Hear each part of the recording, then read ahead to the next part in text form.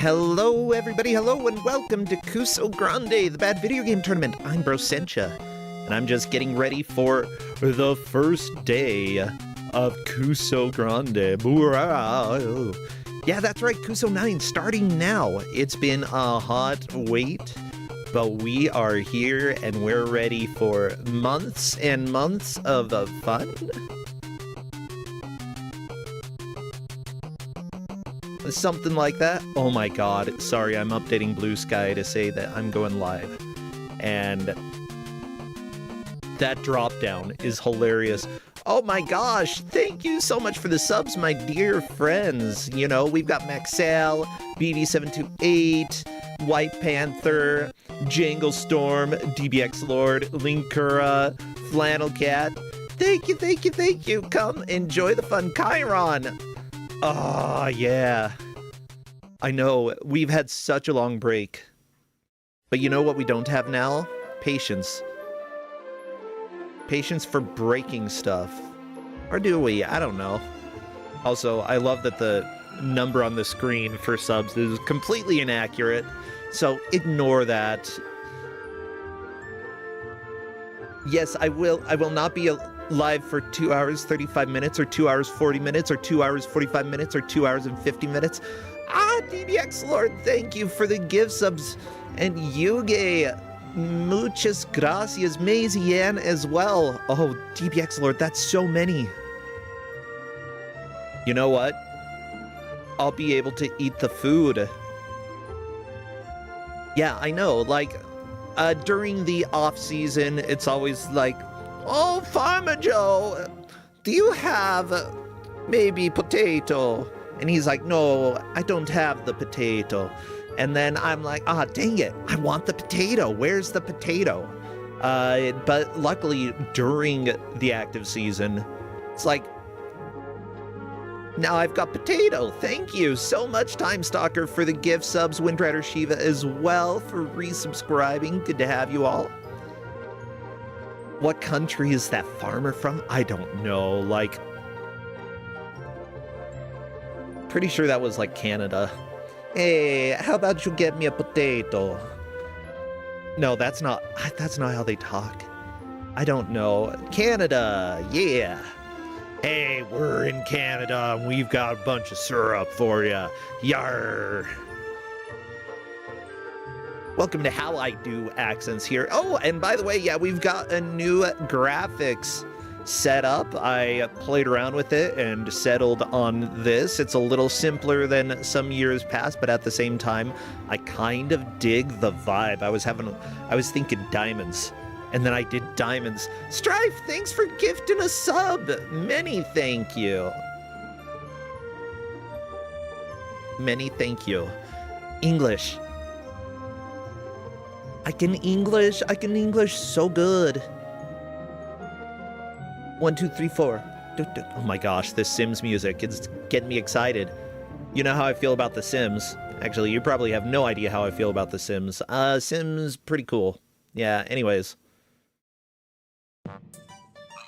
Oh no, I listened to this music for a freaking hour. I'm skipping this.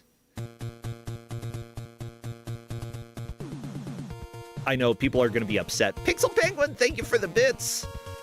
And yum, yum, yum, yum. I'm so excited, though. We've got a whole slew of new GMs. I haven't announced them too much. We've got a new admin in Kusogrande, which I will announce right now. Seth Highwind, who has helped out a lot with Kus9rande, is an admin. They are not here today because of, I believe, prior work commitments, but Seth has been absolutely amazing. Flannel Cat in chat, you're not new. You're not new at all. You've been around. You're like... I wouldn't say Grandma Kuso, but you're like at least great Aunt Kuso at this point. I don't know. Do you want to be Grandma Kuso? You can be 7 years now. Do you want to be okay? You want to be Grandma Kuso? Flannel Cat in chat is our Grandma Kuso. What does that make me? I don't know. Crappy, how about you take us over to the game reveal, because it's time for us to start. DePatman, thanks for resubscribing. You'll all recognize this animation because I didn't change it at all. Oh, who could have guessed? It's a Z-Dog. Don't worry. That's the last time you're going to see Z-Dog for quite a while. Well, everybody, Clades, thanks for resubscribing. And speaking of Clades, we do have multiple new GMs, one of whom is our dear friend. Welcome on in, Clades, and come show us what kind of pain / joy / whatever you have for us. Hello there. You need to piss, Alan. Ooh, I forgot that was a global setting. I'll have to change that later. Oh my god, this is the perfect way to start. That was a quote from a really good video game, so it doesn't belong here. Uh-oh. It's from I Am Your Beast, if anybody has heard of that one. I don't think I have. What did I do? I just broke. What did I do? There. Okay. I broke my Twitch dashboard layout for a second there because I was trying to click on stuff and I don't remember what I was doing anymore. Hello there, Clades. You know, we're here for the fun. I love having a good laugh, and even if it's something silly like that, I'm all for it. Juna, thank you so much for subscribing. Good to have you here. Now, Clades, you're the first match of the new tournament. I'm excited. Yeah, and you're a new GM, too. Right, and that's why I really thought, you know, new tournament, new GM. We've got a lot of new players. We have this soft tradition of kind of starting things off with relatively nice games, but I thought we should really set expectations. Uh-oh. And I really thought I should start a reputation. So we've got a little game on the Amiga called The Magician. Yes, everybody, The Magician for Amiga. The players will have 1 hour to try to get the highest score possible. Whoever does will be the victor and take home all 10 of those delicious points. The last place takes 2 points, nobody getting eliminated for round 1 because we want you to have fun. We want you to be here. We want you to enjoy something like that. Hey, I also want to thank Dolores Fred and Jeff XVX for resubscribing. Good to have you here. Now, Magicians, what is... I think we'll find out a lot about this game over the next hour or so, but there is a frog. 3 of 4 frogs are doing really well. One of the frogs here having some odd colors. I'm hoping that will fix itself because the game's hard enough already. Yeah, with that said, we did tell the players that, if a GM has not banned any specific glitches, they will be allowed, and they will be fine. With that said, our 4 players are a familiar called El, Lafungo, Annalane, and Swirl Dreams, and I just realized that we have a pronunciation guide, and that probably would have been very helpful for me to actually look at. Ugh. Yeah, welcome to my life. Yeah, so, Clades, anything that we need to know about the game before we start? I know almost nothing about this game. There's very little information to find about this game. I couldn't find a manual. I don't have any hard evidence that anybody's beaten it. The longest video on YouTube is somebody who used a health cheat and still didn't finish the game in an hour and a half. Oh, beautiful. So, it's gonna be neat. And there might be some frogs in it. Yay, frogs. Well, we still have... You know what? I figure we can go ahead and get started as soon as people are ready. So let me check with them right now to see if they are good to go. Well, we got 2 crazy frogs now.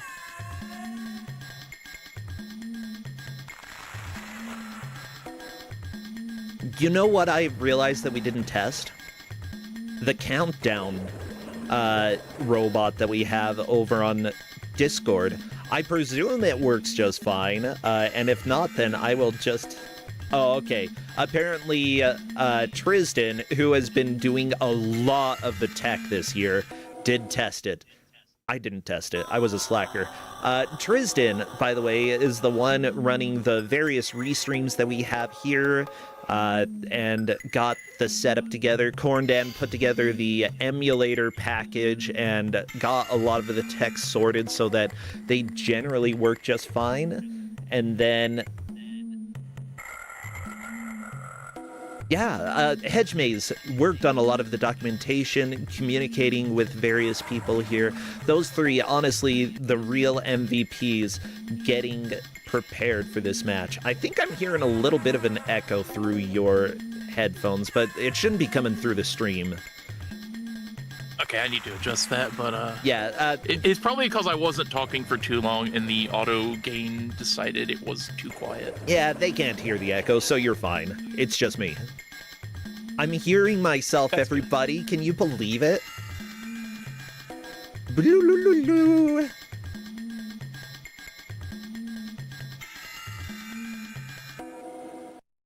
Okay, so right now we are having a couple technical issues here, so we're just going to go ahead and jump back over to this screen right here. And chill until they are ready. Yeah, Polk, thanks for resubscribing, and I appreciate the various follows here. I usually don't shout out the follows during the stream just because I have ADHD and a hard time doing stuff. Okay, hey, it looks like we've got Deep Fried Frog for 2 of our players now. Okay. Wow. Yeah, this color thing did not happen to me either until today, and it's very hard to see anything. So I'm hoping it goes away when they start playing.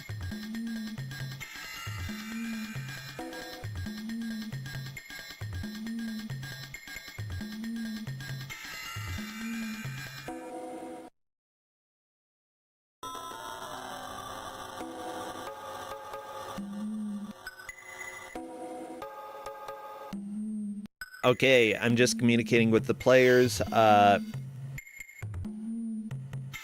just so that they know what's going on. Onalane is going to be rebooting the game to see if that helps with the colors. L, not changing anything at all. Wow, okay, Onalane rebooted and did not get new colors. Interesting. It's great that I picked Amiga right off the bat, isn't it?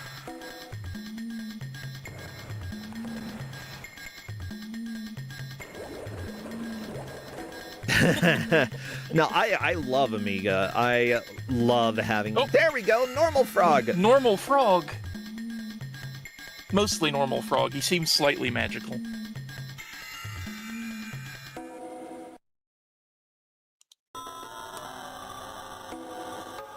These sounds are haunted. And this isn't even in the gameplay yet. Yeah, I know, we haven't seen anything in the game. Now, it's going to be a full hour match between these players, and this is a high score match. All of them are ready, so let's go ahead. Lafungo, L, Swirl Dreams, and Oni. Best of luck to the players. Get ready, spam all of your frog emotes, everybody. We're doing the countdown right now in Discord, and as soon as I see movement in the game, I will start our timer. Best of luck to the players.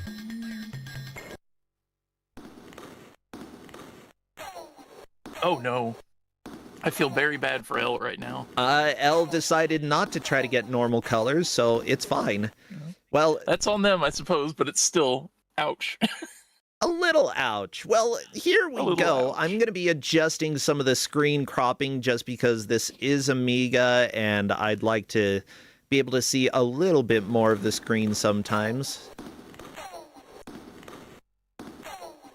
Ow! So you might suspect, being on an old computer, that this is an up-to-jump game, and it is not. It is an up-left or up-right-to-jump game. Of course it is. Of course it is. Up Why just wouldn't moves it be? you into the background, because of course it's a belt game and not just a side-scroller. Oh! I'm not getting rid of the border at the bottom because that's just pretty much every Amiga game has some sort of blank space. But we're getting zoomed in, trying to stay as close to the correct aspect ratio as possible so that you can all see the beautiful magic of the magician. So what is our goal here? We're going for high score, right? We're going for high score. Score is significantly going to be coming from the correct books, which is the actual progress measurement in the game, I think. The floating books will either be blank or perhaps restore one of the meters, or it will be this like red rune type of thing. And that is, those are the goal books, and you need to get all of those, get to the end, and there's a box to open, and presumably that is how you win the game. I haven't seen that happen anywhere, so it is just an assumption. Okay, so as it turned out, our referees could not see L's score, and because of that, we asked L to restart. So we will be asking them to get out of the glitch color mode whenever we're able to. Of course, considering how many deaths and how fast you can get a game over in an Amiga game, like, I'm not too concerned about that, like, because people are going to be restarting over and over and over and over again. Oh yeah, we've already had some. So, the best I can tell, the portrait of your character is your real health bar, and when it's completely green, you turn into a frog, which some would argue is success. It's the but good the game ending. calls game over. The game calls it a game over. The yellow bar on the left of the 3 bars is kind of also health, but when you run out, it just teleports you back to your most recently touched checkpoint, and may or may not actually do damage. I'm not that clear on that. Yeah. The other 2 bars are for something.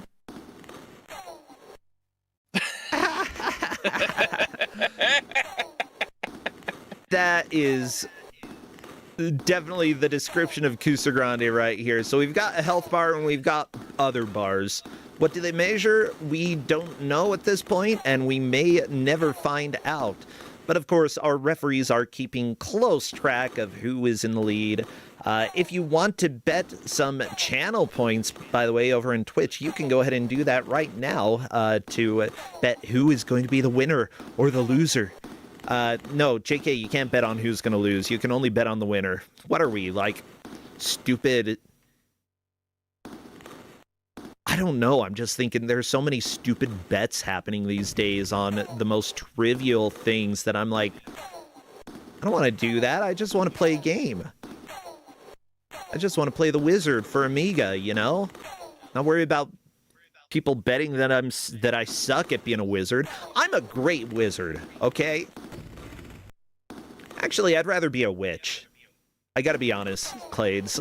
What about you? Would you prefer wizard or witch? It's a tough call. The styles are quite different. I don't know about this guy's style, though. That hat is something else. It's a good style. He's got some dangly balls sticking off of his hat. Yeah, something like that. Yeah, the dangly balls, he doesn't when he's a frog. Maybe you lose your balls when you're a frog. Well, can't some frogs change their gender? I don't recall. I don't remember. It seems like that might be a thing in nature.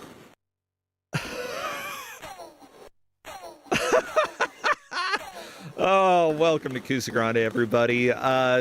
Yeah, as it turns out, we're mostly family friendly, and for the parts where we aren't, I apologize, I reckon.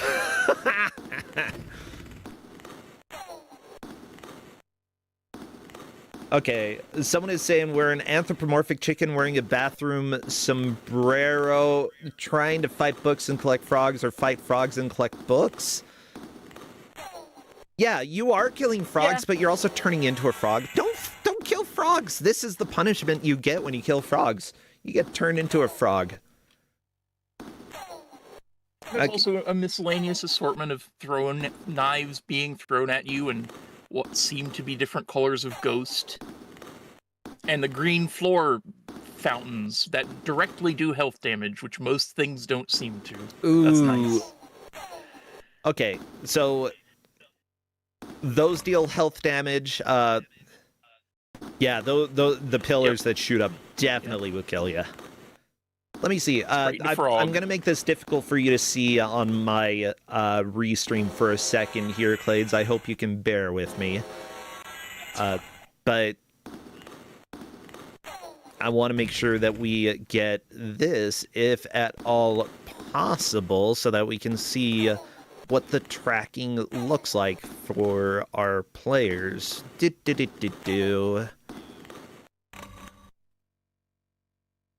Because luckily our referees are helping out quite a bit, and that is from a while ago. So I'm gonna need to do a little bit of searching just to make sure I have everything that we need.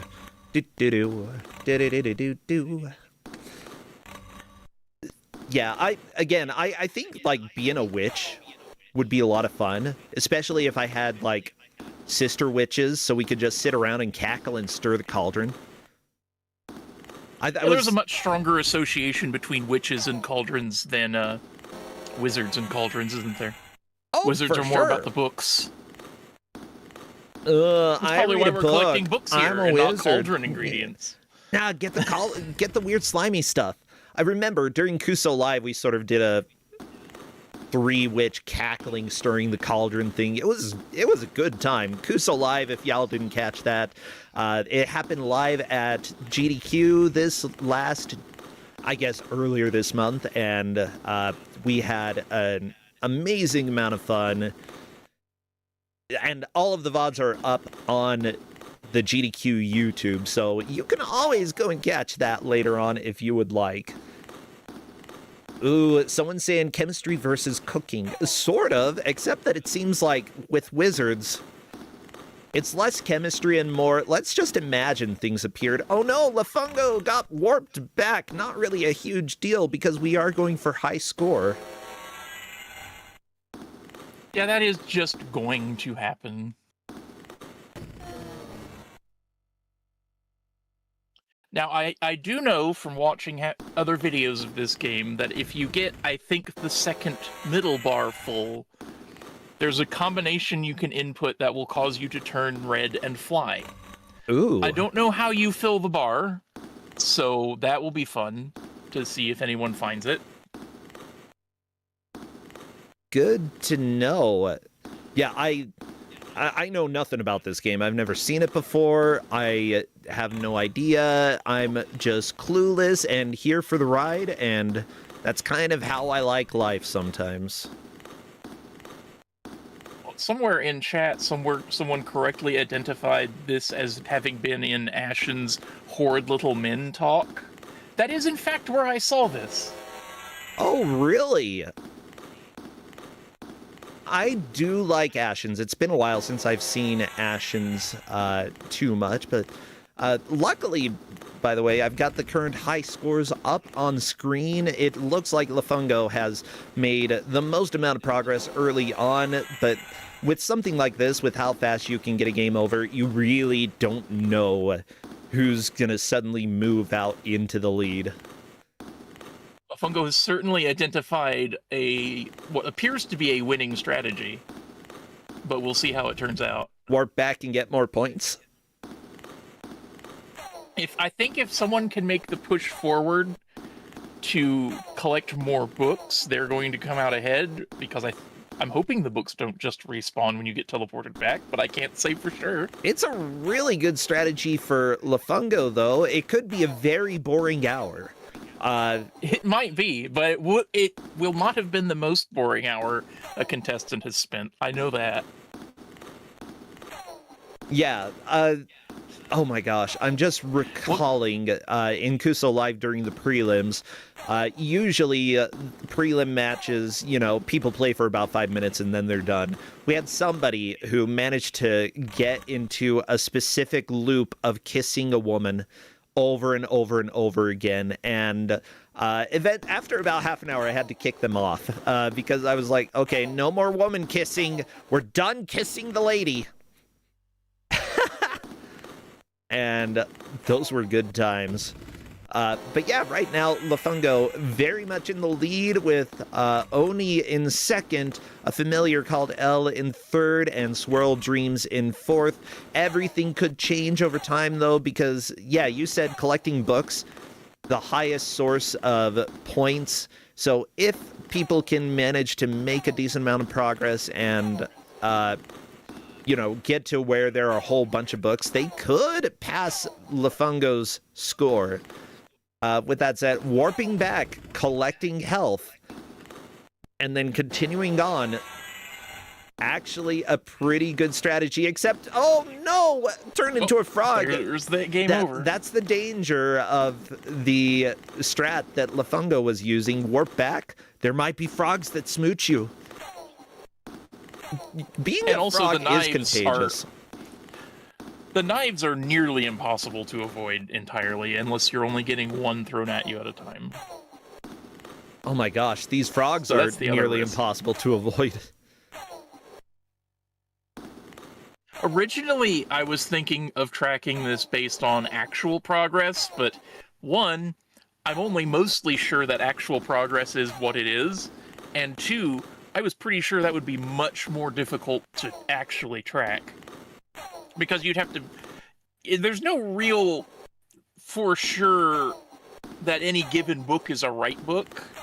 Okay. And then to actually see how many books you have collected that are correct, you have to press and hold the space bar.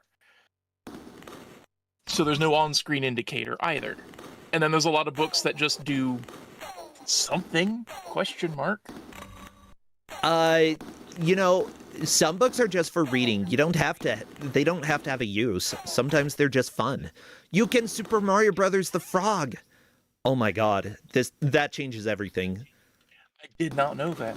Yeah, I saw L on our top left jump on top of a frog and bounce.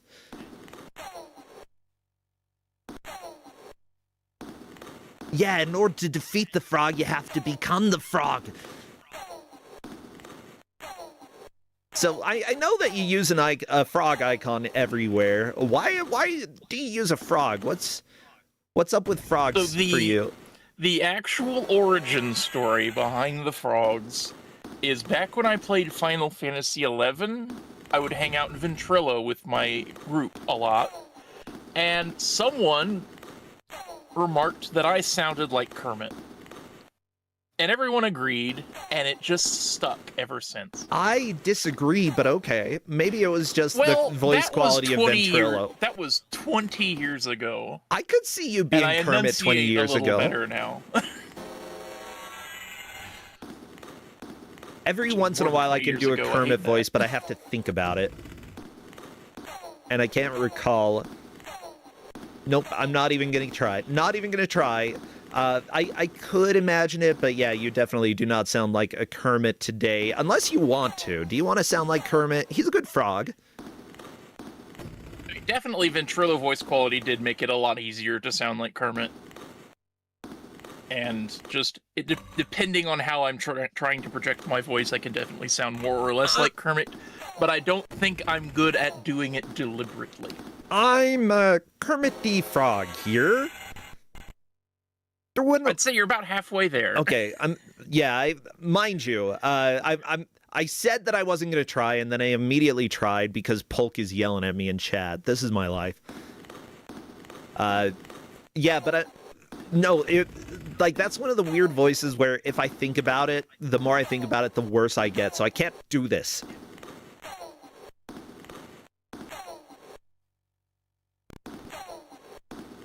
Ow! I do like the footstep sounds. Very high quality. They're very distinct and loud. Oh yeah.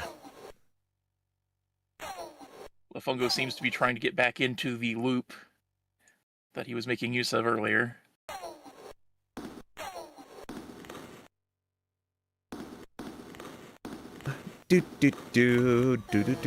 Oh no! There will be more magical obstacles if people manage to make enough progress. There are enough obstacles, okay? So... Oh, there will be more.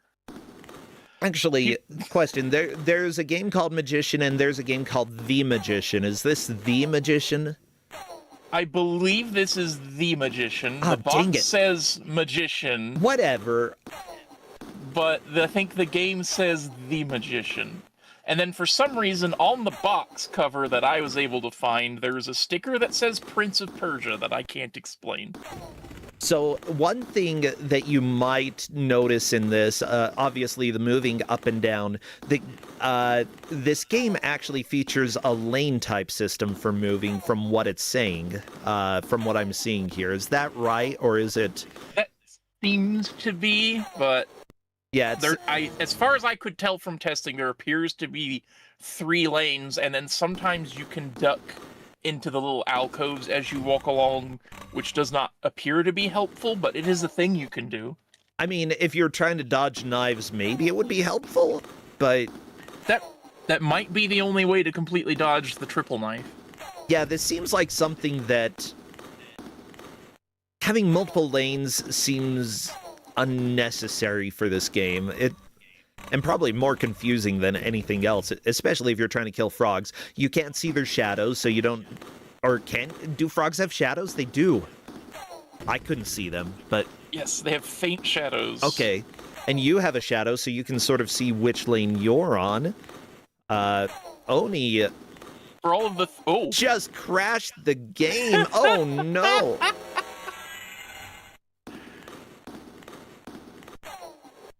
As to be expected, I suppose. Now, in the case of a crash, let's see, I'm letting our refs know,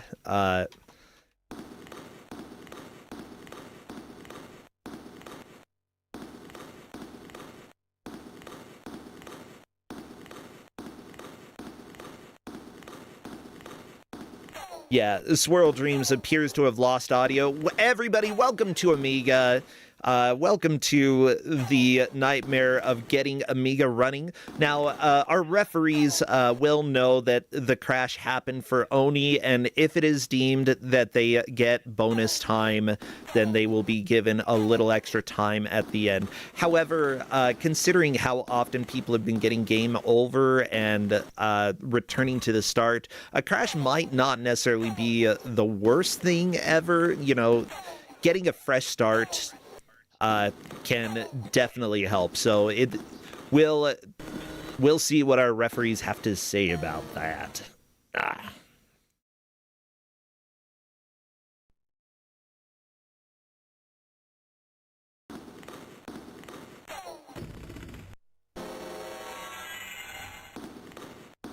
Okay, and so, you know, we are aware that we're getting a little bit of lag over on Swirl Dream's side. Tristan hopped onto it before I even mentioned it. Thank you so much. Again, we have a lot of people behind the scenes who are helping out. Flannel Cat helping a lot with the titles and Twitch chat, making sure that we get those lovely little predictions about who's going to win running. Of course, you know, we like to tease a little bit about the game, but, you know, even with a game that has plenty of flaws, there's often a lot to love about it. I love the art in this game. It's kind of beautiful. Like, you can tell there's areas where they put a lot of effort into this, and they did a good job, and it's just that they didn't do that with the gameplay very much. Yeah, with that said, if it is a generic game based off of some, like, you're a generic wizard going through generic spooky place,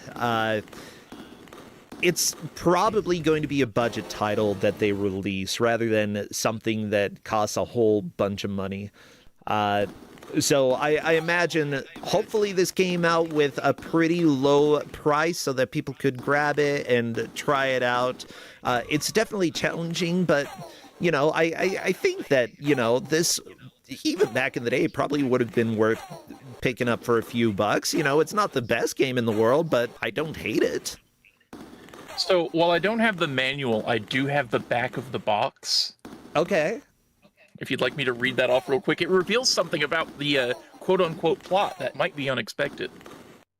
Sure. Magic. Ooh. Mystery. The occult. Ooh. Come and join the mysterious universe of Magician. A world in which you enter with the greatest of pleasure. Captivating music. Superb graphics.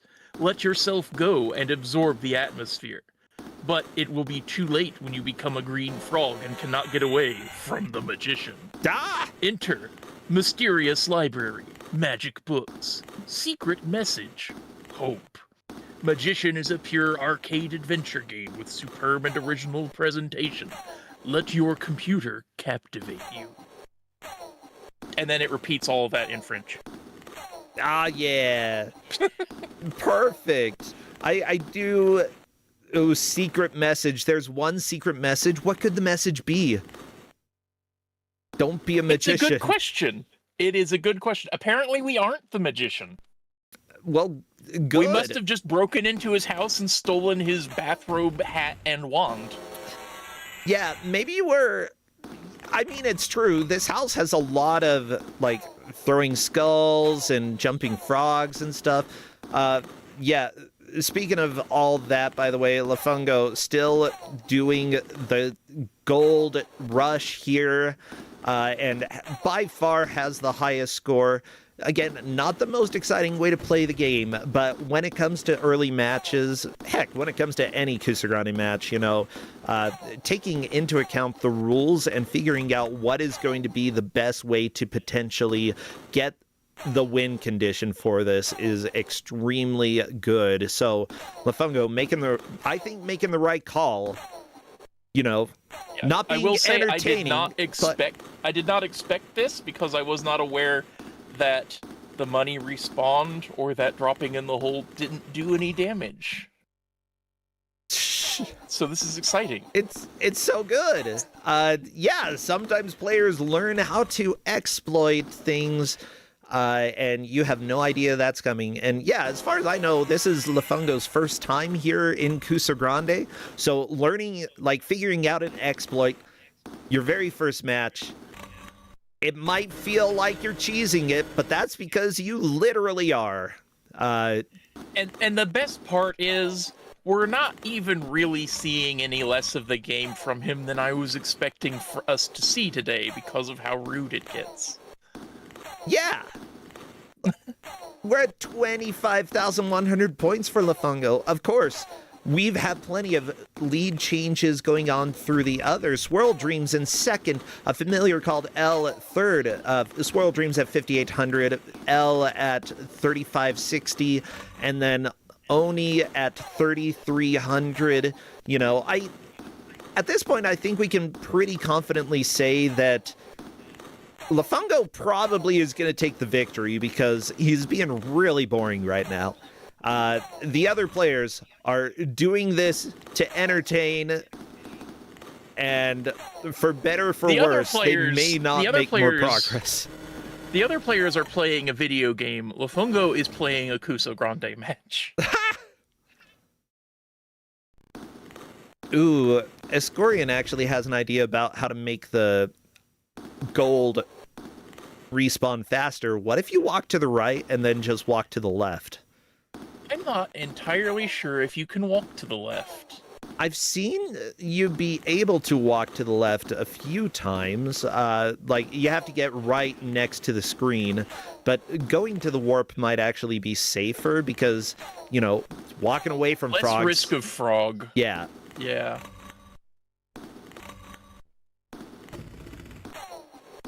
Ooh, apparently, per our chat, I do like learning about the various players that we have here. Swirl Dreams has been around for ages and is fantastic. Lafungo, though, is a Super Mario Kart top player and apparently does 2 tournaments every year.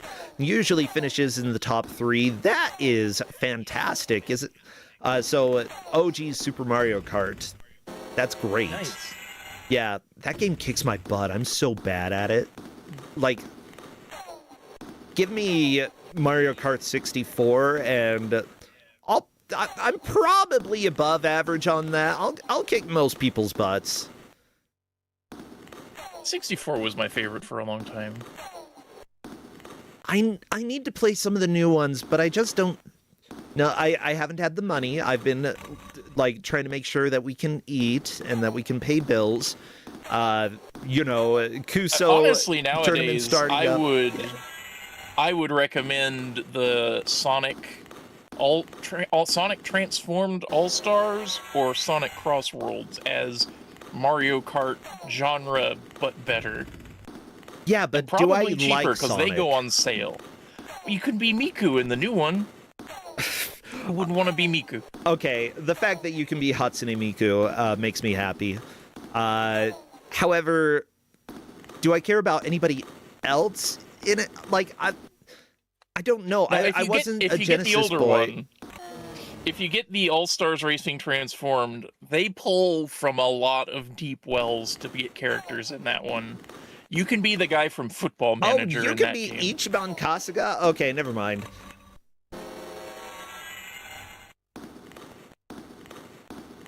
Actually, aren't they adding SpongeBob to Cross Worlds? I think they would. They would. Here's the deal. One of the best kart racers I've played, I think it was on the GBA, was like the Nicktoons Racing. It was actually competent. Like, it played like a game.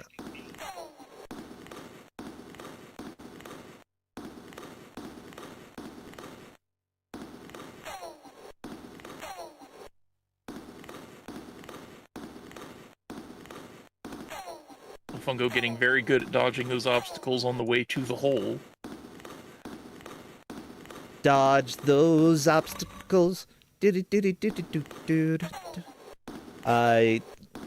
am I talking about? Just I'm currently doing setup and just trying to do commentary at the same time. Yes, I've had Adderall.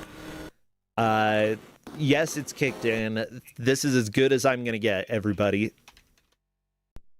Yeah, I have to say, Lafungo, on a true roll when it comes to getting a high score here. 350, more than 350,000 points, or 35,000, whatever. I added an extra 0. No, I don't think anybody's going to pass the current score anyway, so why not throw in an extra 0? Throw in 5. 3 billion points. Huh? Absolutely knocking it out of the park here. By the way, if people are curious about this company, Loriciel SA, they are a French video game company. They worked on other things like Jim Power, Baby Joe in Going Home. Yep. Bumpy's Arcade Fantasy. Bully? I don't know what Bully is, but that sounds pretty good. Ooh, no Buddies Land. That sounds miserable. What if you went to No Buddies Land and then you had no buddies? Yeah, I remember Baby Joe in Coming Home because I was made to play that. I think last tournament? I'm so sorry. It was an experience. Not the worst game I've been given. That's probably... Well, that's probably that weird arcade game, El Tiempo de Tierra? Or something. What? Yeah, it was that arcade game from, like, was it from Mexico that was barely finished? Okay, that sounds about right. Yeah. Oh my Man, gosh. that was a rough time. Why do you have to kill but frogs? The worst game I played that seemed like it was a completed game was Baby of Kangaroo, for sure. And not Rocky and Bullwinkle, despite what you think. I thought that game was fine. Oh, I love Rocky and Bullwinkle. Like, on the Super Nintendo? okay, no, I don't love it, but it's... Okay, never mind. I really hate that game a lot. But I think it's just because the music sucks and is so annoying. Like, there are worse games out there, for sure. But all of the sound effects and music irritate me so much that it just makes it so difficult to keep playing. Like, audio can make or break a lot of things, and I feel like that was a huge fail, like a huge fail. Silver Star, thank you so much for resubscribing. Good to have you here. We are half an hour into this match, and we've got plenty more Frog to go. And it looks like Oni has moved up in score. We'll see once the ref sheet is updated, but they're at 4250 right now, putting them in a solid third place. There is a chance to move up. Oh, never mind, 4800. It was 4750. Sorry, the numbers are small. But yeah, we could see if Oni can avoid death by frogs. We could see moving up. Heck, Oni could just sit here and kill frogs. They are worth 50 points. This is very sad. That may now be their strategy. I expected nothing less from this game, I suppose. Welcome to Kusogrande, where sometimes the best strategy that you have is not playing. Now, I do think if they manage to make a little bit more progress, they're going to find the next obstacle, which is a little creature in the foreground that throws things at you. Ooh, I hope so. And I think, if I remember correctly, if you get hit, you are teleported to a completely different screen where you turn into a dragon and have a fight with another flying creature. What? Until you win. Yeah. There's stuff like that in this game? It's not entirely clear what is going on in this game, but things happen. So, how can you tell absolutely happen. How many hits you have left until you turn into a frog? Is it based off of how green your icon is? It is how green you are. You become frog from the toes up, apparently. So, being colorblind is not a good way to tell how much health you have. That would definitely be a disadvantage, and maybe a case for deliberately screwing up the colors. Yeah, in my opinion, like, luckily, it's dark enough that I can tell the difference personally, but I don't think that this game is too locked into needing to see that in order to make progress, you know. It is a key piece of information, but at the same time, you can probably figure out, okay, 5 frogs, that's too much. 5 frogs turn me into frog. Can't do that. Okay, Oni moved to second place, 6,100 points. Swirl Dreams in third, and L currently in fourth. Now, it doesn't matter how well you do early on. What matters is your best attempt. And I guess then it does matter how well you do early on, because if your best attempt is your first attempt, then fantastic, you can be the victor. But most people are going to learn a little bit as they go. And yeah, it does seem each player is trying to devise their own strategies for how to get scores in here. Oni made a very decent push killing frogs. Not the fastest way to grind points. We've seen Lafungo with a lot of success warping back to the gold. Much success. Yeah. We might even find out whether that score counter rolls over or not if they keep going. Yeah, I'm curious. That would be very exciting. I did take a look at some of the other developers for this game because the graphics especially interested me. Emmanuel Vaz is the person who worked on the graphics for this game, worked on other things like Super Danny, or Super Danny, however you want to say it, which is kind of known around this world as well as a game that's been in Kusogrande. I don't know very many of these games, but they worked on Spirits and Spells for GameCube, Scotland Yard for Windows, Atlantis, The Lost Tales, a lot of games that might have just come out in the UK and never really made their way over here. However, they did work on the post-production video for The Raven Project, which I think someone made me play some of that one time, and it is... Did they? I don't recall. No, maybe not, but it's got some interesting videos in there. It's kind of cool. We have a guest. Uh-oh. Hello there. Gravity Frog here. Just letting you know that this game is totally frog slander. If I could do magic, I'd still have a theater. Music. Lena. Yeah, let me say Kermit the Polk. How dare you? Coming in here, identity theft. You. Oh no, Onalane's screen turned blue? What is happening? That may have been magic? Maybe? I don't know. Okay. Oh, Polk. I love that our GMs sometimes just come and bother us. It's great. Oh, Oni...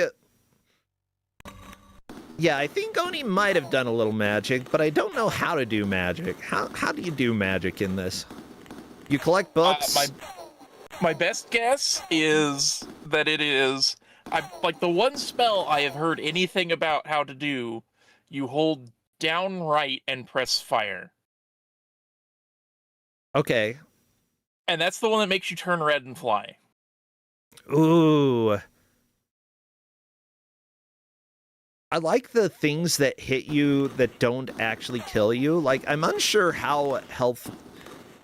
If you run out of the health bar, do you just go back to the previous checkpoint with more frog? If you run out of yellow, you get kicked to the checkpoint. It might frog you a little. Yeah, let me see. Also, I'm watching Oni. If nobody has noticed, I am moderately certain that jumping costs yellow bar. Let me watch. I think that you may be right. Yep, it does. Okay, jumping Which is kills the man. Absolutely a choice. I mean, when you get past 40, that is what jumping feels like it does, so... It's true. I can say that for sure. I can't recall the last time that I needed to jump. Certainly our fellow here looks like he's at least 40. Probably 50. Oh, yeah. Can he bend his knees? Nobody knows. He can jump, though. Like, if you can't bend your knees, then you've got really, really good ankles. Ah. Oh, what happened, Clades? Did the internet attack you? Comcast. Good old Comcast. No, how dare you, Comcast?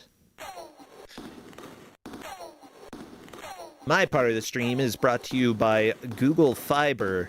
Hey, Google Fiber, we might drop, but if so, it's probably your fault. What is my phone doing? Phone stuff? My phone's talking to me. I didn't ask it anything. It heard you say Google Fiber. Oh, you're right.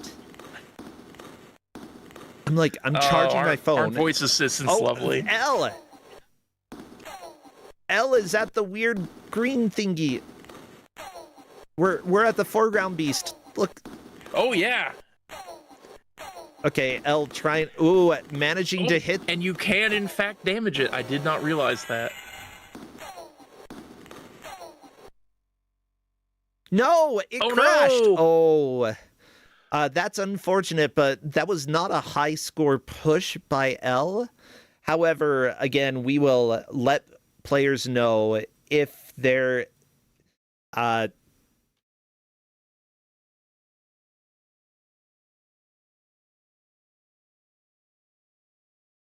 Oh my god. Sorry, I just If we forgot were about the attempting- oink instruction in Discord. Oh no. If we were attempting to track by progress and not score, that would have been a terrible, terrible crash.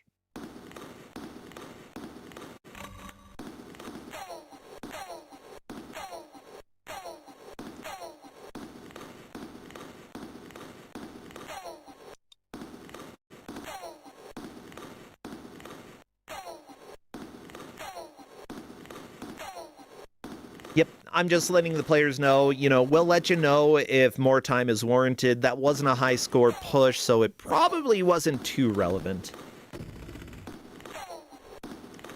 But yeah, referees, I will need to know probably about 10 minutes before the end of the match if you do decide to give any additional time to any of the players. If so, just make sure you app me. But again, we leave that to our volunteer referees who are helping out. Speaking of which, I haven't introduced them. Our referees for this match are... Where are they? Oh, here we go. Bad Frog. Uh-oh, we've got Bad Frog. Alapex the Frog on the right. Ooh. Nautelecta has been turned into a frog. And finally, Redford likes the third red book from the left. It's a good red book. It's a fine red book, and if you read it, it's a red book. Our backup referee... Oh my god, how dare you. Our backup referees are Harp Griffin is alphabetizing the books by subject, author, and title, and finally Linkura is simply natural. Ooh, you can do nature magic, Linkura. Is nature magic natural? It has to be. It literally has nature in the name. The fungo has fallen. We will not likely see the score max out. Oh no. We have a question in the chat. If up goes up, how do they jump? That would be left up or right up. Oh, diagonal up is how you jump. Yes. That's... I don't like that. You must press up while walking in order to jump. You cannot jump straight up. Okay, as it turns out, there are better control schemes. If you thought up to jump was the worst anyone could come up with, I am afraid to say you are not correct. Well, I mean, I still remember down to jump, and that... Oh, Oni has found something behind the curtain. And not getting it because Oni is game over. No! They did make it to the Green Book Demon, but just seeing him does not award points. No, I mean, he's kind of cute though, so I mean that's good enough, right? If you got a cute little demon after you, like, do you really need to get points? Nah, you got a demon. Lafungo, by the way, finally not doing the grind. Lafungo, I don't think we'll lose this match. 69,500 points. Might as well play a little bit of the game. You locked in a decent score there. Oni at reasonably high. Oh, yeah. Moderately high score. Oni in second place with 6,100. Swirl Dreams in third with 5,800. And L lagging a little bit with 3,600, but L, I think, has made a decent amount of progress in the game, just unfortunately has not gotten enough points. If this were a race between who has made the most horizontal progress in this, I think L would be in second. It is possible that if we were trying to track who is actually closest to completing the game, L might be in first, for all I know. I have not been paying that much attention to what books they've been picking up. And we had a question in chat about maybe completing a level will help someone catch up. I am afraid to say this game has level singular. Level what? Singular. There is one. This is the level. This is the level. Okay. This is the level of the game. I believe if you reach the end of the level without all of the books, you will just go back to the start of the level. Lafungo is doing Mario strats and just hopping across the level. Ooh, seeing the gold dust back in the alcove. Okay. Hopping across the level is a little safer, I think, and faster, but it does cost you that second health. Oh, yeah. You do lose health as you jump. And thus, maybe the more you jump, the closer you become to a frog. It might be that he has to use magical power in order to actually jump his entire body height, and that is what that yellow bar is attempting to measure, because I think you also lose a little bit when you shoot. You know what? I almost buy that. It nearly makes sense. Over in YouTube, they're saying that the green guy is the librarian, and he hates your noises. Actually, that makes sense. You're getting books. I would believe that. You're noisy. I would instantly believe that. The frogs are so quiet. Like, they hop around, but they don't make any noises. They're respectful. It does occur to me that this is supposed to have music. A lot of Amiga games, you can either choose to do music or sound effects. Let me see. Do any of the other players have music? Let me turn them all on. Okay, nope. We've just got sound effects for everybody. That's a lot of sound effects. Double checking the almost long play that I have, and there was definitely music occurring. Yep, so you would have to choose. Of course, there is an Atari version that perhaps by default has music, but yeah, a lot of Euro games, especially for Amiga and Commodore 64, you either had to choose music or audio, and simply put, the sound effects were almost never worth it. You wanted to go for the music. That was where it's at. Oh my gosh. Okay, I think that I have most stuff prepared for when I swap to the next game. I'm just trying to remember the flow of everything that I do. Yeah, well, welcome to my live Clades. Like, trying to remember how to do my job? It has been a little while. It's been a hot minute, yeah.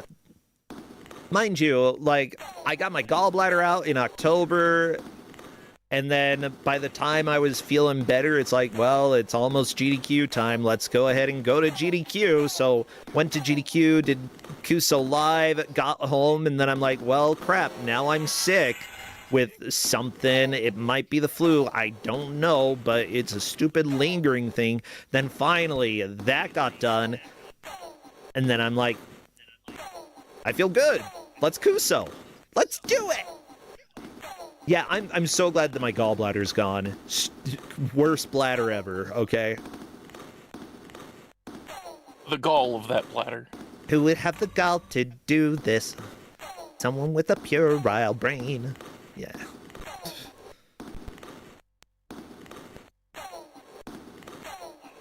The next match does look like it's shaping up to be something not very, very fantastic. I know a little bit about that game. I will not spoil anything. I just like that on L screen we see, like, Shrek. Why is Shrek in the game? Apparently, this author invented a time machine and saw Shrek well before it was ever made and decided that would be the perfect Easter egg. I mean, Shrek was a book first. When did the Shrek book come out? Was it? Maybe, yeah, maybe they read Shrek no and they're idea. like, we got to put Shrek in Wizard, because if we don't...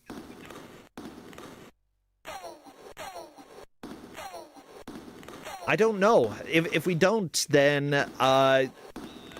people won't know that he's a traveling wizard, but now people know. L, by the way, making a fantastic push when it comes to points. 4,600 points. Unfortunately, almost frog. Yeah, you want to avoid turning into a frog. Kill frogs, don't be frog. Oh! Well, Oni has Shrek gotten a the new book? high score as well. 7,200 points? Something like that. 7,250.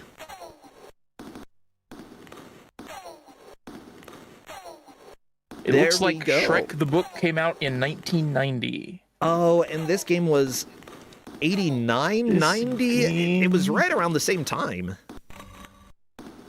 1990 as well. And also, the Shrek on the cover of the book does not look like the Shrek we all know and love.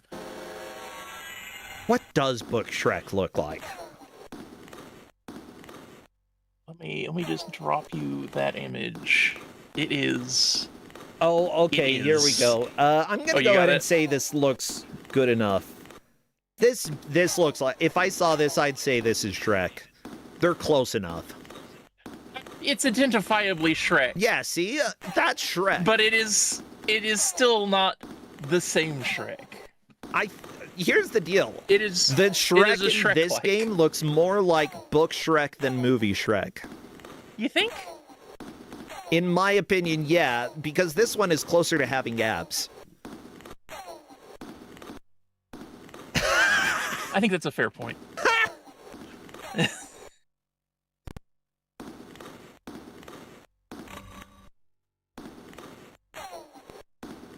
Well, we've got under 10 minutes left. We're almost done with the match. Heck yeah. As a fun little side note, those green fountains we found out in testing can potentially get you stuck in the air. I believe it. If it's only happened one time, but standing on top of one and getting knocked into the air was able to get someone just stuck there until they moved. Yeah. So not a soft block, just funny. We have 2 players who currently have the middle bar full. And Lafungo was able to cast some kind of spell. Okay. Was it a good spell? I have no clue. I'm not sure what it did. We don't know anything about this game, as you can tell, chat. Like, we know that the players are going for high score. If anyone has the manual for this, I would love to see it. And perhaps you might consider archiving it anywhere, because I don't see it anywhere on the internet. Okay.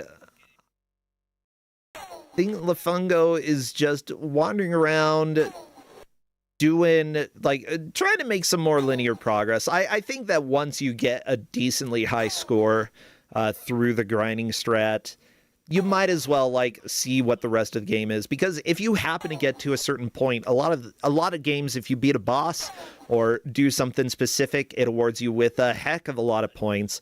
So that would be my alternative. Like, if you got a decent score early on, try to push and see if you can manage to trigger something that gives you a lot of points, because it might be worth it.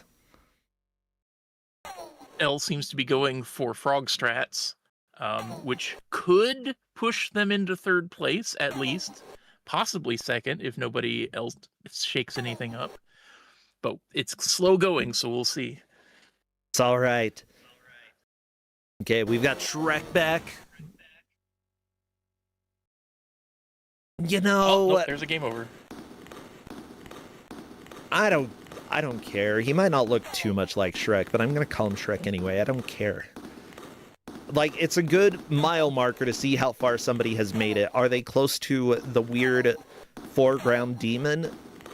If you see Shrek, they are. He's coming for you.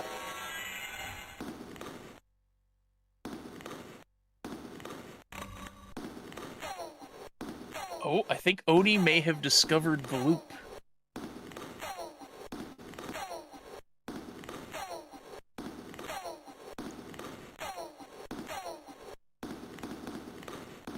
Yep, Oni is doing the gold loop. So I think that is going to be a very solid 2nd place.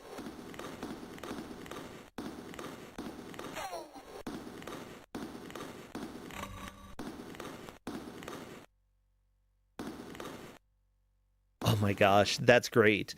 I love that, you know, various players have found their own strategies to deal with some of the chaos here. Oni hopping into the portal and going to the title screen? What?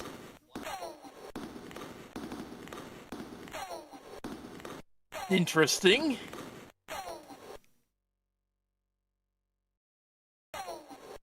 Yeah, I'm not sure what that should be.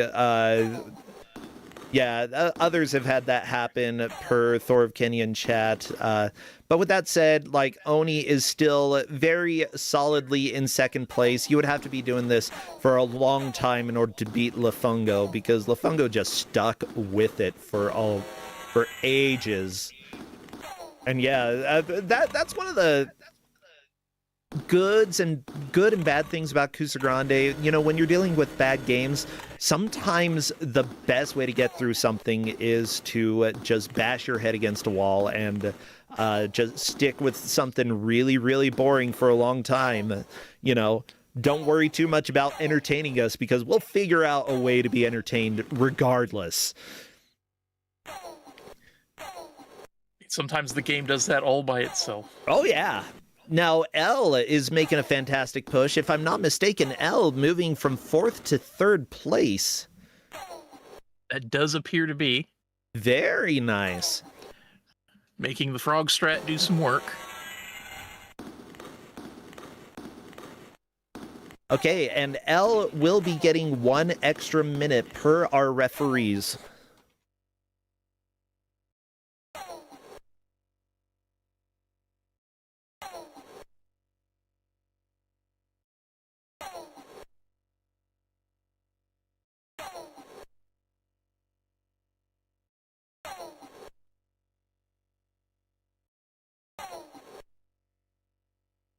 There we go.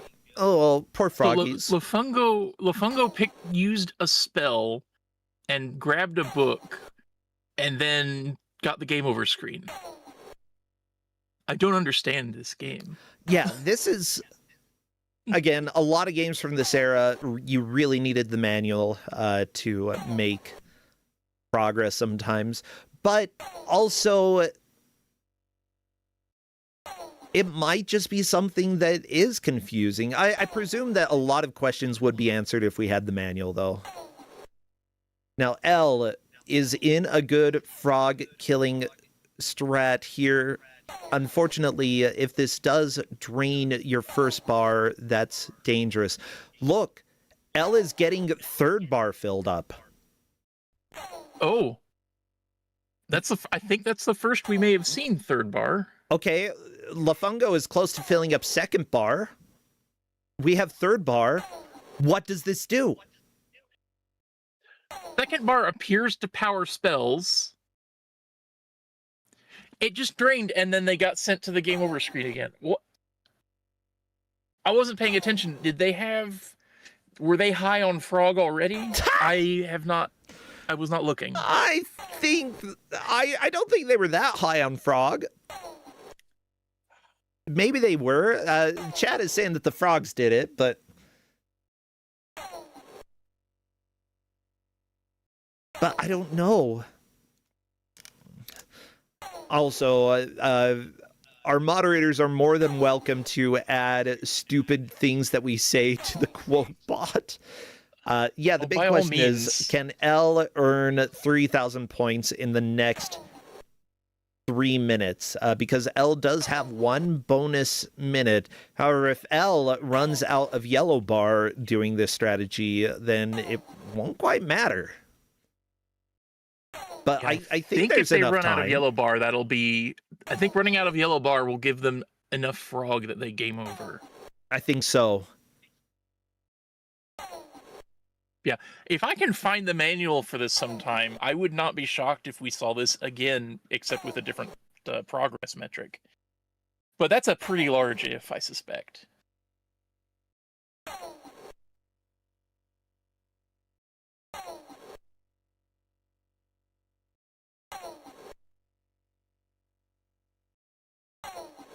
Oh!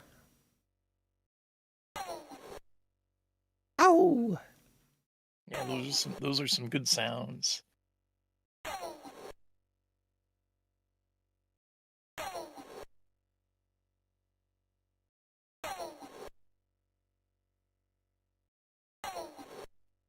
So I'll have to see if their health holds up long enough for them to get enough points.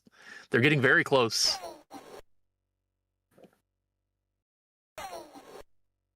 Oh! I love this. Okay. I didn't expect this to be quite so on the wire for second place, but here we are.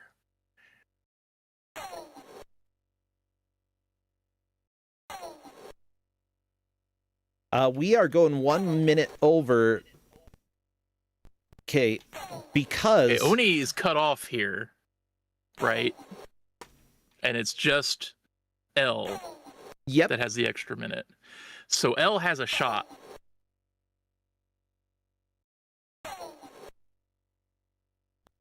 So we'll see.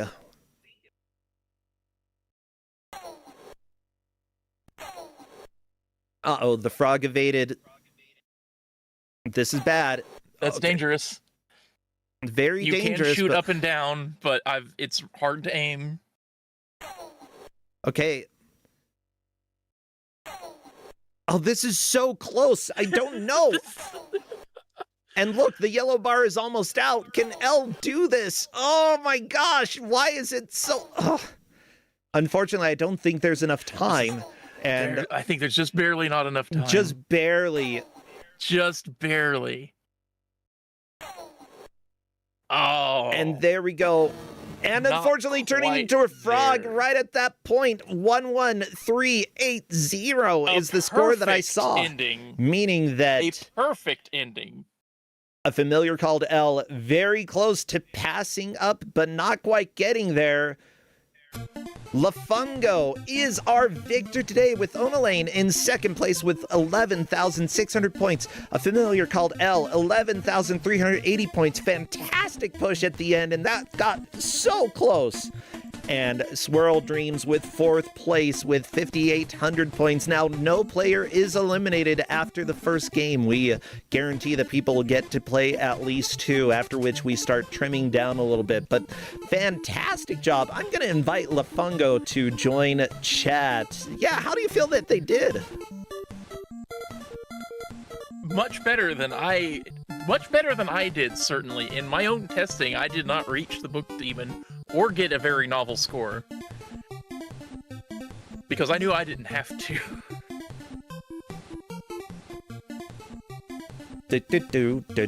Okay, I'm letting the Fungo know that we can chat a little bit. Yeah, again, the slow and steady can tend to give you the win, and Lafungo taking that time in order to take the victory there. They will be joining us in a second. The Magician, a game that, or Magician, depending on which thing you rely on. Either way, you know, this game seems like it has something to it. There are some mysterious things that I don't understand about it, and I kind of would like to know a little bit more. And then this frog screen is perfect. Now, with that said, Lafungo is here with us. Hello there! Hello, hello. Hey, and congratulations! You took the victory of the first Kusogrande match of Kus9rande. Thank you. Did you enjoy Frog? Yeah. I enjoyed Hole. We noticed you enjoyed Hole. Yeah, we can't talk too much about enjoying that, though, so... Not on this stream. Yeah, I think somehow, well, I wouldn't be surprised if I enjoyed Hole more than the people watching. It's hard to say. There was a fair level of Hole enjoyment occurring, I think. You definitely caught that very early and took the most advantage of it. Yeah. Your top score was lucky. about 6 times second place. That makes sense. If no one else identified the loop, then that's sort of what I'd expect. Yeah, some people started to do a loop, but not a loop that healed them. I believe Oni found the loop, but they found it later, and they were not as good at dodging the obstacles. Yeah, those frog dodges. Another score farm some people found was the Cauldron of Unlimited Frog. Oh, yes. That's a lot more dangerous. Very nearly, down to the last couple of seconds, nearly had a place change for second place, that Cauldron. Oh, wow. This was a very exciting match. The points were worth way less on the frogs. It was just 50 a kill. But just 50. Yeah. I was hoping... There's a point where I was hopeful for maxing out the score counter. but I died. We were all hoping for that, actually. We all wanted to see what would happen. There were bets that the game would just crash, which is definitely, I think, on the table. We had two crashes. We had 2 crashes at least during this. It was. But certainly, I did not realize that money would respawn, or that falling in the hole never caused you any frog damage. So that caught me by surprise. It was very exciting to see happen in real time. Oh, I'm glad I provided some excitement. And if I can ever find the manual for this so we understand what's actually happening, like the second bar filled for some of you guys. I don't know what was happening with that. I don't know where it came from. I figured what that was because I watched the demo. Because I just left it on the score screen once I like tested a few things out at the end. Yeah. And then it played out, and I saw it get the second bar, and I'm like, oh wait, there's a potion in the background in that specific spot, like right next to the first hole, and you pick it up and you get the second bar. And I tried casting the spell, and nothing I did worked. It just sort of cast itself at some point for some reason. And the demo turns it off, and I couldn't figure out how to turn it off. I just used up the entire bar. And I'm pretty sure I know where the third bar is. Because there's like another red potion like a bit later on. And I assume that's what gives you the third bar. I know from watching a video of this where somebody cheated unlimited health and still didn't beat the game in an hour and a half, that I think it might be the third bar if you have some. You can press down right and fire, and you will turn red and fly. Oh, wow. That's fun. And then there's a trap somewhat after the green book throwing guy, where if you get hit by the trap, you're teleported to a completely different screen, and you turn into a dragon, and you have an air fight against some other kind of flying creature. This is a game. Yeah. If I can ever find the manual, it's coming back. So, mark my words. Yeah, what do you think? Is this a game that you would ever return to? Are you pretty much like, nah, one and done, we're good? I feel like I saw the most important part of the game, which is just all the way up to the first hole. Oh, yeah, that is fair. Honestly, I would considering argue that the most important part is the title screen. The frog. It is pretty good, yeah. Yeah, I would agree with that. Well, Lafungo, what else do you do? Since there are a lot of people here who may not know you, I do believe that you're involved with Mario Kart in some ways, that you might be good at that. That's right. I play a lot of Super Mario Kart for the Super Nintendo. That's indirectly how I got involved with Kusogrande, because I met Neitzel through that, and he roped me in to the world of Kusoge, at least a little bit, via making me play Athena at a Super Mario Kart Championship. No, Athena NES. That was a very painful. Yes, that was a very painful experience. And he followed it up by showing me the movie Savage Water, French dubbed, which if you have never seen it, it's a Kusoge movie, basically. I don't know what the appropriate term would be. Sometimes B movies, yeah. Yeah, it was awful. So I then determined that I had to get my revenge on him, and I provided him with a game which I believe is now in the Kusogrande list. So I'm hoping it'll show up at some point. Yeah, don't tell me what it is. Yeah, no, I made Neitzel play it at an in-person event, and I was cackling for hours watching him suffer through it. I love it. So I'm really, really looking forward to it showing up. Good. Make Neitzel cackle. That's always good. Well, thank you so much again. Congratulations. You did fantastic. Of course, we still have more matches before moving on to the bracket, but, taking first place always gives you a comfortable feeling to start with. So, congratulations there. Thank you very much. Well, I'll go ahead and let you go. Clades, any other thoughts before I let you both go? Frog. Perfect. Well, thank you both so much, and good luck in your next match. It'll be a little while because we've got a lot of round one to go through, but we will definitely send the pings out when we are ready for the next match. Okay, take care, both of you. See ya. Oh, To everybody later. Frog. Bye. Bye. Frog indeed. Like, oh my gosh. Everybody, what's it like to be a frog? Do you get to be like... Do you get good leg muscles? I imagine so. I don't know, but Dolores Fred gifting out 5 gift subs. Many thanks, and thank you everybody else who has subscribed. Bilby Coder, I believe Silver Star during the match. I sometimes miss them. Taven, Klutz Lament, Polk. Thank you all so much. 3 Hams, Donkey Clonk. I appreciate all of the support, considering that this is my main source of income at the moment due to changes in travel escape room stuff, aka I'm basically only doing 1 or 2 events this year. It helps a lot. Rolling Cabbage and Hazel Shade, thank you so much. Now, without further ado, let's go to the reveal. Wait. No. A little ado. I need a do. Where's my ado? Here. Okay. I think that I set up the wrong... No, I didn't go to the correct folder. Okay, bam. A little ado. Here we go. Crappy, take us away. Past the frog. And on to the reveal. Bonus Lizard, thank you for the gift subs. And yeah, it all helps out. If for some reason we make it to the magical 300 point, that's when basically I don't need to do anything in addition. That's enough money for me to like just rock with Kusogrande. But this is still a significant amount, and luckily I'm doing some game dev stuff on the side as well, so you know, I'm not completely out of it. But enough about me. Let's talk about this next match, because we have our next GM coming up. Blastinus, thank you for the 5 gift subs as well. Say hello. Wait, get out of here, emotes. I need to show who it is. Get out. Ah. Ah.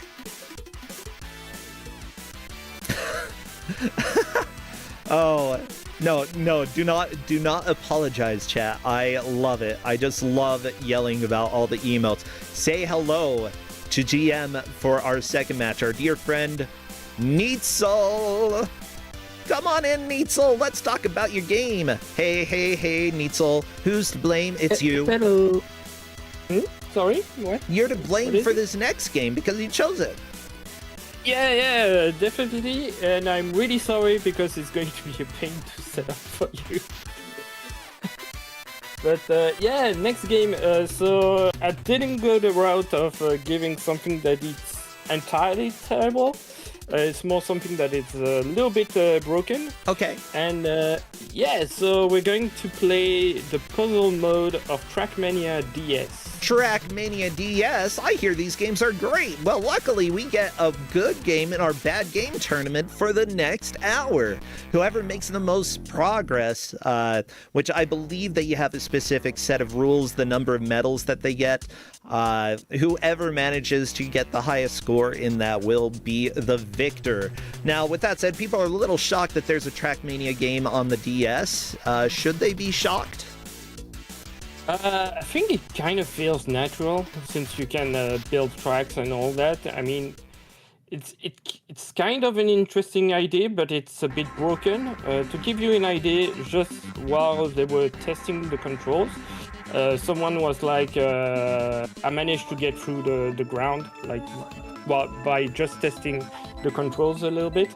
So it's kind of the reason that I have this in the tournament, is that the physics is a little bit broken.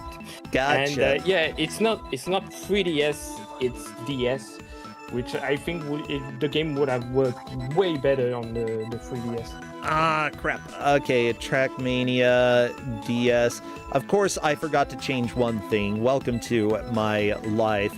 Let me change. Gotta run my Excel macro. Bam. And there we go. I also was trying to change the ref sheet so that we could actually see what was going on. I went too low. Okay. How do I do life? Oh, you know what? That's why, because I was trying to change it before the referees updated the page. Thank you, referees. You're so on top of this. In fact, better on top of it than I am. The players that we have for this match, though, are going to be AZ Million, SA, Neptune Daydream, Scout Pilgrim, and Spirialis. So whenever they are ready, we can get this match started. Of course, because this is DS, I'm probably going to need to do some recapturing. We are only capturing the bottom screen because the top screen doesn't really matter too much except to see what the medals are, and our referees are watching their stream so that we can catch that information. Okay, let me... Yeah, at first I thought that it's like while testing I saw the medals at the bottom of the menu, so I thought, oh yeah, it's going to be fine. We'll just have to focus on the bottom screen. And like 10 minutes before we started, I was like, wait a minute, how does the medal appear when you actually complete the race? And that's when I realized actually the top screen is useful only in that situation. And yes, Flannel Cat is announcing, relinquish your channel points to the Casino of Crappy. You can use your channel points to bet on who is going to be the winner. What are channel points used for? Generally betting, as well as occasionally naming dwarves in Dwarf Fortress. So, you know, I should do something else with them sometime, but just betting is fun. Can you bet on the wiener? Sure. Hopefully you'll win. All of the players are ready, so I'm gonna wish them best of luck and give them the countdown. If I can type correctly, countdown. Best of luck to the players. As soon as I see movement in one of the stages, I will start our timer and then work on getting things recropped because I know that's gonna happen.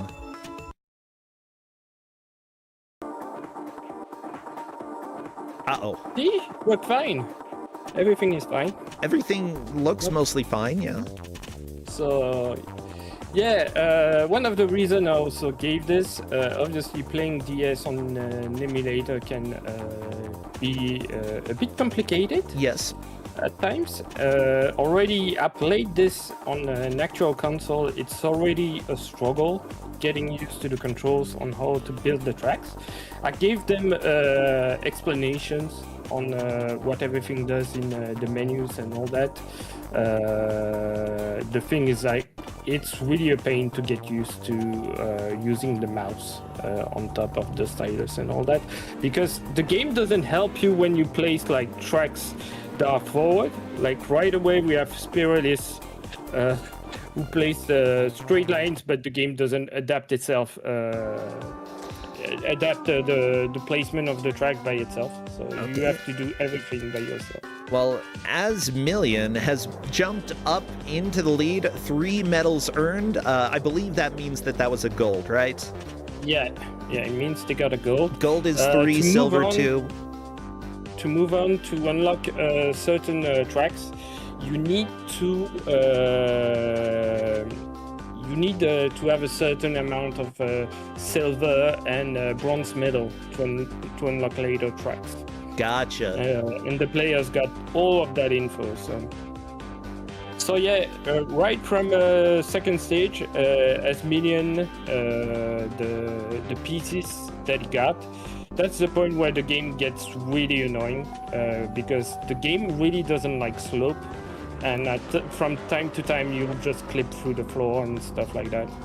Gotcha. Like right away, as Million is struggling to get to the top, and the transition between tracks is a lot worse than what you can experience on PC. So yeah, we are off to a pretty quick start here. Again, you know, we have one referee watching each player to make sure that the scores are updated. Of course, occasionally it can take a hot minute just to get caught up to what is happening here. Spirialis' score will be updated in a little bit. There we go. Lovely finish there, just jumping off the track. Looks like other people still trying to build it, and I think Spirialis is going to make a modification here, if I'm not mistaken. Yeah. Now, the referees for this match, many thanks to those who are helping out. We've got Cherry Eris, Yes, that is correct. Cherry Eris unlockable with 6 tungsten medals. Blastinus needs to build his keyboard before he can ref. Hazel Shade's track is all ramps, and Redford is a walking physics puzzle, with, of course, Linkuramania DS as our backup ref for this match. Thank you all so much for helping watch carefully, considering that we aren't seeing the top screen to see what score they get. That is helpful here. Of course, on the original streams, they do get shown. Yeah, so it means that Neptune Daydream got a bronze and moved on to the next track right away, which is not necessarily the best idea, because later tracks are harder to complete with a gold medal. And also, if Neptune Daydream decides to go back to that first track, the game doesn't save the track that he already built, so we'll have to restart from the beginning. The first track isn't too bad, though. It's like maybe 10 pieces, so I'm not too concerned. Learning, however, if that becomes a trend where Neptune Daydream keeps doing that, then it could be a significant setback. So, big question here. How do you actually get a higher medal score on levels? Is it just based off of how fast you drive through them, or is it based off of the number of pieces that you place? It's only based on time, so you just need to get a really good time to get Asmillion got a pretty good push there. That's probably going to be fast enough to move on. At least that's what I would expect. Yeah, that was a silver medal that Asmillion got. 5 total medals. Very nice job there.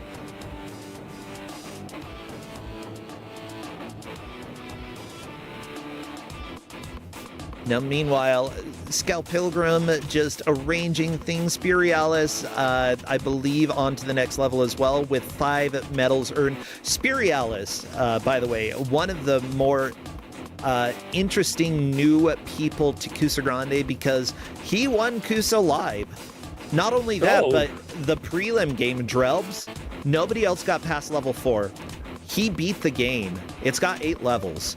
And like, doing that during prelims for a game that you've never played before is absolutely amazing. Yeah, he destroyed a lot of the games, and honestly is a huge contender, I feel, for a lot of this tournament. So, you know, keep your eyes open, see how he does. Neptune Daydream, of course, has been here for quite a while. I love Neptune Daydream, fantastic person. And Scal Pilgrim, I believe, are new players this year. At least, as might have been around for a while. Welcome to the difficulty here, trying to remember everyone's names. Yeah, Okami is saying, I love Neptune Daydream. Yeah, they're...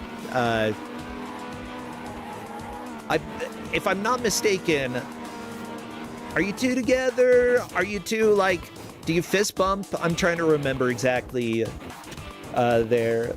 Don't worry too much, though. I'm not asking you to be like, let's define the relationship live on Kusogrande. It's great to have everybody here, by the way, and also hello over on YouTube. We've got a pretty good community over there. Well, it's starting to build up. You know, 9 viewers at the moment over there. We've got 211 over on Twitch, so smaller on YouTube, but I figure that streaming in multiple places is a good way to do things. So, Neitzel, yeah, go ahead. Yeah.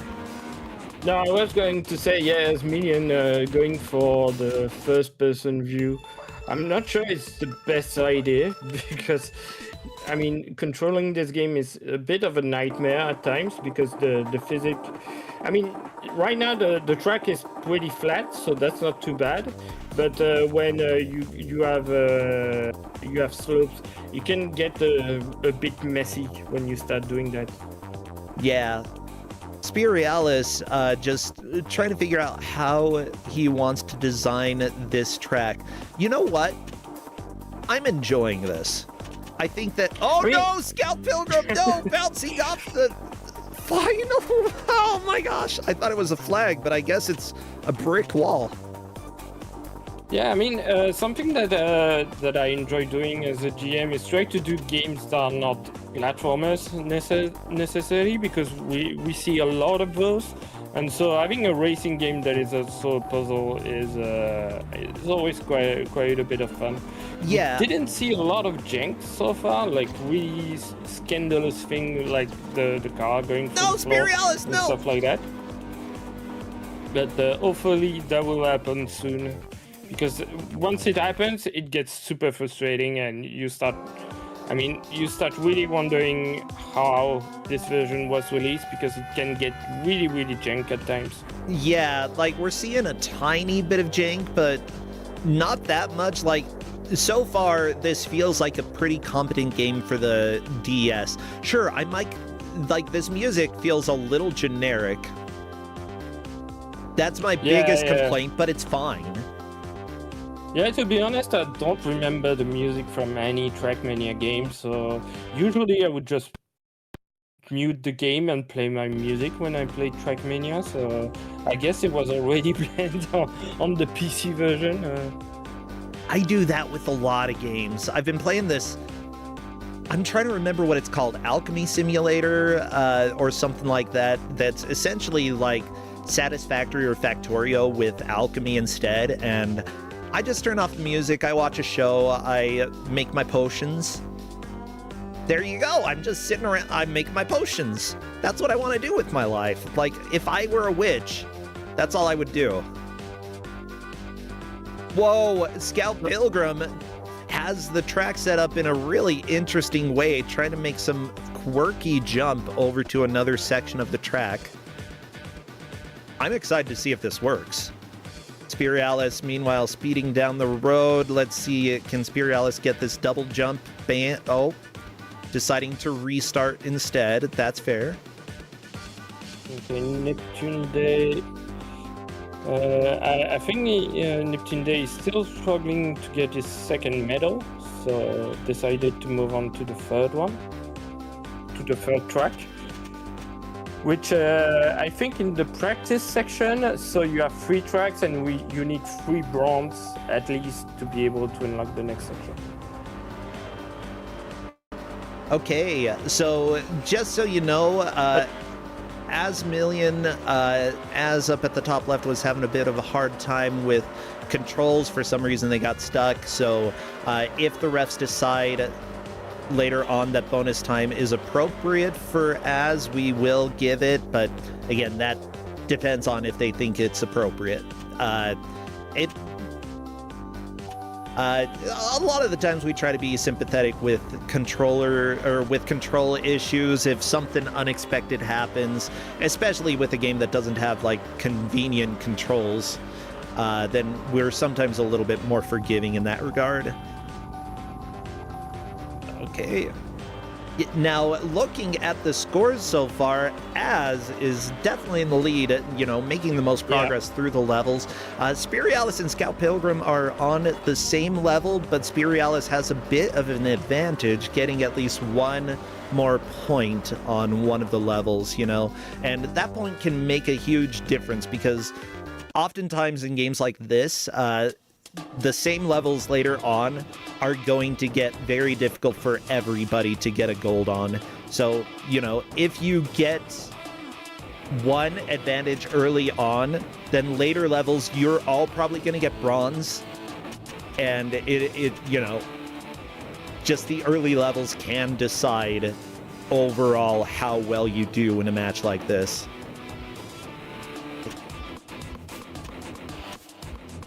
So yeah, I'm making sure that everything is fine on the left side, that Neptune Daydream only has 1 point, because I'm kind of surprised that they decided to move on to the third track with just 1 medal, especially with the way that, well, you unlock the next set of puzzles.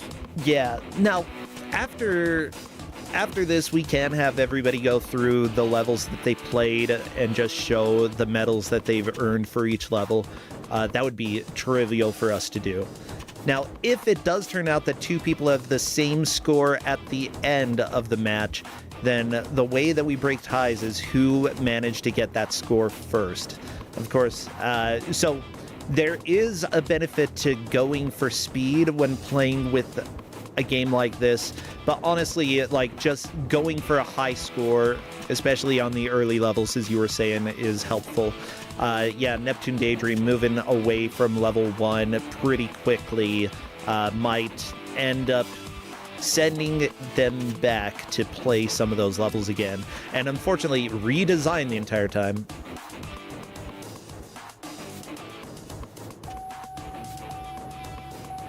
Ooh, the refs apparently have a method to see the total score. Ooh, as doing the first-person view.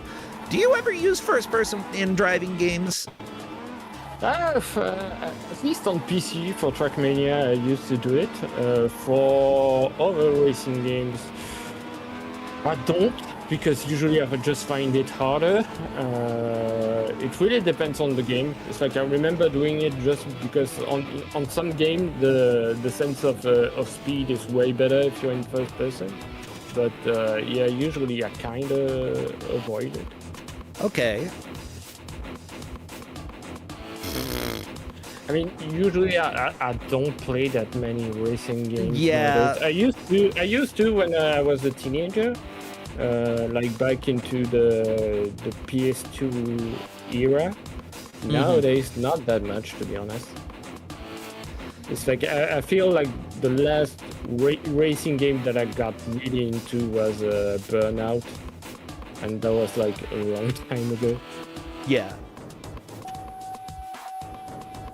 I like that Spirialis is really trying to figure out how can I design this course so I actually go through the checkpoints in the right order, and so I don't... I think that you can just drive underneath the road there.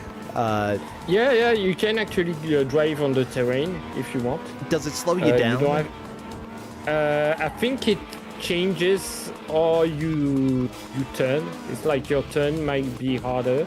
Like you could slide a lot more, but I don't think it changes speed. The main issue is like turning around is kind of a nightmare. Gotcha. In those situations. I mean, at least for the moment, definitely Neptune is struggling compared to the other players since they are still on the first set of races. Yeah, I would say, like, we do have people play in Kusogrande for a wide variety of reasons. Some people are very much more in the competitive spirit. Some people just want to play games that they've never played before. And, you know, this is a fantastic chance to do that. So, you know, I never...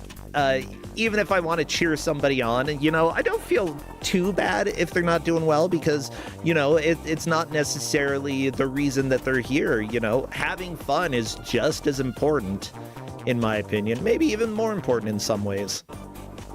Yeah, plus, I mean, the way that you perform in Kusogrande is so dependent on the game, on the type of game that you get. It's like, I know that every time I played in Kusogrande and I got like a shoot 'em up, I would always end up last because I'm just terrible at this game. But they were fun experiences because I don't play that many shmups.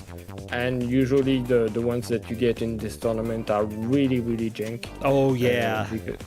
Because I mean, shmups aren't that hard to do, especially since they were so popular in the 80s and 90s. So when you get something that fits Kusogrande, it's usually really, really terrible. Oh, yeah, it's glorious. I think Spirialis, are you going to change it up a little bit? Spirialis getting... through there, let's see how many points that was. That was a silver. Got a silver medal. Opting to try to go for the gold. No! Yeah, that curve after the second checkpoint, a little bit rough. The Scout Pilgrim trying to get through the desert level and just using the non-track sections in some ways. Scout Pilgrim could technically pass this before Spirialis. And indeed, Scout Pilgrim moving on. Spirialis, was that enough? No, you want to... Okay. Spirialis just keeps on... yeah. Really wants that gold medal. I imagine that he's not really far off. I mean, if it's just a fraction of a second or something, yeah. Like, I would probably try to go for the gold as well.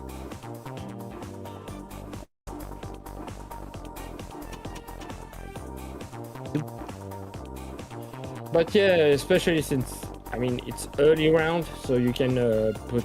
I mean, I'm kind of the spirit of like, yeah, in earlier rounds, I'm okay with giving games that are nicer, but maybe are a bit different compared to later stages where usually I still try to put games that are just plain horrible. Usually I reserve my MG games usually for later. I don't really care either way personally. It's like I want to make sure that the match is memorable, that the game is memorable for people. Okay, Spirialis might have gotten that gold. Spirialis moving on. We'll see if the refs update the sheet there. Doesn't look like it, so I guess... maybe it's just spending too much time. Decision. Let's move on. Yeah. But yeah, like, in my opinion, like, it's completely fine to be a little bit kinder early on, but I've also given out some of the worst crap ever, like, right away, because why not, you know? If I'm feeling in a certain mood, then yeehaw! And I know that some of the refs or some of the other GMs have talked about, you know, do I want to start out this mean or this kind? Even late stage Kusogrande, sometimes there are kinder games given out. They're not going to be games that you possibly can beat really quickly, but, you know, you never really know what you're going to get. And because of that, you got to stay on your toes and think, what is my best bet at actually making progress? Uh-oh, it looks like the ref sheet has been... I've got to play around with it a little bit. That's fine. I can do that. Bam. There we go. Yeah, and Darkman is saying, sometimes you get Conan in pulls. Yeah, that was one of the early round one games that I gave out, Conan the Barbarian for NES. And not only that, but my husband played it, and he will never forget. Last year, I remember, like, I gave a game that I think every player just hated, and I wasn't expecting that much of a bad reaction from the players, which was Back to the Future on PS2. I still think that game is okay-ish, but I mean, the reaction to it was so violent. I guess we don't all have the same pain levels. Again, depending on the genre. So that was like a skateboarding game or something. Oh yeah, not really a classic platformer. And especially with all the computer games. It's like if you're not used to Amiga, getting an Amiga game can be really, really painful the first time you get one of those. I like Spirialis's track design here. It's being a little comedic, but that's because you're dealing mostly with ramps. It might work, yeah. It might work if you manage to throw yourself into the finish line. Actually, maybe you could do that. Just try to align the road with the finish. Oh, at least right now, everything really, was really too high up. It's really, really close between Pilgrim and Spirialis. Pilgrim is taking second place with 13 points. Yeah.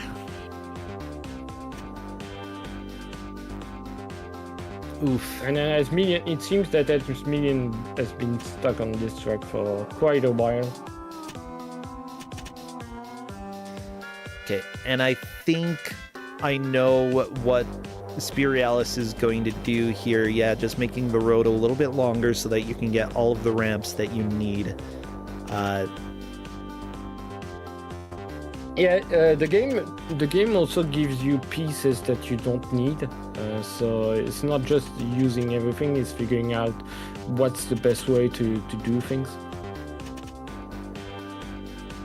Yeah, I mean it's kind of fun in that way. I've never played a Trackmania, but I should.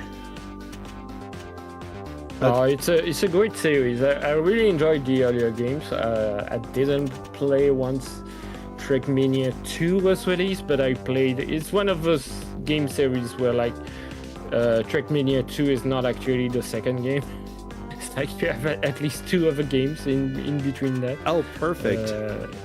So like I started with Trackmania Sunrise, which I really loved, and a little bit of Trackmania Stadium. Wow, Spirialis' driving is just going super fast. Oh, there we go.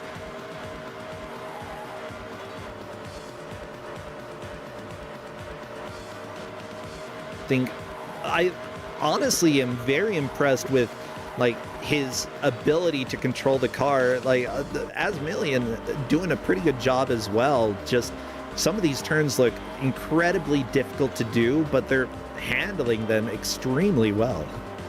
Yeah, the handling on the cars, it changes based on the cars. So like based on the environment, you get a specific car, and this one is really more like a rally car where you don't go as fast as with some of the other cars, but turning around is it's kind of one of the big things with this car, like getting like a sneaky levels.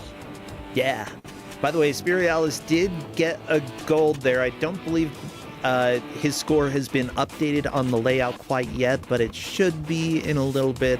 With that said, yeah, Az certainly has people trying to make a comeback here. Oh! And depending how it goes, they may start getting familiarity with the game, that they're able to build these tracks fast enough that they can catch up. Really, like, I've got the need for speed here.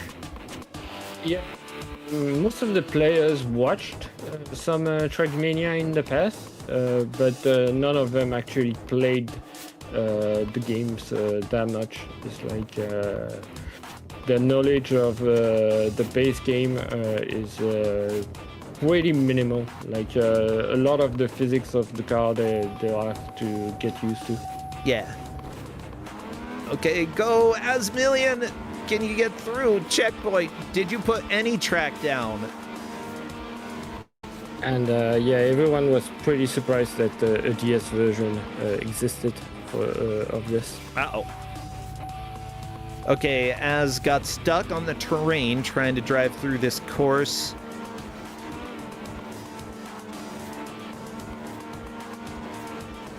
Yeah, like Lafungo is saying in the chat, there are like 4 different Trackmania 2 games. Really?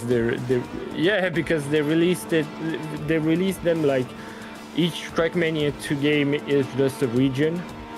So in the past you would get like 3 different environments with each game, at least the earlier one, and then Ubisoft started selling them independently. So. Gotcha. So that's really the point where I gave up on the series.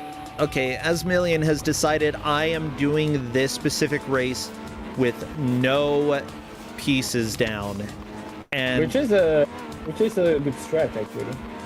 Not bad. Everything is accessible. It's just, unfortunately, when you're trying to go through the checkpoint terrain is a teeny bit higher and a bit rough to go up and over. Yeah, but if all he wants is just to get like at least a silver and not go for gold, that's actually a good idea. Like a nice way to get 2 points Oh yeah. and just move on to Save the next a track. lot of time, yeah. Okay, Neptune, I think is starting to figure out a little bit of how this works. 2 medals so far, having to redo some of the earlier stages just so that he, can move on, because you have to have a certain number of medals to unlock the later stages. Yeah, I think that layout is going to work. Okay. Yeah, the second track that Neptune is doing is kind of weird because the way the car transition from each one of these platforms, the angles, is super jank for this game. So Oh yeah. it's just weird. It's really annoying. So yeah, Minion still trying to do the whole track without placing anything. The thing is that going from the change from the grass to the dirt makes him lose a little bit of time. So it might be actually a better idea to just build the track. Oh my gosh!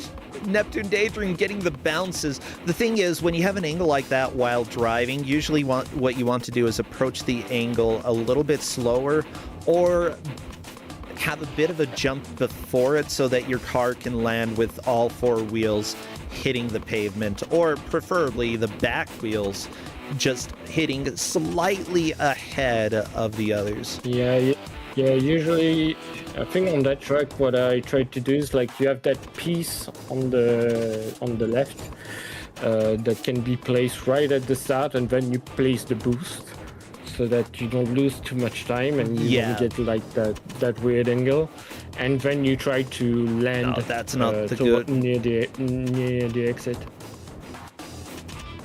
Yeah, because there the physics is going to collide in a weird way again with that placement. Yep.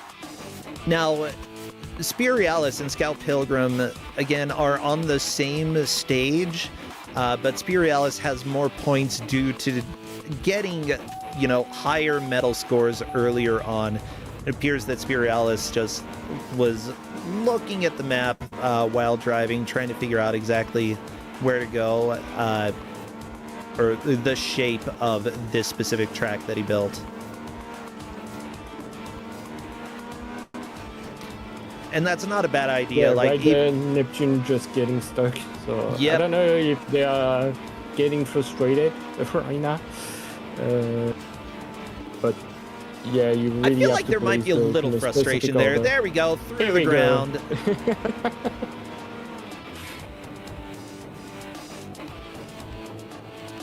Now, this was published by Focus Home Interactive and Atlas USA.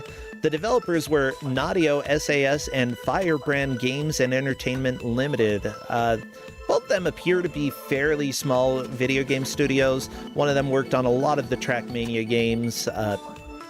Let's see. They're a French development company, specifically Naudio SAS. And made a bunch of the Trackmania games. The other company... Yeah, they've been in charge of the whole series since the beginning.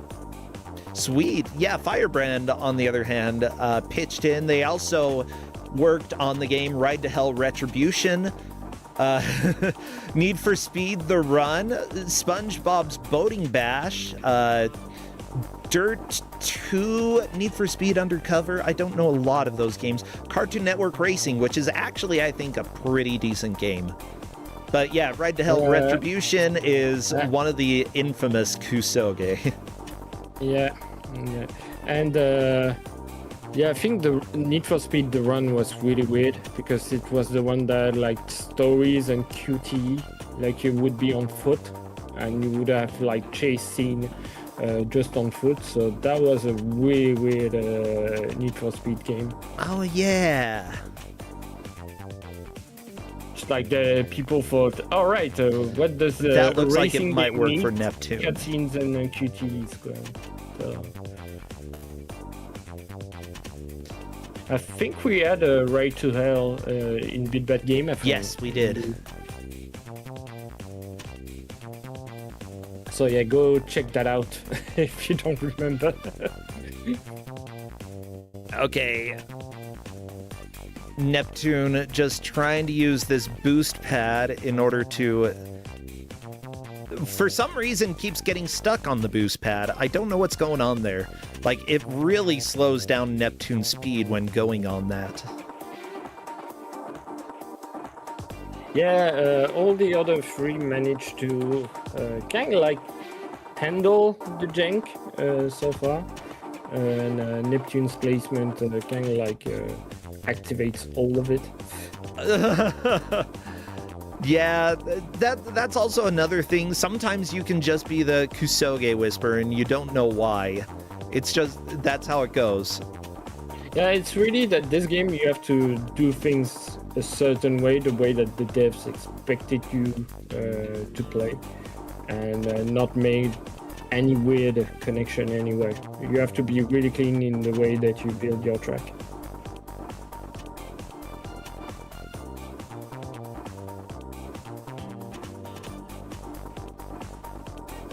So yeah, Spirialis is really not that far away from S-Million, so there's still a chance to catch up. Yeah. Yeah, apparently others GM had this on their list in previous years, because when I put this on the vetting list, apparently two other GMs were really keen on having this in the tournament. I can believe it. At first, I didn't want to give the puzzle mode because I was like, yeah, the controls for the mouse and all that can be really, really annoying to deal with. But so far, I'm impressed because they've been doing really, really well. That's got to be at least a silver for Neptune Daydream. Right? Okay, that was a bronze. That was a bronze. So technically, they can move to the next section. But they'll start... they'll really need to get some silver from now on, because the next section of races requires 3 silvers to be unlocked. As, by the way, just really doing a fantastic job on the top left. Oh. You know, 21 medals. And Spirialis in second with 18. Yeah, Spirialis just went through the looping right there, which is something that can happen at times. Yeah, something that this game does is like when you're in looping like that, it just switched to first person right by itself. I don't hate that. No, it's actually pretty good, because otherwise it can be really, really messy to handle that with a third-person view. I'm just trying to think. I bet that if I were doing this, especially when there are things on the ground, I would be putting as little as possible. Just like, if you have to put tracks down because of guardrails, sure, doing that makes sense. The thing is that at times, if you just go on the ground, you just lose speed. So it's not the case on every track. I know that on some tracks, the games want you to not use pieces, but at times, even though it looks like you could do everything without tracks, it's better to put at least a little bit so that you can gain speed before moving to like the dirt or the normal ground. Gotcha. Now the straightaways on Spirialis' track are always a little bit worrying because you've got such a long way to drive. You can sometimes feel like you're getting a little bit greedy. Because as soon as that long straightaway is done, if you have too much speed to turn, you're going to drive off the edge of something, which I don't know. You're the one who designed the track. You got to take that into account. Be like, can I make a turn like that? Or, can I brake? Do I know how to use brake? Oh no, Spirialis, no! Scout Pilgrim, meanwhile, I think getting close to finishing this specific map here. Oh, maybe not.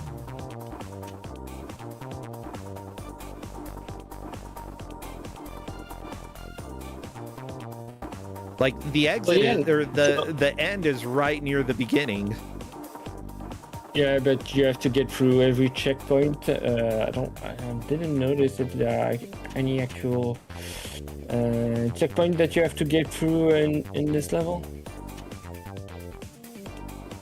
Maybe they are going to try to cheese it. I think they're trying to make it so that you can drive on the ground in order to get to the exit, but I bet that you might hit the green. Yeah, you have 2 checkpoints that you have to get through. You can see them in the background.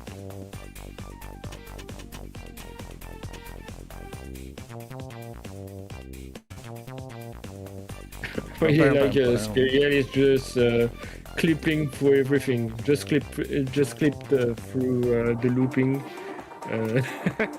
Beautiful. There's no collision at all on those when you get there really fast. Yeah, and I will say, like, it takes a lot of good developers to make a bad game. And, like, a game that's actually kind of worth exploring,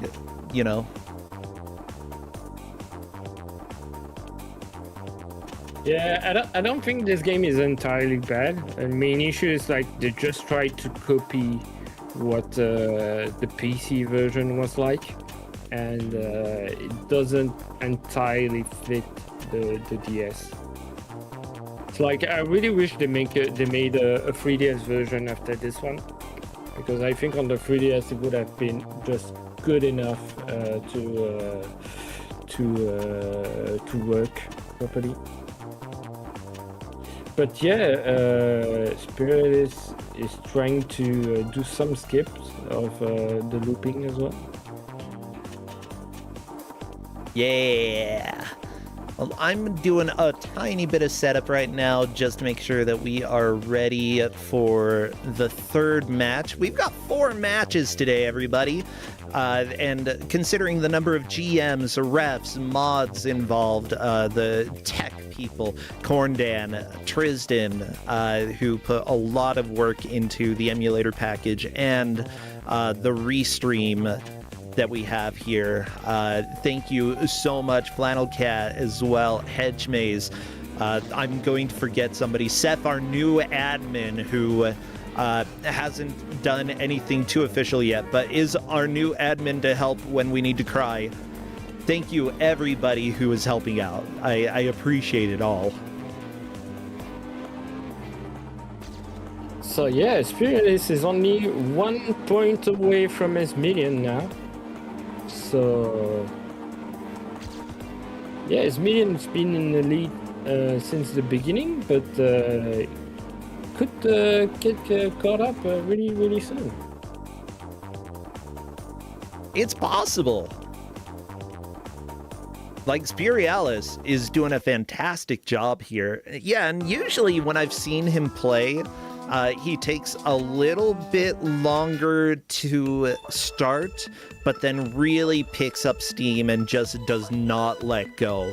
Like, yeah, the speed that he goes at the beginning is nothing compared to where he ends up. That's sort of how it went with the Kuso Live Grand Final when he was playing, oh my gosh, Lost in Plantinus. I can't believe I made them play that nightmare. Blame Kus9rande. It's all Kus9rande's fault, not mine.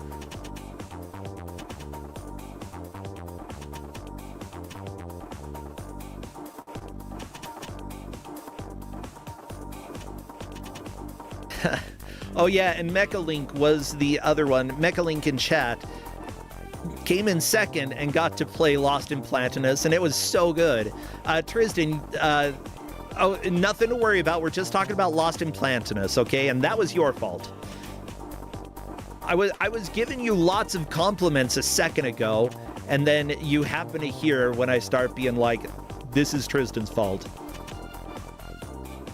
Okay, yeah, Spirialis working on this grody woodland. Okay, I will say the graphics for DS, they're fine, but I would rather have it stylized. Like, Well, like I said, they just copied what they had done in the past. It's really not more than that. It's like some of these puzzles as well are similar, not all of them. But I'm pretty. I know that some of them were in the PC version. It's kind of like a mismatch of different Trackmania, because you have bits from Sunrise, bits from Stadium. okay. It's a bit of a best of what they've done in the past. Yeah. Thank you so much, Psycho Volpes, for resubscribing. Good to have you here. And Evan's Fight is pointing out that Spirialis apparently tried to play Lost in Plantinus a couple days ago on stream. Here's the deal. Once you make it to World 2, that's when your eyes bleed. So, yeah, until you make it to World 2, have you really played Lost in Plantinus? I don't know. I would consider submitting a run of that stupid game to GDQ one time. Of the first world, because nobody would be able to tolerate more than one world. I guess you could do more than one world for BBG. I think that's Tristan's realm, you know? I don't want to tread on any toes there.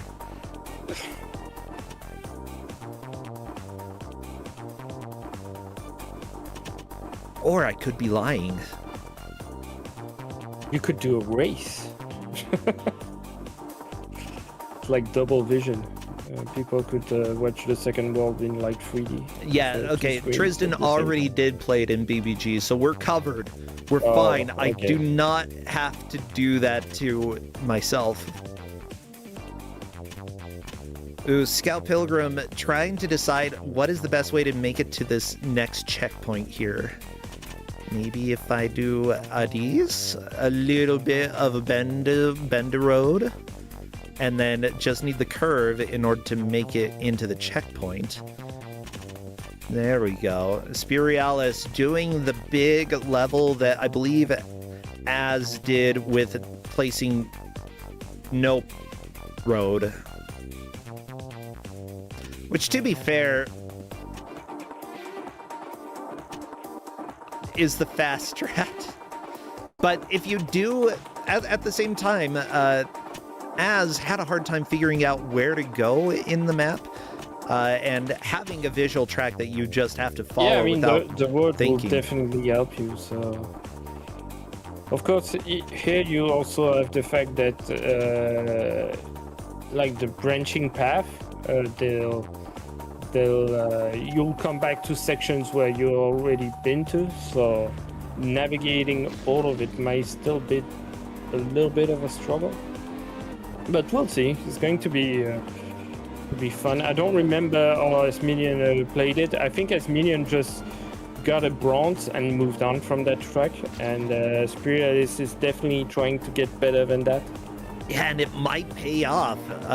Asmillion and Scout doing the test runs of their current levels. Very, very nice. Neptune has also picked up another medal on the way. Neptune, at this point, I don't think can really come back from where they are in the match, which is fine. You know, some games really jive with you and some games don't.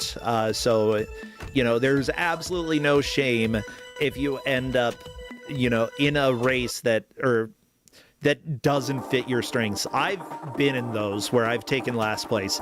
I've been in some where I've taken first place because it was some weird bootleg that, like, I have confidence that I'm going to be able to do okay in a bootleg, but compared to other people...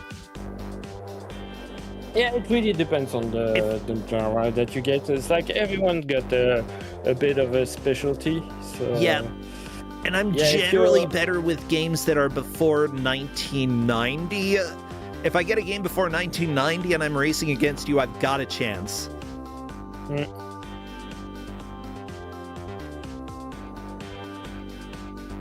Oh, wait. We're dealing with the level that has vertically stacked checkpoints for somebody, huh? So yeah, I think it's. So yeah, Spirilis is getting through his track, which took a bit of time to build. But still, if you can get it in 1 or 2 attempts Oh, yeah, and get like a gold. Oh, I think that was the incorrect turn for Spirialis, but I could be mistaken. Yeah, because he went back to the beginning of the track, so but maybe that was intended. Looks like Spirilis just got lost. I mean, same.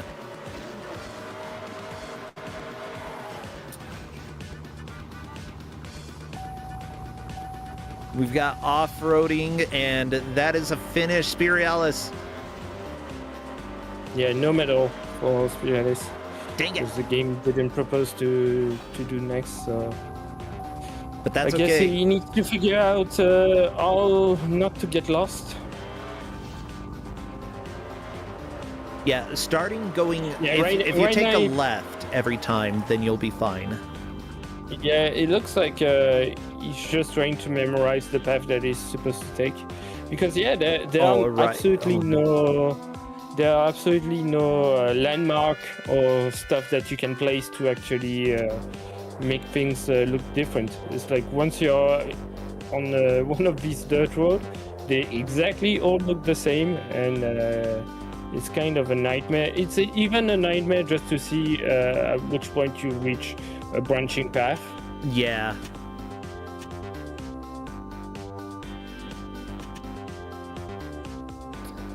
Having to re-drive through the start section isn't a bad thing per se either. Like, it's just practical where you want to go with this. Okay. That's all the checkpoints for you, Spirialis. Just get to the end. Maybe there was one more checkpoint. There we go. Okay. There are just a lot of checkpoints in this level. I mean, it's a bit of a mess. I'm not even sure that can you drive through a checkpoint in reverse. So yeah, I think they have a specific direction that you have to get through. Okay. Them. You can't just arrive from the opposite direction.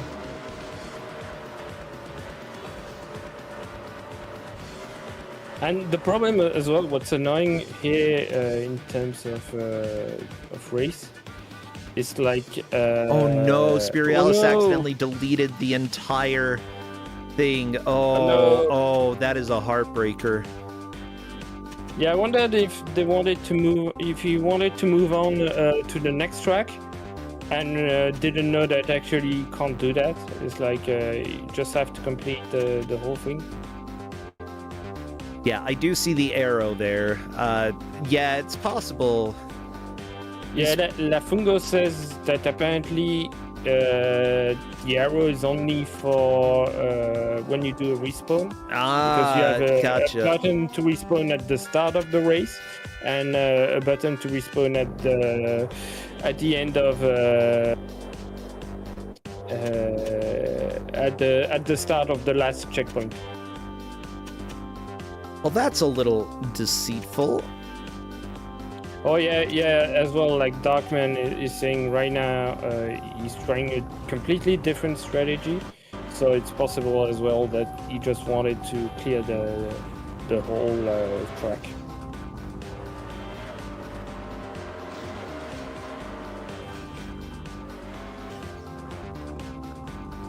Which is kind of weird because there's a button for that, and I think I explained it in the doc. Oh no, actually I didn't explain the whole thing, the whole thing. It's all good. As long as all the players have the same information, receive the same information, then that is good. Probably the longest document I wrote for for a race so far. Mostly screenshots explaining the controls, because I couldn't find a manual for this.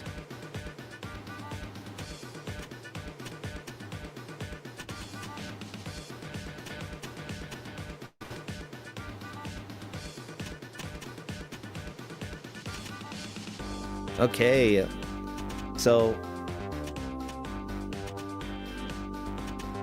it looks like, yeah, Spiralis is 1 point behind Az, managing to get through this and scoring silver or gold would manage to move Spiralis in the lead. But currently, he's in second place. He's doing pretty fantastic here. We've only got 7 minutes left as well. So, you know, it's crunch time. It's time to get this race finished.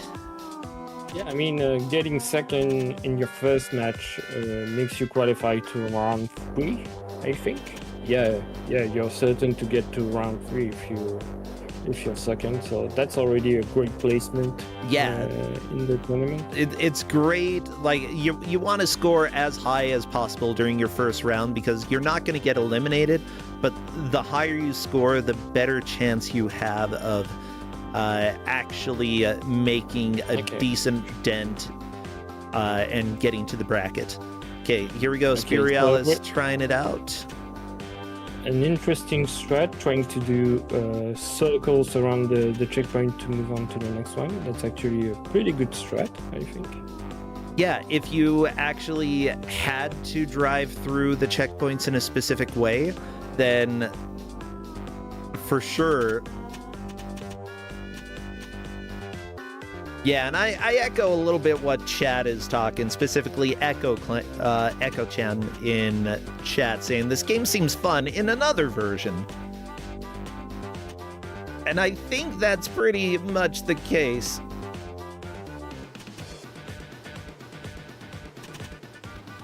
Yeah, Trackmania overall is a good game series. I think like the monetization practices aren't great, but I'm not following the game anymore. I know, like, I remember that for Trackmania 2 when they started splitting up content, I was a bit disappointed in that, especially since I think some of that content was just like rehash of past ones. So, alright, so with medal, no medal. Yeah. Oh no, got a bronze. Bronze So is it's good a tie? enough.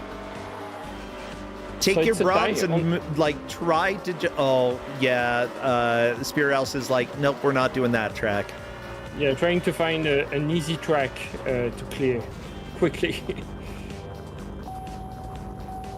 Yeah, that one is pretty massive with the checkpoints stacked. Going for gold in the second stage, I think that's a good idea. That's actually a really, really good idea. If you're going back to an earlier stage, there's only a few pieces. I like that reverse drive forward that Az is doing. Interesting strategy. I've never seen anybody put a segment of a track in where you had to use reverse, except in Donkey Kong Country 2 for the one of the carnival Minecraft levels, you know, minecart, whatever, shut up. Az did get stuck in the ground for a second there. So the Spiritus is going to try to jump from the track into the slope that boosts him downwards, I think. Maybe?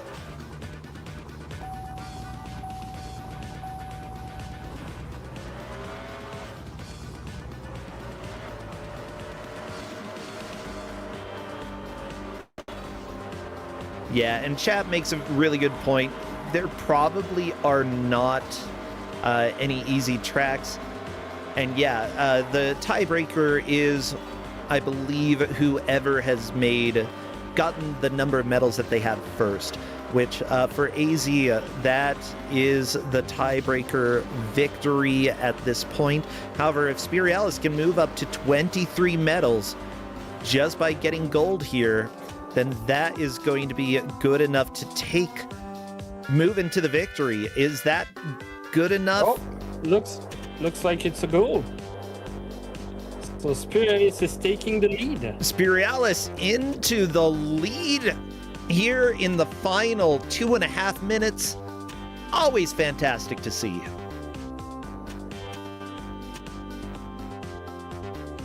I told you. Really great idea of going back to the earlier tracks, because the later ones, there are just way too many pieces that you have to use to. Yeah, I to do build not up. believe that was a move up to 25 points. I believe it's to 23. Yeah, Or- it's only 23. Yeah, 23 Because, or 24. Yeah. He already got the silver and bronze. But it's fine. At the end, we'll see how many medals everyone has. Now, this is relevant now because Az had some control problems that were not foreseeable early on, Yeah. and the refs have issued a 1 minute bonus at the end of the match. So we will be giving an additional minute for Az to play through.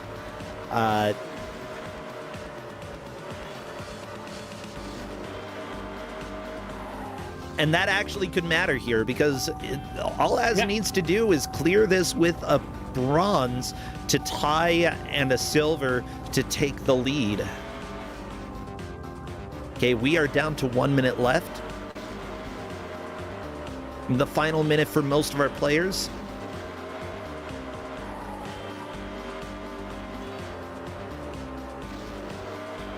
I love when it's this close. Oh, it's so fun. And yeah, Redford, if you're listening, we probably, you'll want to go and check the score for Spurialis again, because I believe that it should be 23 rather than 25. Yeah. Due to... Oh, okay.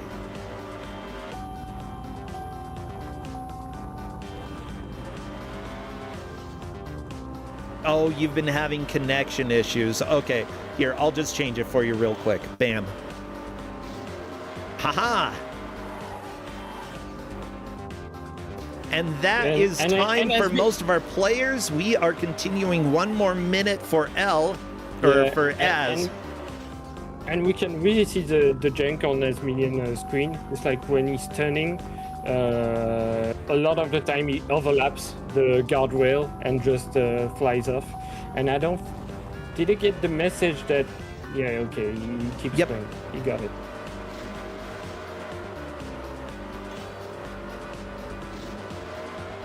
So I guess gets this final attempt. This could be the difference. So yeah, so we have 17 medals for Pilgrim, 23 for Spiralis, 5 for Neptune Daydream.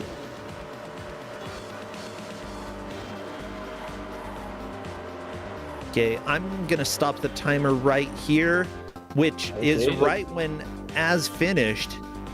I think that because of how close that was, I would probably count if they got any medals there. That's 24. Are you That's serious? 24. Yeah. Are you serious? So yeah, that's 24 for Asmilian.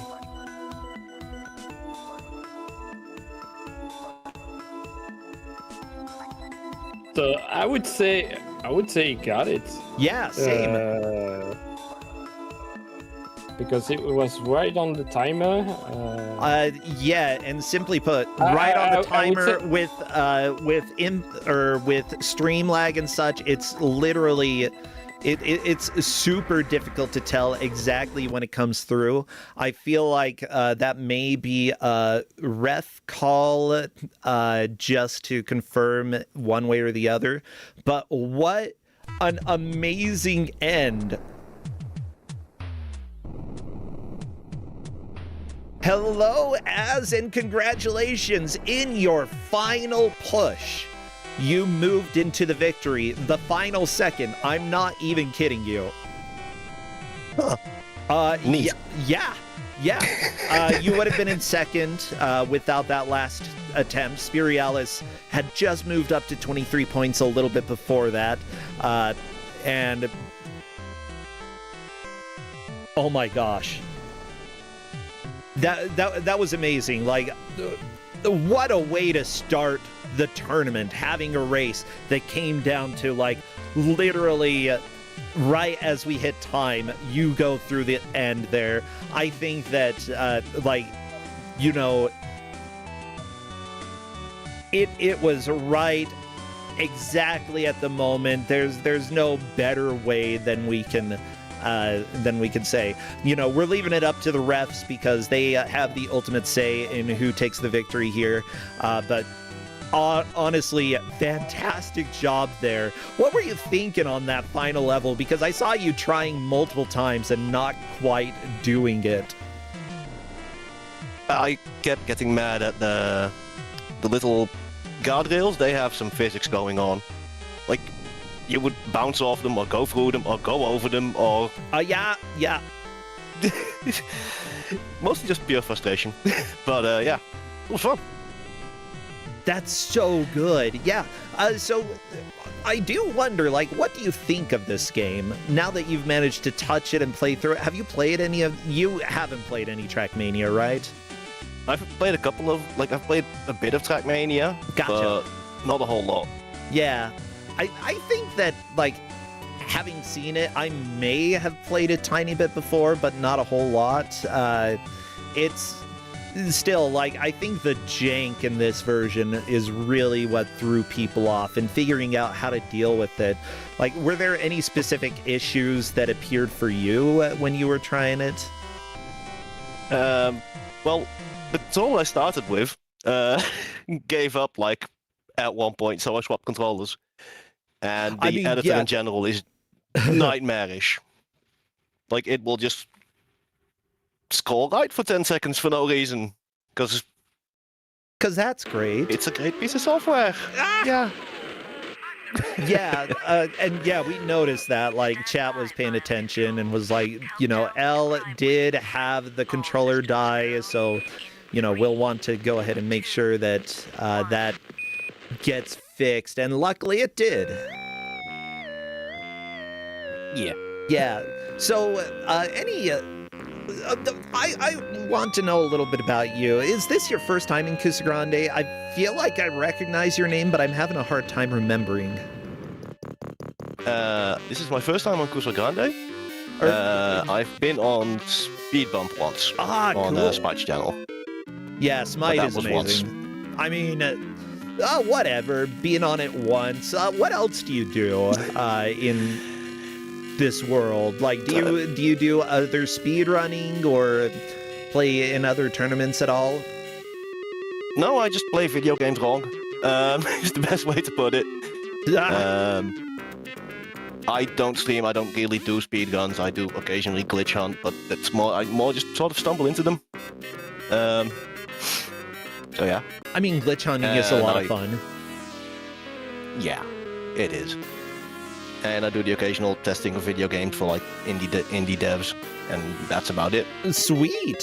Well, good. Congratulations on taking your victory for your first ever match. Spirialis was so close. Like, I can't believe how ridiculously close that was.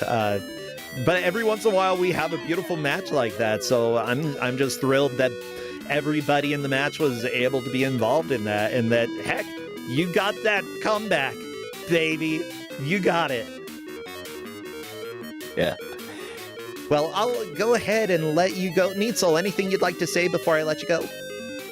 No, thank you for having me. It's been a while since I couldn't give games during the brackets last year. So yeah, super happy this went so well. So that it was this close. And enjoy the next game. I think it's going to be a little bit more cursed from what I've seen. It appears to be cursed. Well, I'll let you both go. We're going to have a short ad so that I can go and use the restroom. Y'all grab some water, grab some snacks. We'll be right back. Stay tuned, everybody. All right, and you two can disconnect. I'll let you go. Yep. Take care, friends.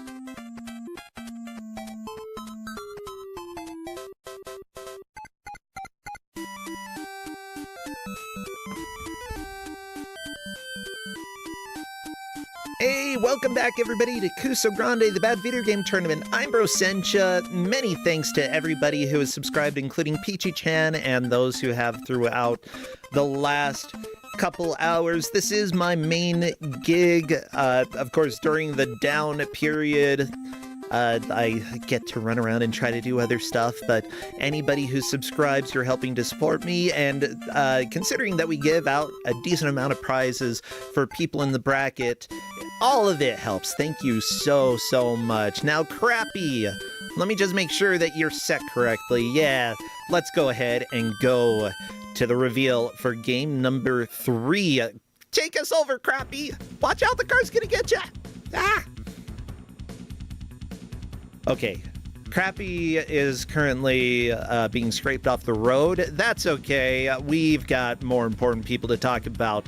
In fact, our next GM, our dear friend, Novasol, that's not the right picture. What the crap? Novasol, why is it the wrong picture?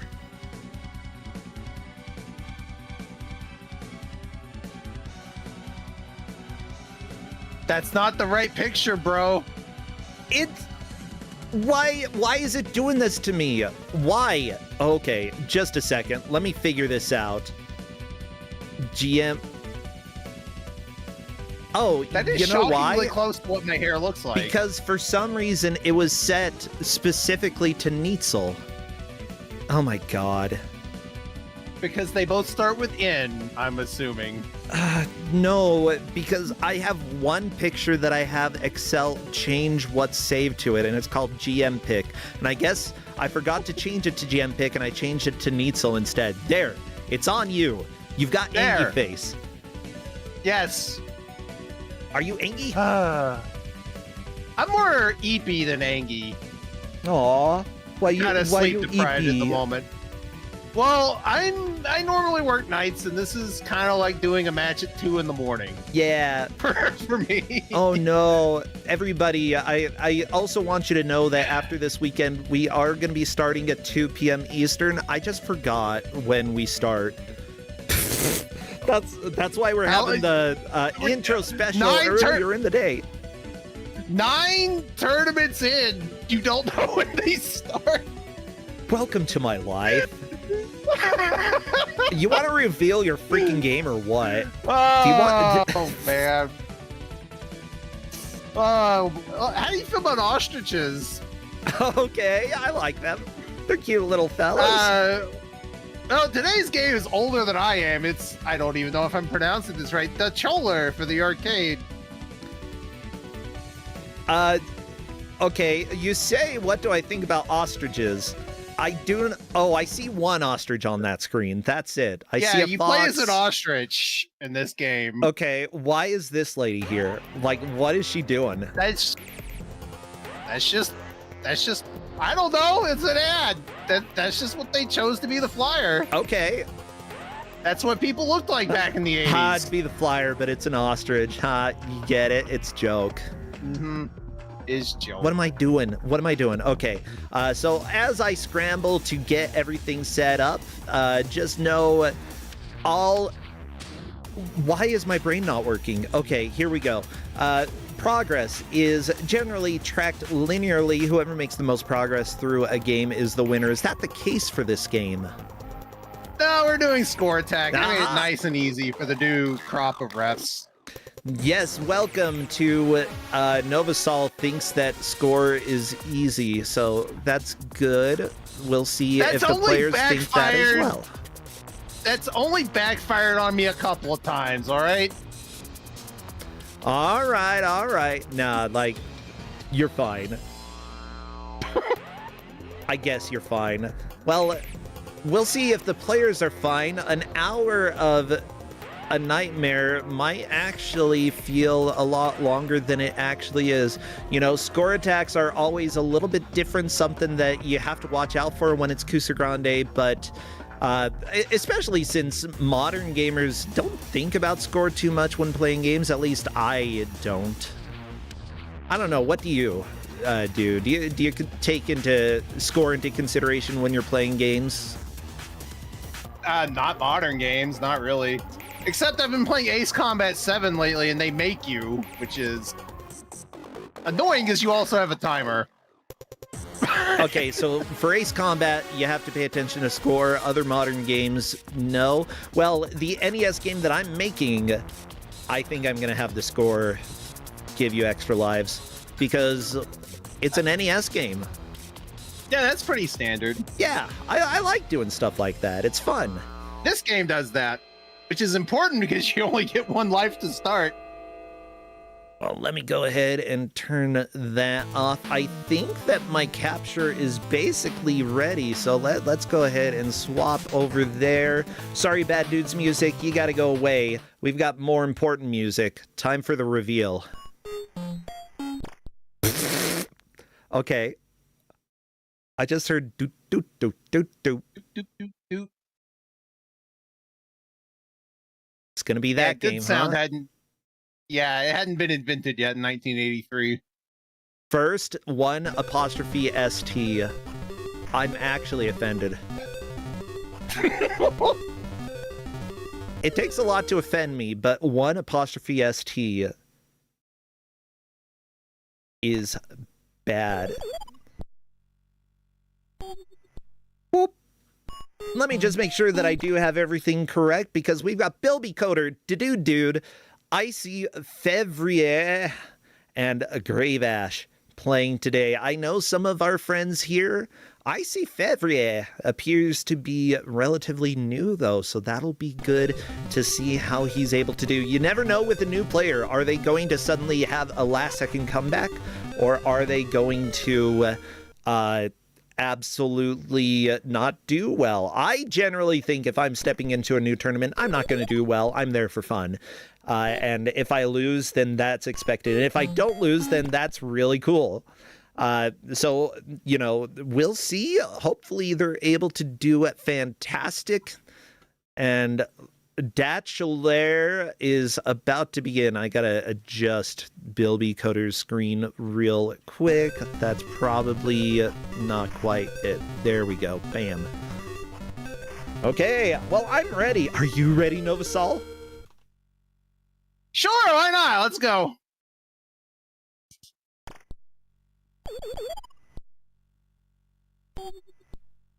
Boom. Oh, these sound effects are so good. Okay, just waiting for our last player, Grave Ash, to confirm. The others are ready. They're ready to be an ostrich.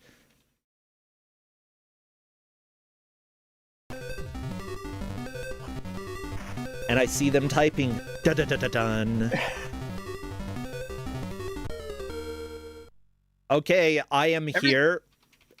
That is good enough then. We're doing the countdown, everybody. Wish them the best of luck, and I need you to spam all of your best ostrich or bird-related emotes, all of them. Just woodland animals in general, kappas, soccer balls. Yeah, the geese. That's right, we've got the honk emote.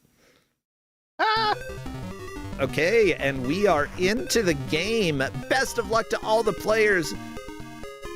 It looks like Bilby died. Yes, I was wondering how long it would take. I knew someone would die in the first 5 seconds. Okay, You die in 1 hit. Yeah, you die in 1 hit. You can kill yourself with your own soccer ball, which no. is a thing. But aren't the soccer balls alive too? They're also turtles, yes. I don't pretend to understand it. It's just what we're dealing with. Oh, they are turtles. I thought they were hedgehogs at first. I had to lean in. I see how you could kind of make They that look mistake with the spiky. white parts. Yeah, they look like spines. Yeah. Interesting. Someone is mentioning that there's a game on the NES called Nichibutsu. This is over on the YouTube chat. That is an NES game that has ostriches. No, definitely not the same game. No, we've got Datchler. It sounds like you're a bachelor named Datch. I mean, it could be. Oh, I see Fevrier fell in the hole that the mole left. No, That's a paddling. the mole hole. Yeah, The don't. mole, however, does leave items for you to get, and they give you a lot of points, so it's worth doing.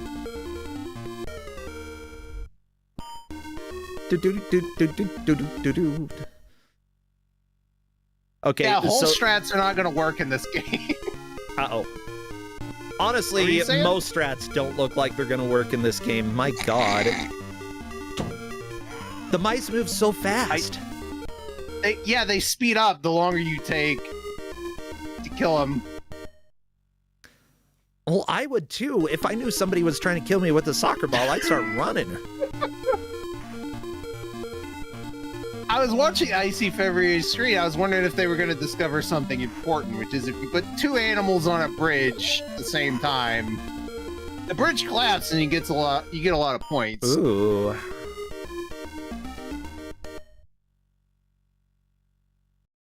Clades is asking, why do the enemies start out as fried eggs? I don't know. I can't. If that's the only thing that doesn't make sense about this game, I envy you. Like, I know that in Joust, enemies start out as eggs, but that's because they're birds. Yeah, these are fried eggs. These They are- turn into mice. I don't know what came first, the fried egg or the rat, but that's a very interesting question, Kazuya. By the way, Like, levels, like, oh yeah? I'll go ahead. Oh. I was gonna say other levels have different animals, but You don't say. I don't think most of them come from eggs. Turtles do, but turtles don't start as eggs in this game. No, they don't start as eggs and they become soccer balls. That and I love games Oh. that have like obstacles that can turn into helpful items. Icy is through. Oh my gosh. Let me see, does the music change? Yes. It's very important. Now we're fighting rabbits. Okay. We gotta get that book. That's 2,000 points. Heck yeah. Ooh, Icy running up against the stump. Mind you, this is probably going to be a little hard to watch for a second just because I want to get something up on the screen. The tracker, because our referees are keeping track of how far the players make it in this game, and obviously going by score is the easiest way to do that. Oh my gosh. And of course I break everything. Why wouldn't I? Why wouldn't I? It's just hard. Like, we've come to expect it by this point. It's part of the charm.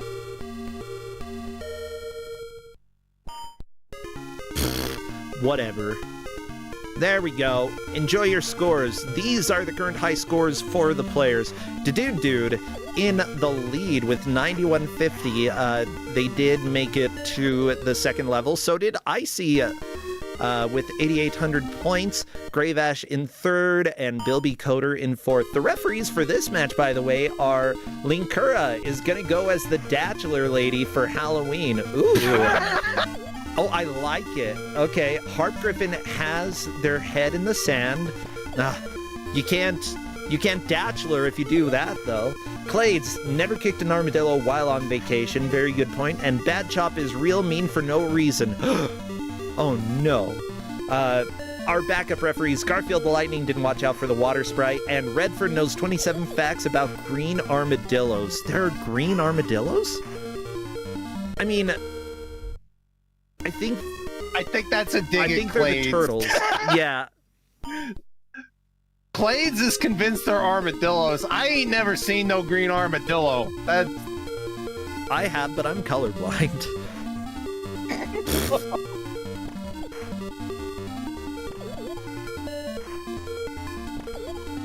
Okay, I'm seeing some attempts to line in up Rev Chat, multiple they were builds. calling them green armadillos. I mean, these turtles, they move pretty fast, and their legs look kind of silly. They could be green armadillos. There we go, back to level 2 for Icy. Yep. You can kill the eggs before they spawn into animals just by touching them or kicking the ball into them, but you don't get any points for that. Yeah, and because this is a score attack, the earlier levels are going to be easier than the later levels. Yes. Yeah, because you probably do want, like, unless you get a decent score for beating later levels. No! Icy! There was a tree there! You can't kick the ball against the tree. Game over.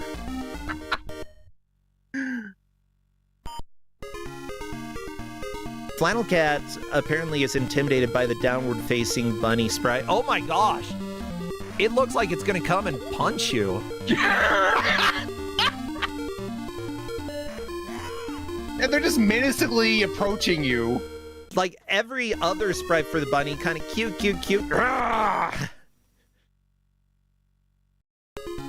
Rabbit Mafia rolling up on you. Oh yeah. Okay, it looks like Dude managed to get a potion on that screen. Almost passed.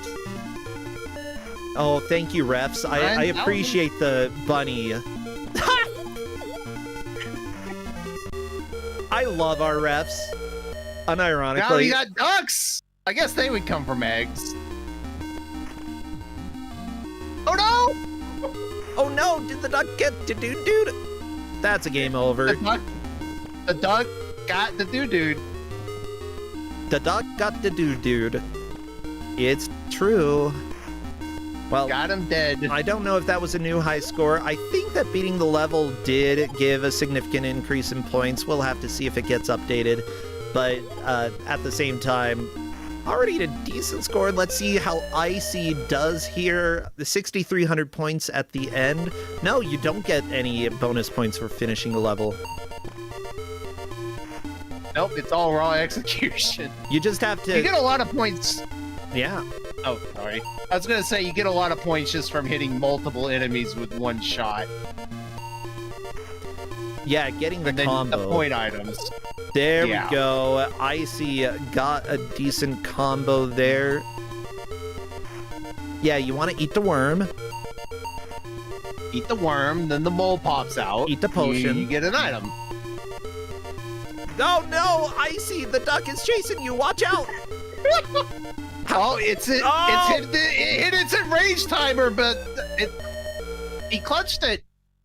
Holy guacamole. Fantastic. Stage 4. And now we're fighting... I don't... Gorillas. Ugh. Oh yeah, they are. I couldn't tell from the side sprite, but...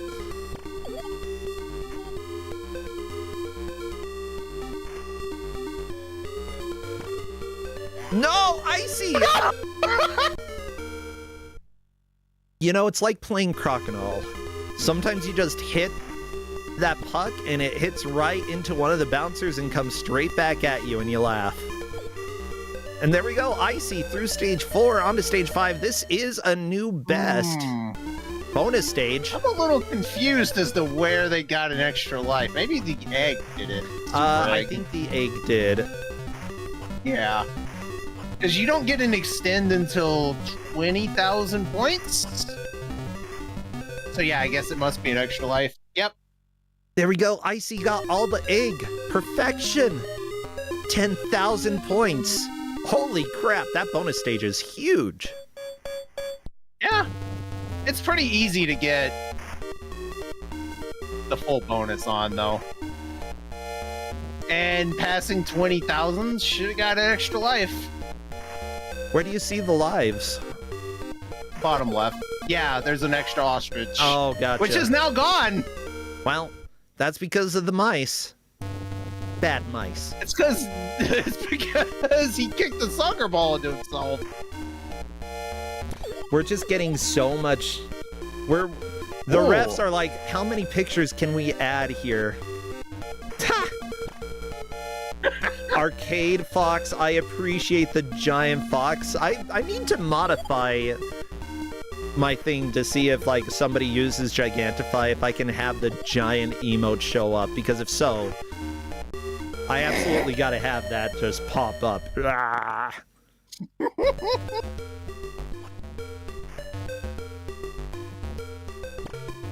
First. Hey, the crabs. Default score's beaten. Yeah, 26,100 points, a very good first score here.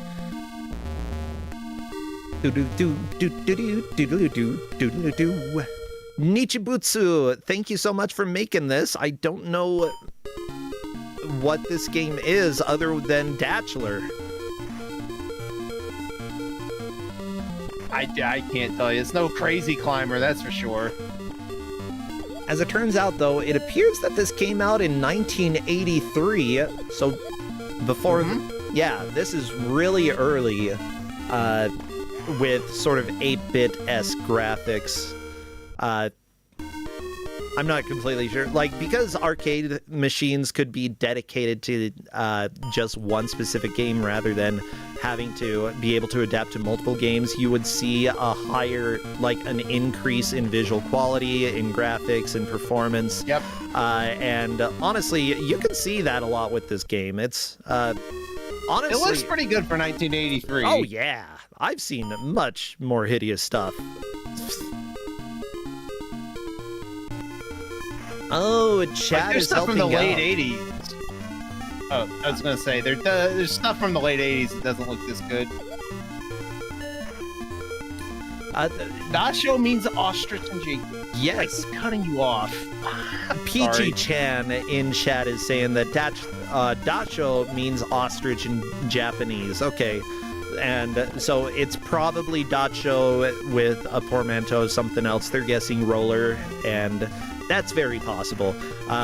Hey, guess who likes to do wordplay? It's literally everybody in Japan. It's true, though. It is true. It makes complete sense. But yeah, this group, Nichibutsu, apparently they worked on plenty of games. You know, Final Bunny, everyone's favorite mahjong game. Oh, Frisky Tom. Wait a second. What am I looking at? Frisky Tom and Final Bunny? Oh. They're not it? Okay, those are pretty bad. Frisky Tom is just a game about a cat, though. Yeah, I'm looking at the mahjong game, and I'm guessing that... I don't know. She doesn't have very many clothes on, and it's possible she doesn't last very long without or with those clothes. It's hard to say. Yeah, it's one of those. It's exactly what you think. If you made a mahjong game in the 80s or 90s, and it didn't have nudity, what were you even doing? Oh, I have such sights to show you. I am so straight, but I will check them out. Or no, I am so gay.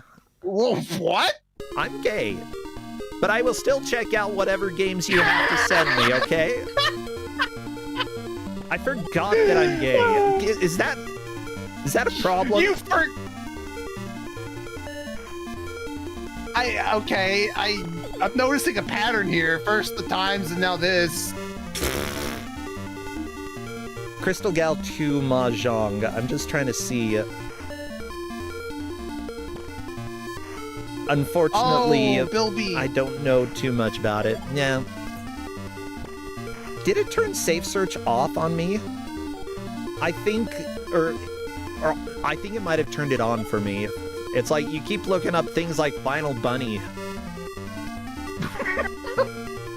We need to make sure that you are safe, Bro Sencha. There is so much worse than that. I've seen things man was not meant to see.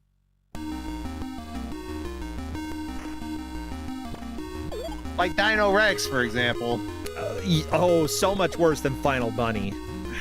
So much worse. Well, I mean, okay, this company also made other games, non-mahjong games like Quiz Mahjong. Wait, that's a mahjong game.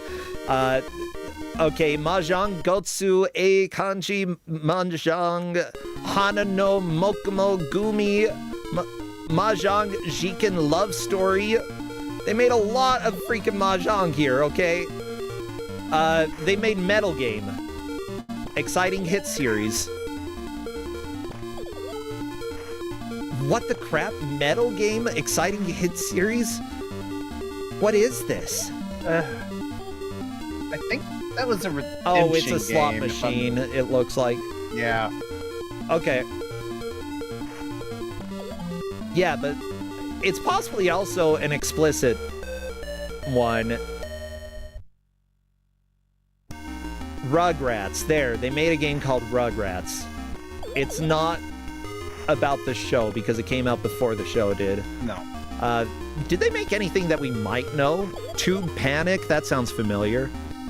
I mean, they made Crazy Climber. There we go. Crazy Climber. That's all you need to know. Mighty Guy. They made Mighty Guy. It's a fighting game. That's all I know about it. Doo-doo-doo. I'm enjoying the music in this. The sound effects are pleasing. Yeah, it's nice and jaunty. It fits the mood. Yeah. I see. The mood of an ostrich. No, go ahead. I was just looking back at scores. You know, Icy is still definitely in the lead, but Dude managed to have a decent push with 17,900 points. Gravash in third with 13,000, and Bilby Coder in fourth with 10,500 points. You know, we'll see plenty of game overs. That tends to be the case with arcade games. They do not last very long because, you know, the person who owns the arcade machine apparently likes money. So they gotta kick you off. That's why it's hard. Yeah. You're taking too long. Although normally they give you like 3 minutes at least. This game, oh, you kicked the ball into yourself in 5 seconds. Give me another quarter. No, I'm not giving you another quarter. I refuse. Okay, that one that I'm looking at, they made a lot of Hanafuda games as well. But yeah, that one, if by the title screen alone it isn't gonna be a porn game, I am surprised. And I'm gonna send you a DM of this title screen, okay, Novasol? I'm ready. Because, like, look at this. This has to be, right? Like, is that porn? Yes, it is, in fact, porn. Okay, good. I was able to identify the straight porn. Okay, so... I mean, you don't have to identify very hard with this one. I know, right? You don't need a magnifying glass to figure this one out. She's got clothes on. Come on. But yeah. Technically, yes.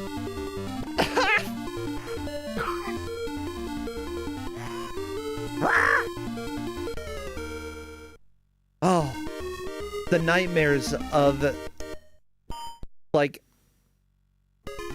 I'm just trying to imagine, like, what the players are going through. I don't imagine they're too stressed, like, yeah, paying attention to the items here, making sure, like, if a mouse gets too close to them or one of the other animals that they happen to be on, like, just try not to go the wrong way. Dude was doing the circle around the ball, but unfortunately the mouse reversed direction. No, Icy just popped themselves! No! That is a game over. Grave Ash moving on to stage 3. Very nice. You need visual aids. This is a family-friendly stream. We can talk about the existence of adult material, but that one, I actually feel like I would not put that on my stream. It's a little too... No, you can't. No, you can't put that on Twitch. I think you can. But... Well, nowadays, yeah. Like,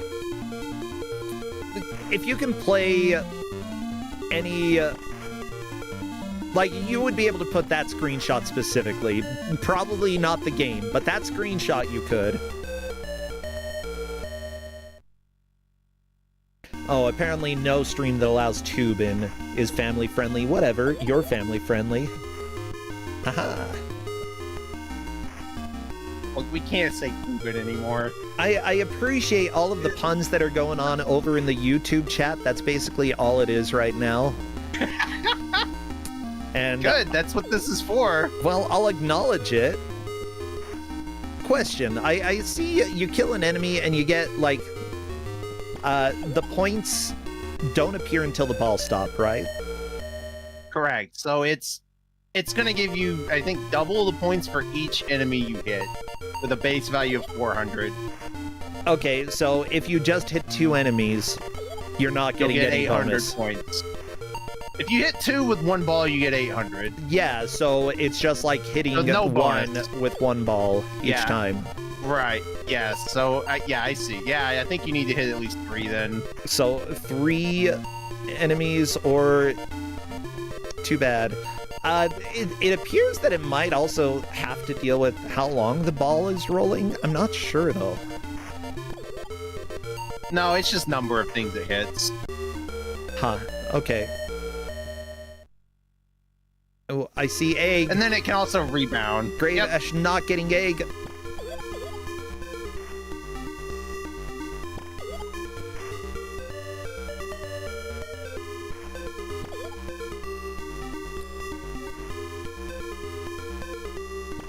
Yeah, I'm confused because, like, I see the ball hits an enemy and the score immediately goes up, and then it goes up again, but it doesn't go up the amount that the ball says it does.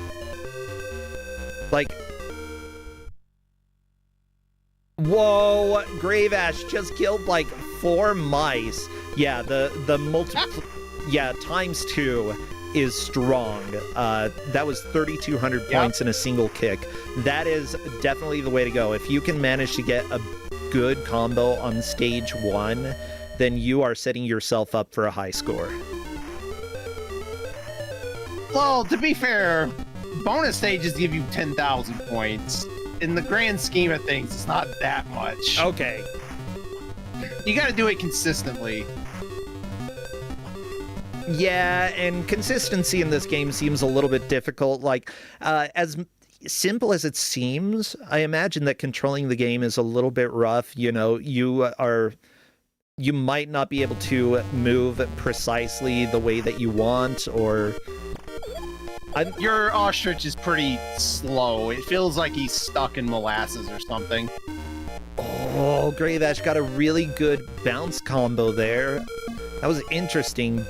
Ball rolled into another ball, and then the turtle moved away, clearing the path for the ball to bounce back and kill one of the mice.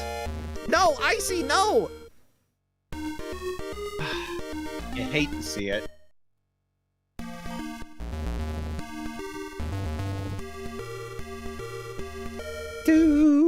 You know, I had a concern a little bit during the match setup. One of our competitors has actually been chased by an ostrich in real life. Oh, really? So I thought maybe that would give them some kind of advantage. Am I allowed to ask who? Oh, I mean, Is it a Yeah, secret? It was Bilby? I don't think it is. Yeah. Bilby, you are so pro. I'm so glad that you survived the ostrich. Or maybe it was... Wait, I can go back and check. It might have been an emu. His mother was chased by the ostrich. Wait, is it a family tradition of being chased by large birds? Yes. Apparently. I love it. We just need a cassowary to round that out. Oh my gosh. I've played enough RimWorld to know that I don't want to be chased by a cassowary. I believe it would kill me. Oh, it would definitely kill you.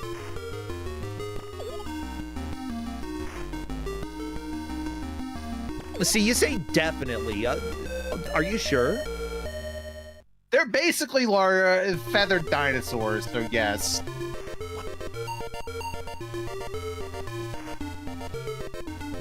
Oh. How tall are they? Like...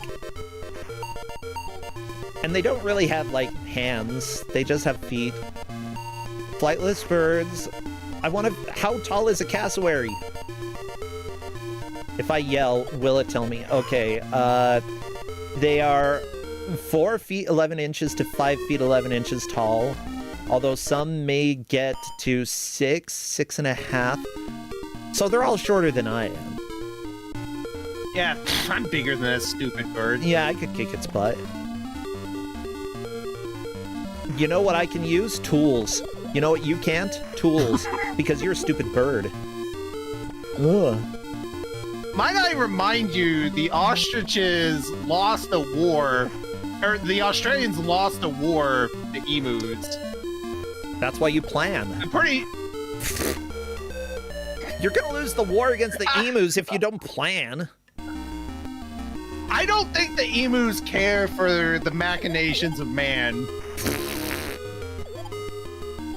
That is like philosophy right there. So, how many lives do you start out with in this game? 1. You start with 1 life. Okay, so every extra life is earned. Yes. It may be a bad emulator setting, but that's what BizHawk defaulted to, and I didn't want the messing... I didn't want the messing with div switches. So, Dude is almost gonna move into the lead. Like, Icy made a decent amount of progress to push into, like, 30,500, you know, hold on to that lead, but 1 kill will be a tie. oh, he's getting cornered! Oh! Good dodges. The bears are relentless! Are these tapirs? Or maybe they are tapers. You're right. 30,950 points. Uh-oh. Here comes the last one. He missed! Watch out, watch out! Angie! There we go, you killed it! I got it! And we are gonna swap over to Dude's sound because I feel like it, because I can do that.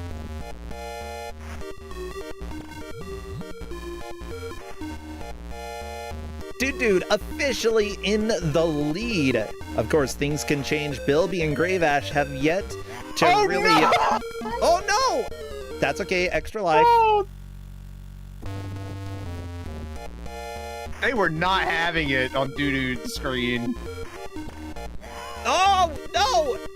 Well, it was a good push. And Dude is in the lead by just over 1,000 points. 1,200 points. 31,700. Very good push there. Bilby is still in the last, but honestly, once players make it to the bonus stage, it's easy to play, and that's 10,000 points. Yes. Like, it'll very comfortably push the players into, like, the 20,000 point range.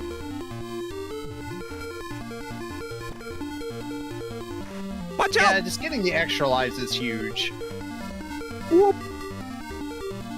Okay, some of the sound effects don't seem to match the other sound effects. I gotta say, some of them, like, rather jaunty, very 8-bit-esque, and then you get squawk. It might be early attempts at like voice synth or something. I think so. You know, I mean, Nintendo shortly after had the DPCM channel, which allowed for audio samples. Yeah, it wouldn't be too hard to have one or two audio samples on something like this in '83. Especially because your machine is built specifically for your ostrich game. Oh no, Grave Ash walled himself like between a ball and a mouse, and you never want to be stuck between those two things. I'm pretty sure I could take a mouse. You could take a mouse? I could take an ostrich. Although, to be fair, these are ostrich-sized mice. They're really big. Yeah. And they wear human clothes. Like, that's how you know that these are dangerous mice.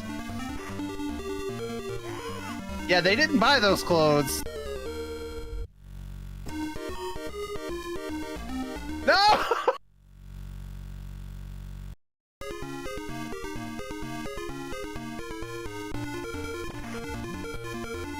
I love that we're 31 minutes into the match. People are still kicking the ball into themselves.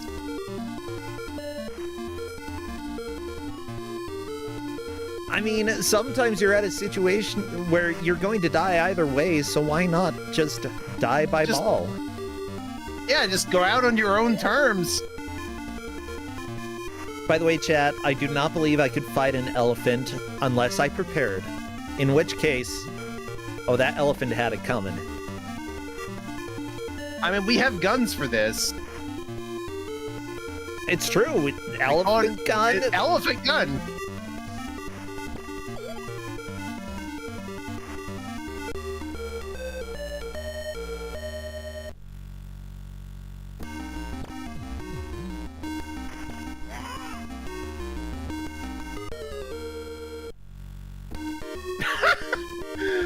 I'm looking at our competitor channel in Discord. Flannel K has posted a nice GIF of the bunny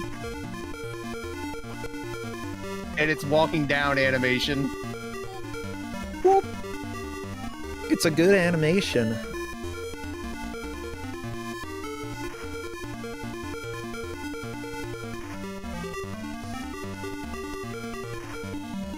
Well, just so y'all know, we've got less than half an hour left of this match. The players...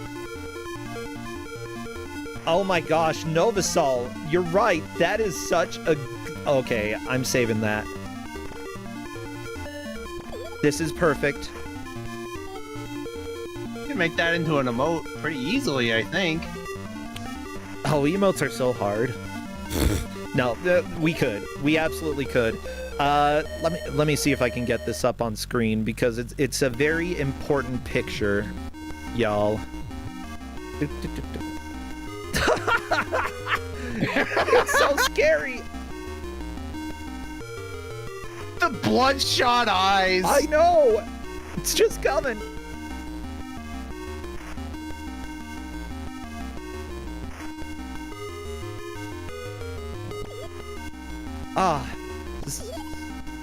That just reminded me of something that I need to do. That's okay. We've got one match after this, and then we're done for the day. We've got 4 matches again tomorrow, though. A very heavy weekend of matches, and after that, we're not stopping. We're just gonna keep escalating.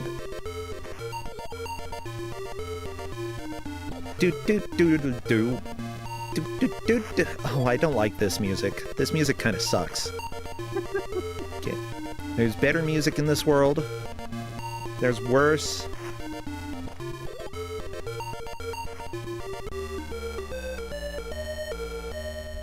How hard is it going to be to do this? Okay.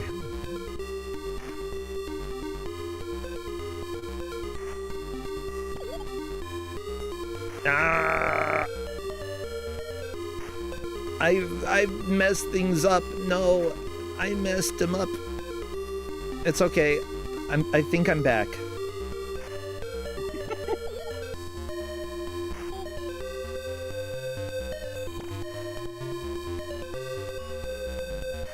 Yeah, I don't know how to do that. That's okay. Okay, let me stop talking about things that y'all can't see and let's talk about things that you can, which is this game. This game, Oh, Brave Ash honestly, dying I by kind of Kappa. like this. Oh, death by It's Kappa. a very round one. Yeah, he jumped out of the river and killed him. No, this is a very round one game. It really is. Like, honestly, if I would probably try this once or twice in an arcade. If I had the quarters. I like the gimmick. It's fun to play around with, especially when you have infinite quarters like we do. Oh yeah, like that's the thing. Just actually having the money to play arcade games, I didn't. And so, you know, congratulations all of you who, ooh, look at me, fancy person who I can afford to play the arcade games instead of like making a once a year adventure to the arcade. You know what? I didn't have an allowance growing up.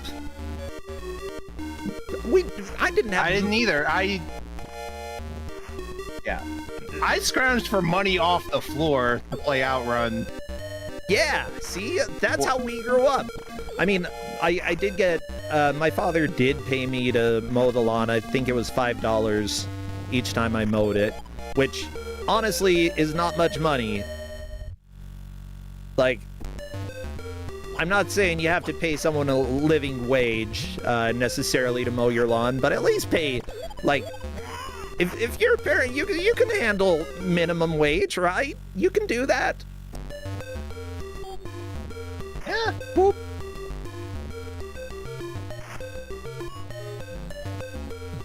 Oh, I like this music. Some good beeps. Ooh, Plasma Gun over in YouTube is coming up with different names for the levels. We've got Scene 1, Mice Malice, and then Hair Beware. Scene 3 is Quack Attack. I like him. Oh, that's good. Ooh, dude, very good job, dude. Moving on and has potential to make a new high score. Grave Ash and Bilby Coder have not been making fantastic pushes, but again, all it takes is one good push to move into the lead. If you have one good run, considering how short this game is, you could get there. Dude, please stop kicking the ball into yourself.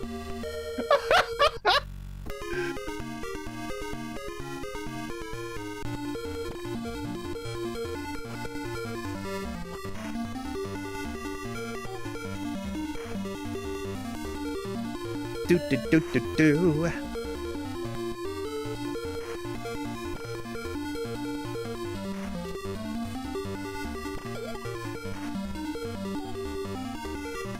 Yeah, Bad Chop makes a note. Like, apparently Grave Ash had an extra life egg on the screen, but unfortunately got sniped.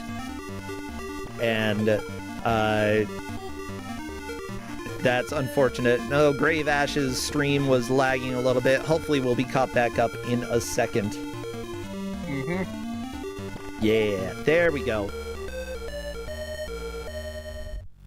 That happens occasionally with streams, and that's alright. That's why we, I mean, we have 4 players. One of them will probably have internet problems at some point. But we also say that they can record locally. Yeah. Like, there's the huge winter storm that's been ravaging the U.S. Like, there's gonna be a lot of outages. See, I keep forgetting that because it hasn't really hit Utah.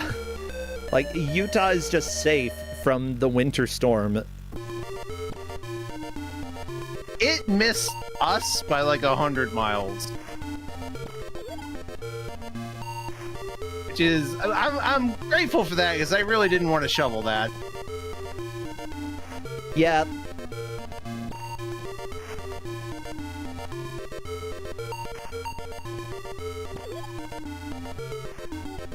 I'm just trying to think. Shoveling snow is kind of fun, though. You go outside, you push the snow around a little bit, then you go inside, get a hot drink. Pretty I sad. don't really mind it. Like, it's nice exercise for me. I like exercise where I get to be cold, because then I overheat. Yeah, I would agree. The bad thing about, like, doing exercise in the cold for me is that occasionally I have, like, I don't exercise triggered asthma, and it specifically happens when it's colder. I don't have it very often, but on occasion. Well, I mean, I don't have the severe attacks very often. Like, I'll still feel like, oh, it's like my mouth is bleeding. But, you know, I'm still able to breathe. But then, yeah, get it really cold. Or do a lot. Not. I don't know. It's roll the dice to see, am I going to have a bad attack or not? The older that I've gotten, the less frequent it is, but still, like, every few years I have one of the attacks that I'm like, oh, yeah, let's see if I can grab that inhaler. The only thing I have to be concerned about is aspirin, which will kill me dead if I take it. Okay, don't take it. I am deathly allergic. Yeah. I probably shouldn't be broadcasting that information to people who might wish me bodily harm after this game, but... Yeah, everybody in chat, you're not allowed to use any of this information to murder Novasol. Okay, that's a violation of Twitch's terms of service. I checked. They had your name in there specifically, actually. A little surprising, but yeah. Oh my gosh. Yeah, I get around. Well, good. Good.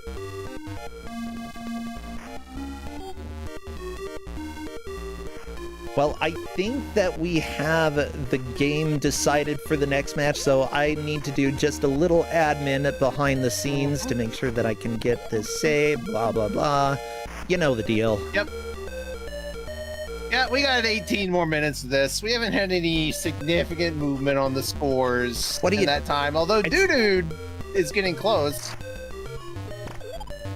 It's been neck and neck the entire time, everybody. Oh my gosh. I know. Sitting on the edge of your seats because you have a very small seat. Doo-Doo got the extra life egg, but then died immediately. I mean, at least you got the egg. But yeah, Dude is moving on to a new personal best. We're going to see plenty of point increases. Oh, the juke! That was a good juke. How? Oh, okay. I was about to say he's caught in the loop where this thing's Angie.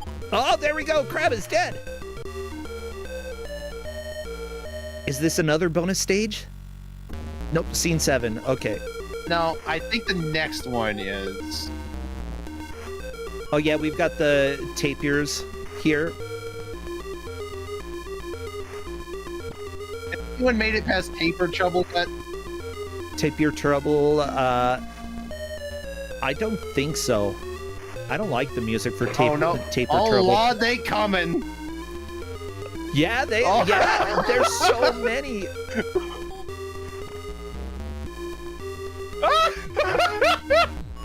This game is terrifying.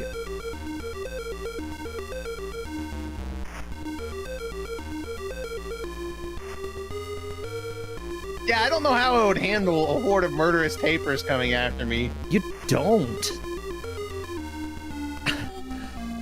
So one funny thing is that tapers are a weird quasi-mascot of ex-Mormons. And it's kind of for a funny reason, because the Book of Mormon talks about horses back in, like, ancient Americas, and it's like, no, there weren't horses then. And some of the apologists are like, it could have been tapirs that they were riding, and it's like, no. Absolutely not. Okay. Right. And they called them horses. Okay, gotcha. Yeah. So while we were talking about tapers, Dude made, well, I don't know if he noticed what he did, but he tricked two of the animals onto the bridge at the same time. When you do that, the bridge breaks and you get 5,000 points. So, big jump there. For those who are wondering about tapir sizes as well, no, they're bigger than dogs. You might technically be able to ride them, but their backs don't really seem shaped to be rideable. No. But like they come up to your waist. It's like a very big pig, is what I would say.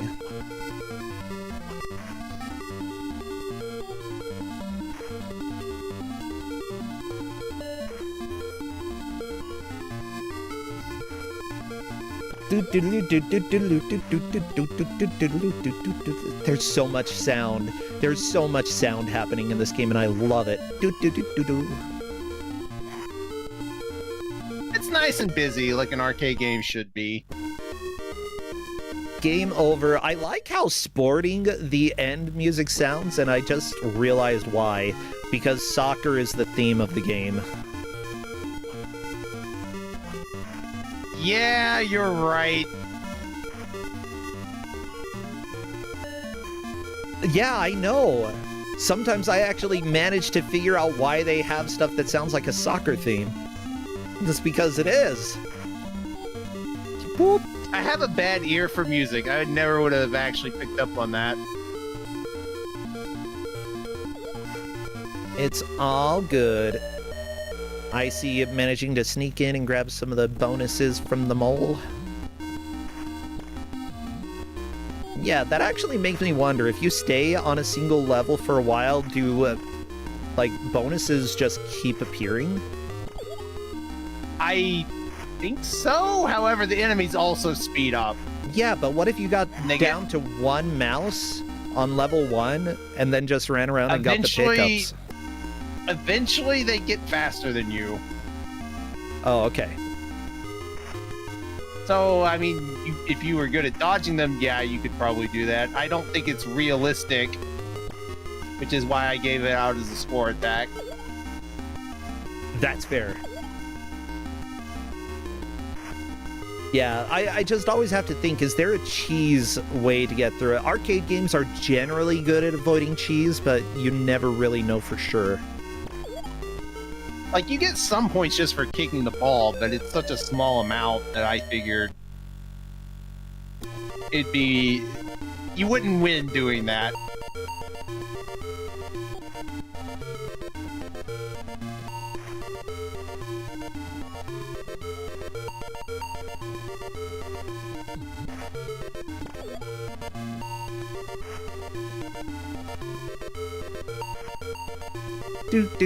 I don't like this song. The duck song kind of sucks. Gotta be honest. You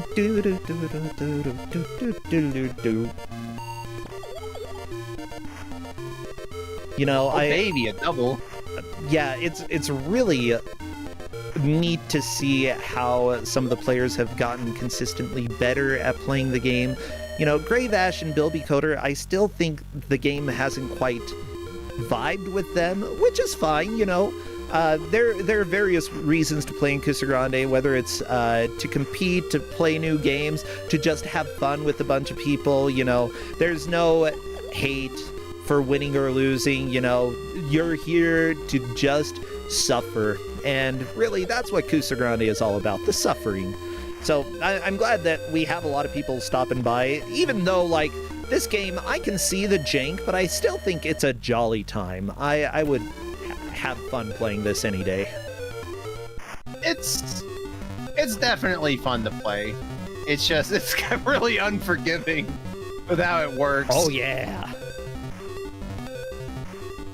And the ostrich does not control the best. It's very clunky. That's the main issue. Yeah, that's hard to describe as well when you're just watching, because, like, yes, you can see when people die, but Because it's not a platformer, it's hard to see how imprecise, like, movement can be in this.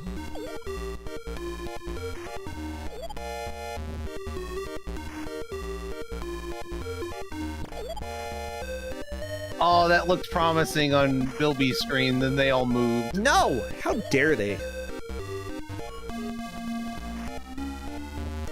No! Icy! You just kicked yourself!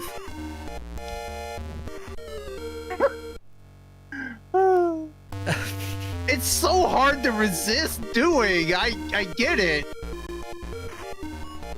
Stop kicking yourself. Stop kicking yourself. Or don't. Whatever. You can kick yourself if you want, Novasol.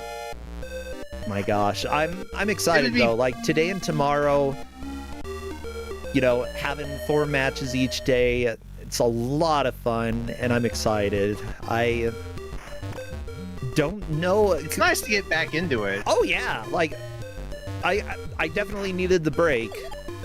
I very much needed the break in order to recover from operation and them taking my organs consensually. I wanted that organ gone. But, like, it's good to be back, to be streaming, to have, like, what I know is going to be some very busy months ahead of me. I'm glad, because, you know, sitting around developing games, occasionally working on development, great, it's fun, but it's also kind of solitary, you know? But here I get to sit with you and talk about ostriches and bunnies, and very angry bunnies. Like this bunny. How come It's it didn't now appear? in a mode on your Discord. Show the bunny. Oh, why are you not opening? How dare you? Oh, it's because I moved the picture. Okay, like this bunny. Arrgh. Good. Yep. Okay, this is an emote on Discord if you want to hop over there. Discord.gg/Kusogrande, and not a 9 instead of a G. It's just Kusogrande. We just butcher the word more and more every single tournament, though.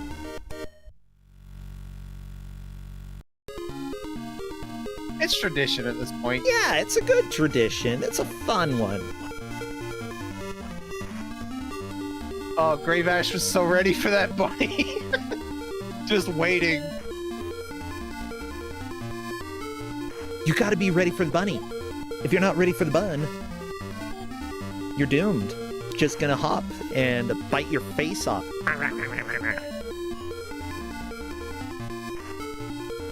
Ooh, Icy was getting greedy, and unfortunately that greed got a death, but luckily he has 1 more life.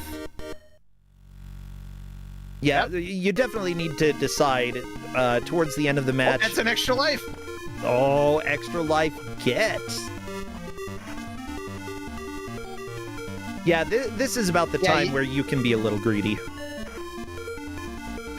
Well, that extra life is gone, so... Yeah, but just 1 crab left. There we go. Moving on to the next stage. Yeah, 30,500. Like, what you're trying to do is beat your own personal best. You don't really care too much about others' personal best. Oh, no! Icy! That is death at 28,800. Not high enough to get a personal best. Probably enough to get on the scoreboard. But we're still looking to beat your 30,500. Grave Ash and Bilby Coder have not increased their personal bests in quite a while. I think this is going to be one of those matches that may have been decided in the first half hour, which happens on occasion. It's Kusogrande. Yeah, that's about when Dude overtook Icy. And has since exceeded that score, so yeah. Yeah. You know, since the advertisement for the game has a lady, do you think that she's the end goal of the game? You're trying to get a lady? Could be. Ostrich in love. Knowing what I know about that company, I think they just wanted a woman on the cover for Actually, yeah, to have a woman on the cover. That's a really good point.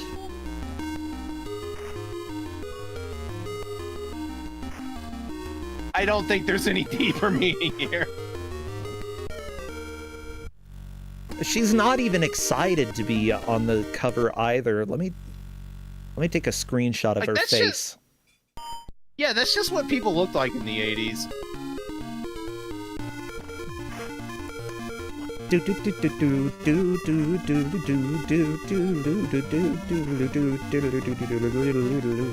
I get it. I get it. You're a video game. You can go doodaloo doodaloo doodaloo all you want. Whoop.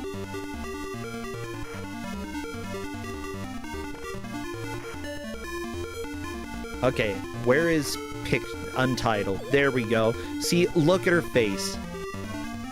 There is no joy in this face. She's wearing a frog or an ostrich hat, and there is no joy. Watch out for the water sprite. I mean, that's not even capturing how dumb the rest of the outfit is. It's true. Hey, at least she probably got paid. But now that I say that, no guarantee, hopefully she got paid. Hopefully. Ooh, Grave Ash just watching the ball. What is going on, Grave Ash? Oh, okay. That's just the title screen. The ball bounces back and forth until it says Datchler. Yeah. Dude. Kicking himself again. I don't know why it amuses me so much. We're 56 minutes in and it's still happening. It's just such a pleasant thing to see. Like, you bounce a ball and it comes back and whacks you. It's always funny. It will never stop being funny. Oh, the dude tried to go green! No! The green! That was 2 extra lives on the first level that spawned. Yeah, should have taken the bottom route, the bottom log, and circled around to get the extra life. That would have been the play. Icy, though, having a pretty good attempt. If Icy wants to move into first place, this is the attempt to do it. Literally, we do not have enough time. Oh no! Icy, Correct. that is a game over. Really, I think that just between Grave Ash and Bilby Coder, if one of them can get a higher score, if one of them can manage to get past the other one, then that locks in that place. But I don't know. There's just so little time left. I think most players are probably at the point where they're tapping out, thinking, I can't really do anything else. I've done what I could. Yeah, this is pretty sad. And like the rift between the players is really due to the bonus game, is what I would say. Yeah, you get far enough, you get more than one try at it, and that's a huge number of points.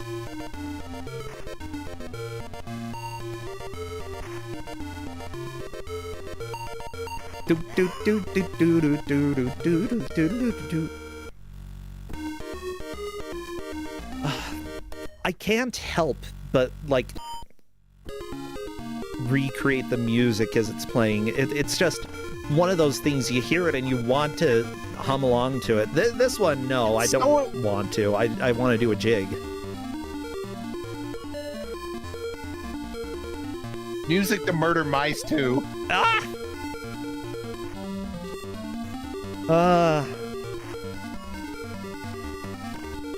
Oh, apparently Codeman is saying this is a company that proudly released bootlegs of Space Invaders. Even the getting paid part could be in doubt. She might have been one of the devs. Maybe. Yeah. See, she is like, I made this game. I don't know. I don't know who she is. But that's okay. Our mysterious woman, we only have 1 minute left in this game, and then it is done. No bonus time to be awarded, as far as I'm aware. Ooh. No, there weren't. This went perfectly in terms of, you know, just the match proceeding as planned. Oh, yeah. the setup was completely effortless, and I thought something's going to go wrong in the match. No, But no, it's gone perfect.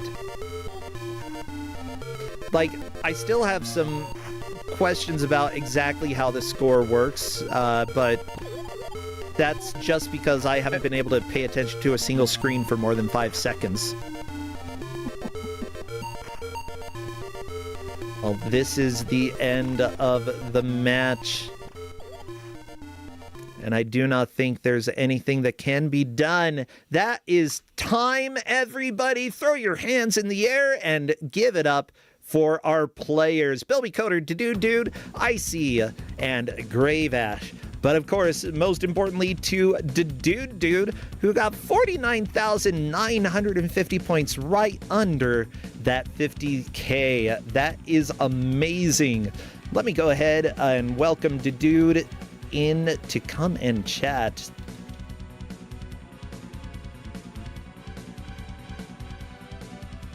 Yeah, I would love to hear thoughts about the game because, again, you said that the game is a little harder to control than it looks, and I think that we might be able to hear that a little bit. Dude is a little bit shocked that he came in the lead, but he did. He took first. And here we are with our victor today, Dude, 49,950 points, an amazing push. Absolutely demolishing the competition. Fantastic job there. I'm surprised I was demolishing the competition because I felt I was playing welcome to Kusogrande. very poorly. No, I mean, everyone was killing themselves with the ball. It wasn't just you. Yeah, I suppose that's the lack of perspective coming in. Oh yeah, like you did. Well, you know, it's round one. You don't know who you're going up against. You don't know how much experience people have with old arcade games. You know, this genre is very much its own thing. So really, it's hard to gauge exactly how people would do. With that said, like, what do you think of the game overall? I think it's really fun, actually. Okay. I had a really good time with it. It is. It's a very round one game. Yeah, it's very...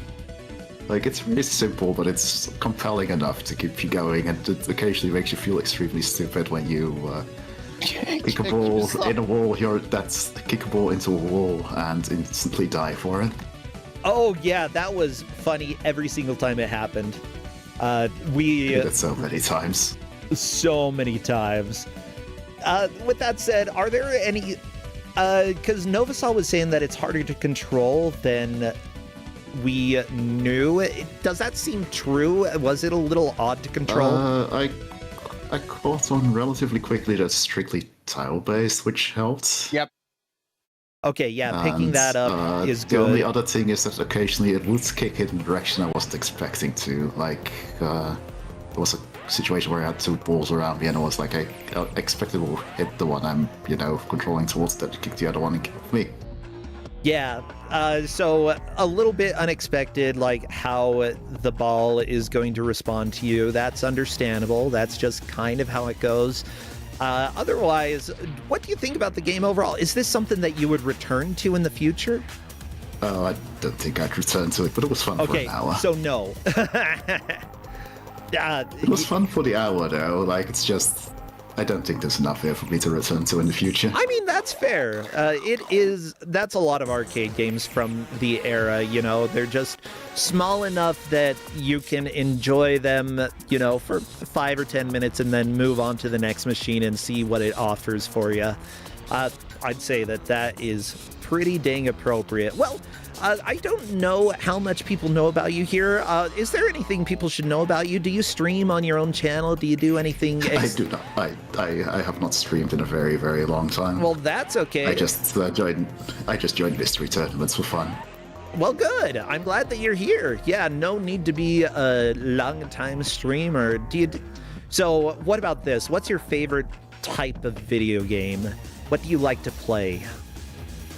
I mean, I spend most of my time playing Final Fantasy XIV otherwise, so that ends up consuming so much time, how it is. I mean, I'm going to go ahead and say that's acceptable, and Y'all, if you keep subbing to me, I might be able to afford getting back into Final Fantasy XIV again. Oh my god.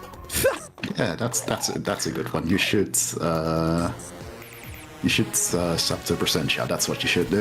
Aha! Instead of following me, give a sub to Percentia. Thank you, Tier Call, for the sub. You don't have to, but seriously, I very much appreciate it. Yeah, dude, congratulations. You took first today. You will be going up against other people who took first in your next match, so that's always a little bit scary, but at the same time, you're showing that you're a formidable foe yourself, so best of luck in the future. Novasol, anything else we need before we take off? No, I think we're good. We're ready to hand it off. Okay, sweet. Well, take care, both of you, and we will get to the next game very shortly. All right, take care, everybody. See ya! Right, everybody, before I do that, though, I'm gonna run a quick ad so that y'all can stand up, grab some water, use the restroom, whatever you would like, and then we will be back. We'll be back with the last game of the day. Stay tuned.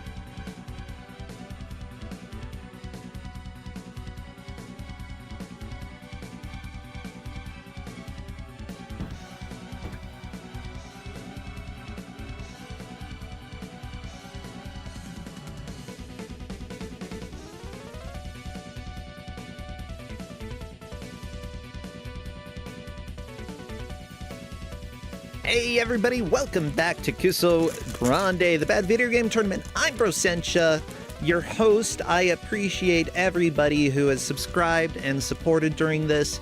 It is our first day back into our kind of long tournament.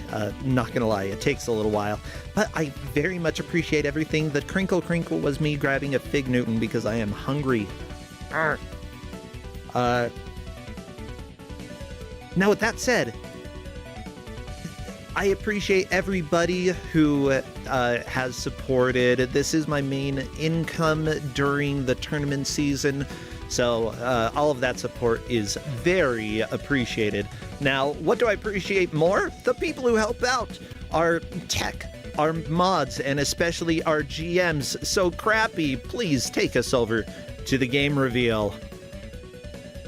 What an adventure indeed. Well, you know, we started with a new GM and we're ending with a new GM. Mind you, they were a guest GM during, I believe was it the GM bracket?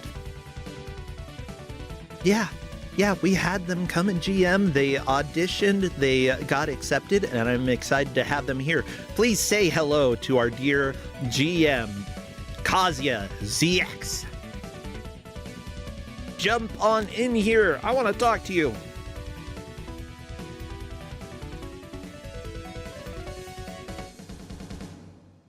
Kazuya! Okay. Kazuya, hello. Hello, Kus9rande. Hello, chat. How you doing? Doing well. How are you? I'm doing pretty good. Excited to get this going. Question: are you able to connect directly to this audio channel? I don't think so. Here, I'm gonna kick you out. I'm gonna kick you out and I'll try to come in. Sorry.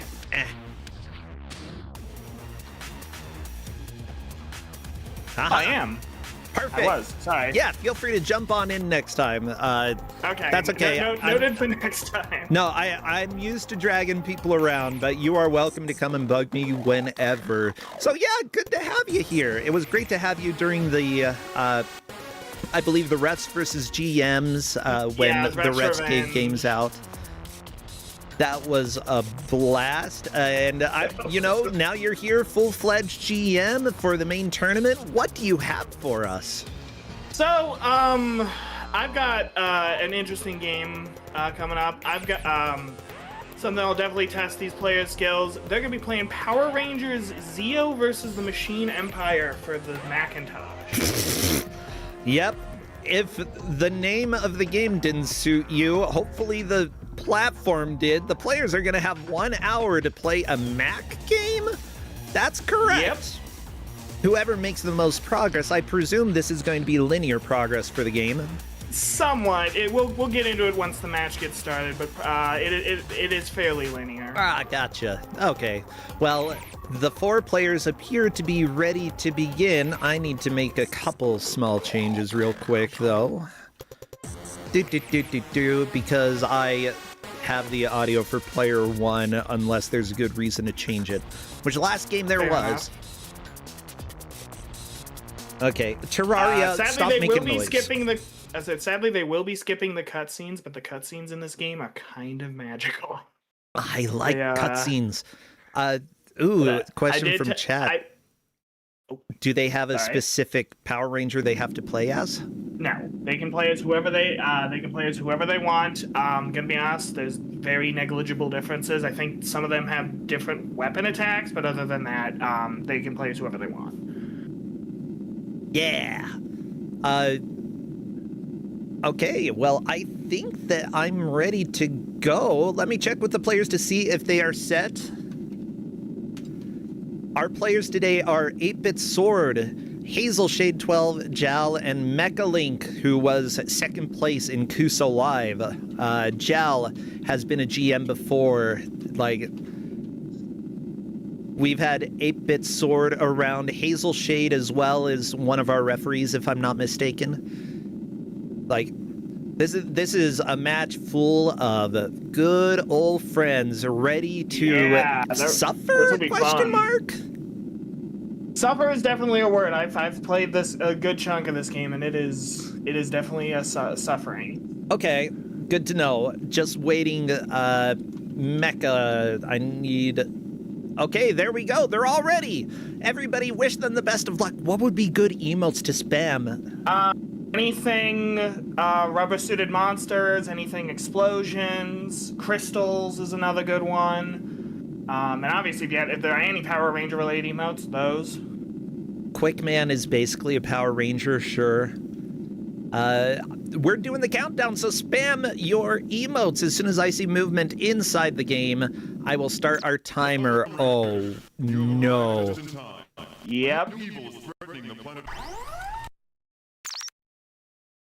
Yeah, so this is Power Rangers Zeo versus the Machine Empire. It is a beat 'em up with some really bad hit detection and really bad controls. Get 50% for weapon. That is a good tip in life. Okay, if you get 50%, you get weapon. Yes, if they get so the metrics for this will be that you see in the top left-hand corner you've got that red crystal where it says 1% on pretty much everyone's screen. In each stage, they need in almost every stage they need to collect 100% of the crystal to get to the boss. Oh no! So it'll be the stage they reach and then that percentage. And if they get to the boss, we'll be tracking boss health as well. Why is this so ugly? I don't know.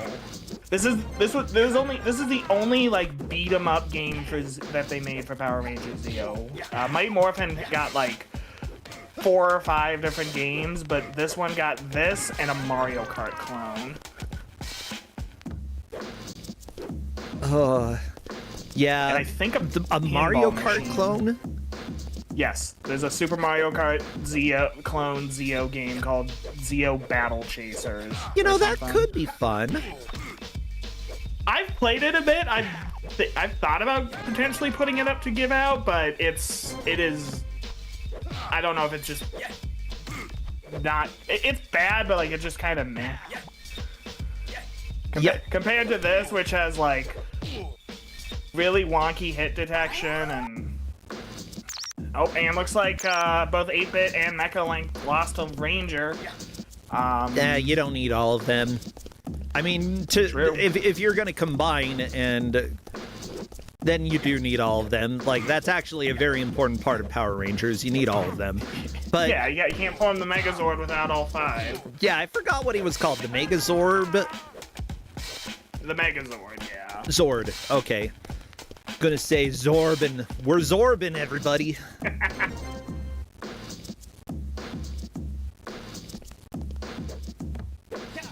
Yeah! Ha! Do.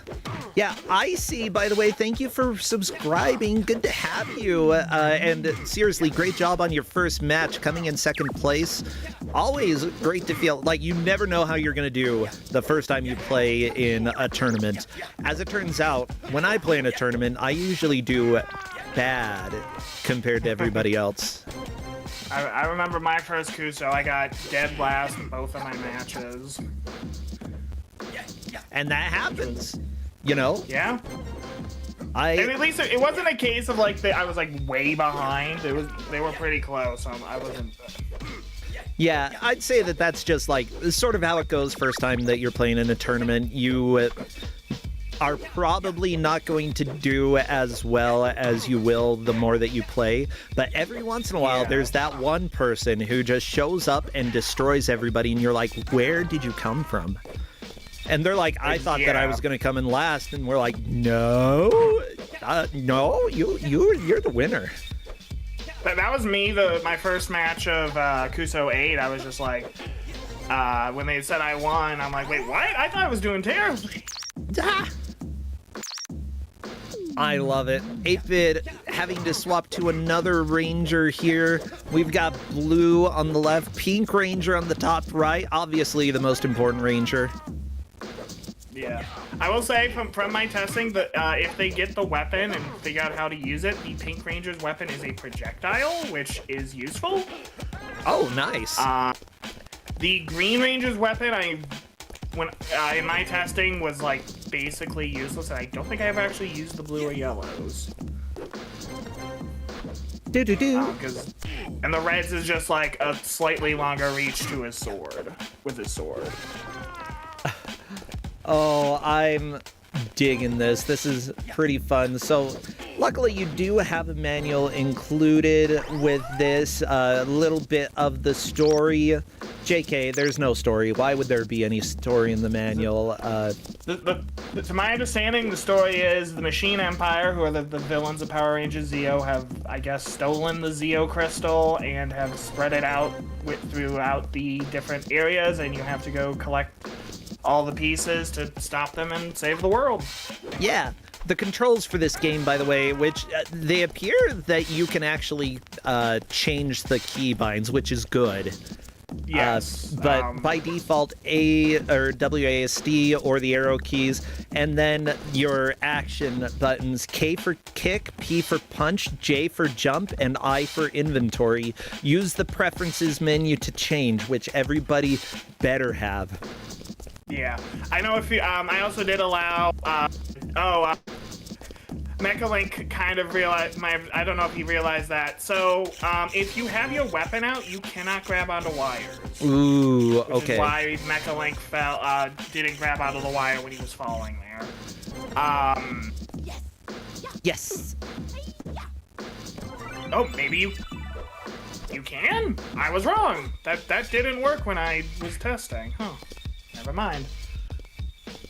Ooh, very good dodges by Mechalink. Jal is also on the wire section. Jal is just knocking this out of the park right now. She's yeah, I can't speak really. I mean, it's not too much of a surprise. Don't worry about being able to speak or not. But Jal just historically has been pretty fantastic in Kusogrande, and it's always exciting to see how she does. And considering that she made people play Spiss Popped, I consider her a legend. There you go. That's all it takes. Fair enough. So here's the overview of game. This is all of the lore that I can give you from the manual. The goal. Did Jal just clip through the wall there? She may have, or that's a window. No, there was no window there. It looked like she just clipped through the wall. Huh.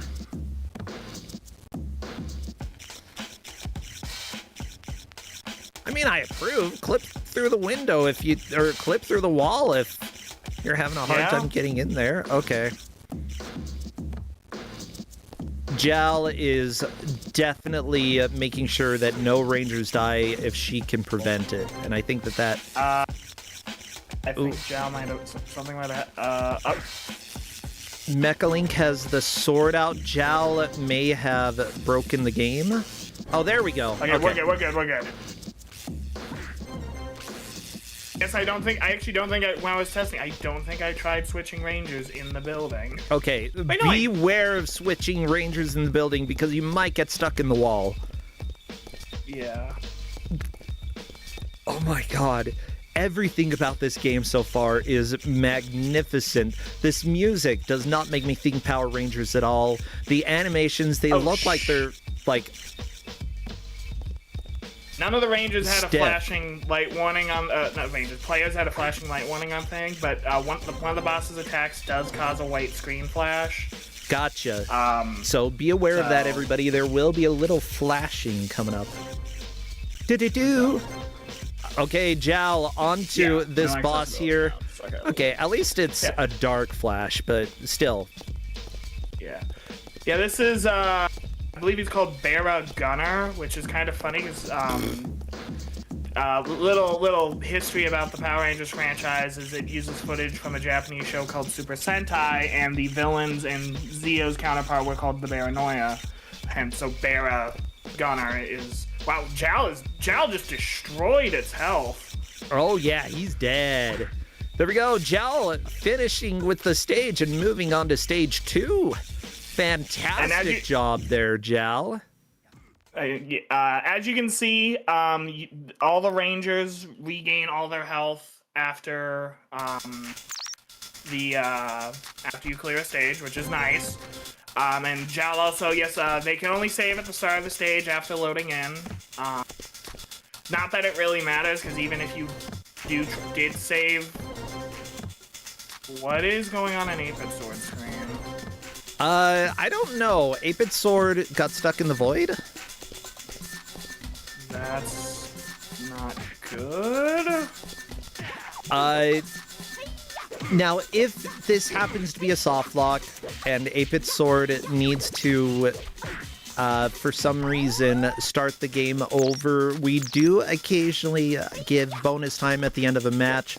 It would be up to our referee's discretion. I imagine they're going to start typing in Discord in a little bit.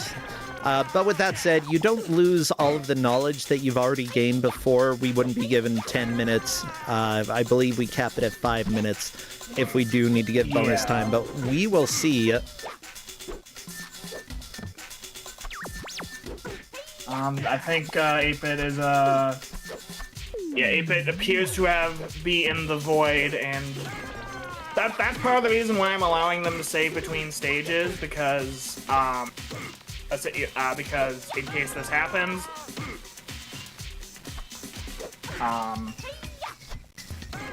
so unfortunately he is going to have to start the stage over. Though it looks like Hazel Shade might have also had to start over, because I just noticed their percentage is at 24. Let's see if he's... Okay, I was gonna say, does he... Okay. But yeah, if players do have to restart because of glitches or something that's out of their control, then occasionally we will give them bonus time. So that's something that will be up to our ref's discretion. You know, they'll probably be able to see how long does it take for them for 8-Bit Sword to get back to more or less the percentage that he had before, and then you know, decide an amount of time, usually less than what it took to get back there, just because, you know, you still have gained knowledge and, like, the ability to play the game, you know, the feeling for how to move the characters around. Speaking of referees, by the way, the referees for this match are Blastinus only uses his power for defense. Fahrenheit's forgot his... Say what? I said that's one of the first rules of being a ranger, is to only use the weapons for defense. I don't know if they necessarily follow that rule, but I enjoy that it's there. Fahrenheit's forgot his morpher at home. You can't have morphin time without your morpher. Oh no, Jal, no, the pit. Jal. Fall to an instant death pit. We also have the referee. Okami has 69% crystals. That's a very specific number of crystals. You need 100% to beat the level, Okami. Get on it. And Jerry Ayres, left leg of the Mega Refizord. We've also got Neitzel Lightspeed Rescue and Linkura the Kusaranger as backups. Okay, so what were you saying, Kazuya? Jal is also now in the void. True. So it looks like if everybody ends up going to the void, depending on how much time they lose, it may end up balancing out between everybody. But yeah, like loading game and getting back into it. I technically didn't give them any rules on loading the save. Like, they don't have to wait to game over to load the save, so... Like as you can see, yeah, so it starts them at the start of the stage regardless. The only rule with saving they have is they can't save, like, they only can save at the start, because if they save during the boss fight, it would start them back at the boss fight. Ooh, Jal missed a crystal during that descent. That... I believe the stages have more than enough crystals. So 100% is not 100%, it's just... Yeah. It's 100% of the crystal, it's not 100% of the crystals in the stage. Mega Link's on the stage too. What use is it if I get 150% crystal? What do I get out of it? Nothing.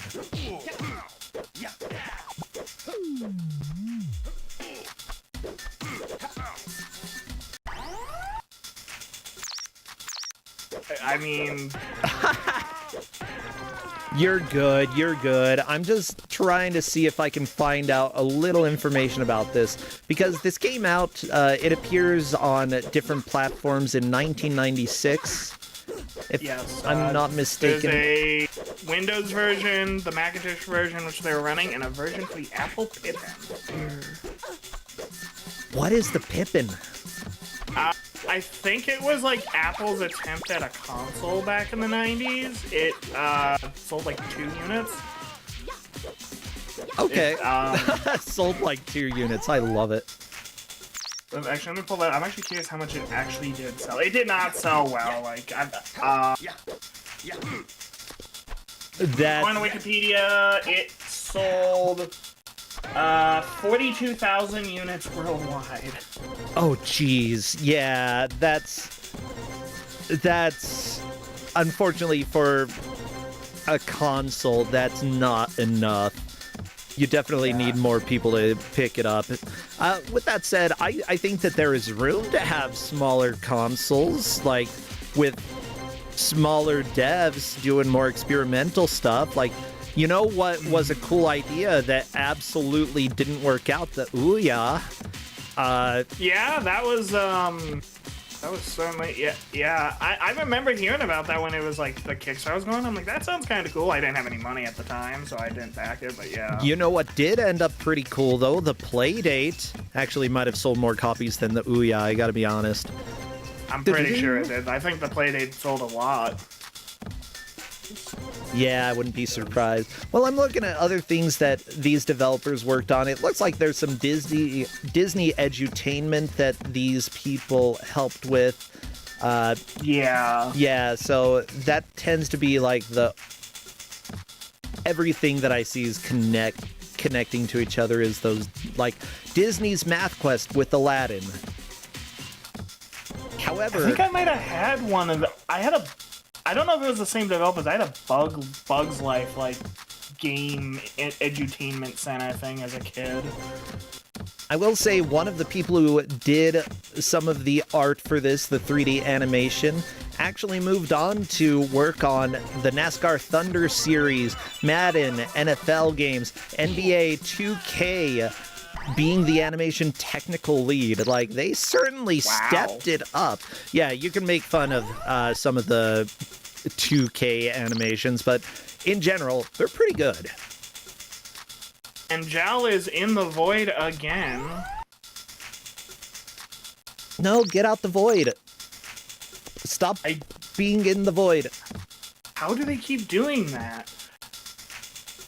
It seems like, at least I know, because I was watching Jal there for a second, it seems like if they fall a lot, because, like, they kept falling.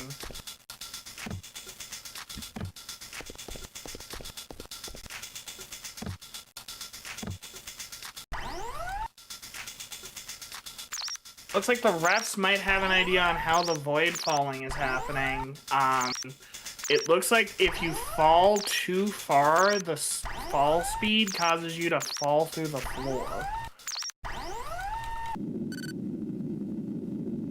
Congratulations.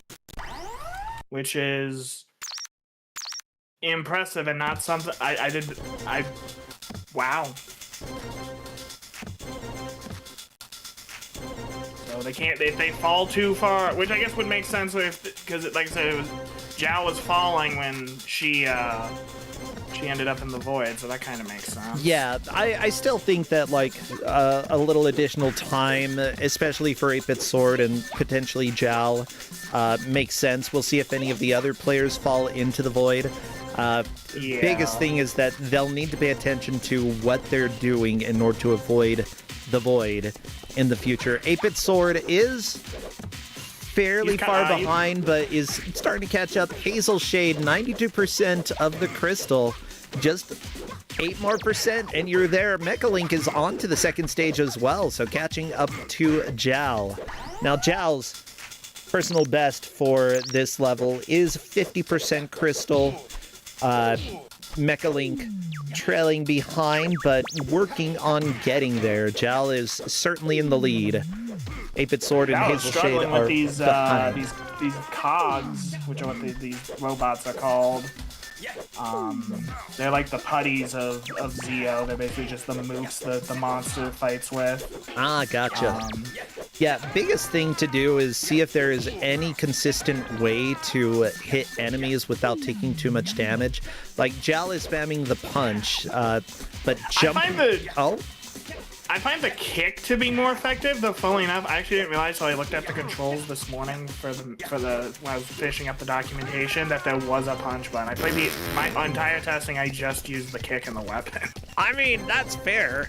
How do you use the weapon? Like, I was looking at the manual and it doesn't really say. You hit I to pull out the weapon once you're at 50% crystal.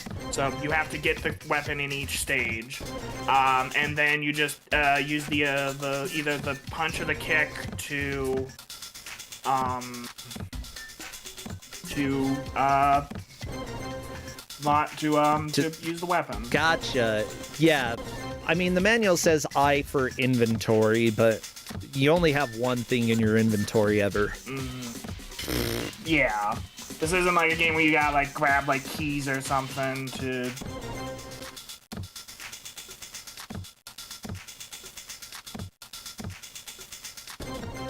like, or you have like a full inventory of items. It's just pull out weapon, don't pull out weapon. Oh, so one thing that is being pointed out in chat is that it's possibly switching characters while falling, which honestly, moving and then switching a character seems like that could potentially be a reason. I've seen that actually might be a good idea too. That might be it too. Considering 8-Bit Sword got stuck in a wall before. Ooh, Jal having a difficult time in this section here. Like, Jal grabbing onto something and swinging from it, but I don't know. Oh, yeah, just... Yeah, yeah, I don't think there's ledge grabbing in this game. Granted, apparently I was not aware of a lot with this game. Because I did not know you could fall into the void. Mecha Link is making a really good push here. Yeah.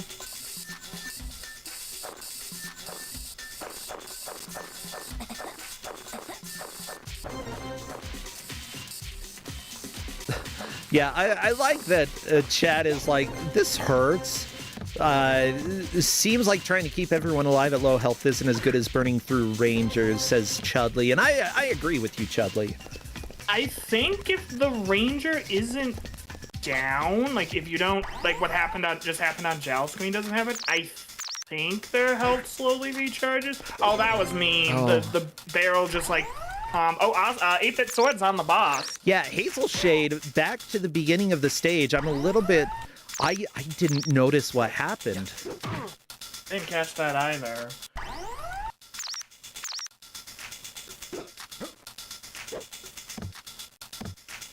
I didn't think they lost. Let me see if I can...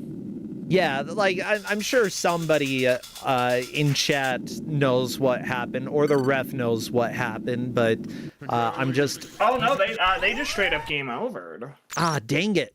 They lost all 5 Rangers, and King Mondo yelled at them. Well, King Mondo, don't do that. What a jerk. Okay, 8-Bit is trying to take down the boss, taking a lot of hits. Oh, no. When your Ranger gets too hurt, I like that the game won't let anybody die. It just lowers their health. No one dies in Power Rangers. Oh, wow.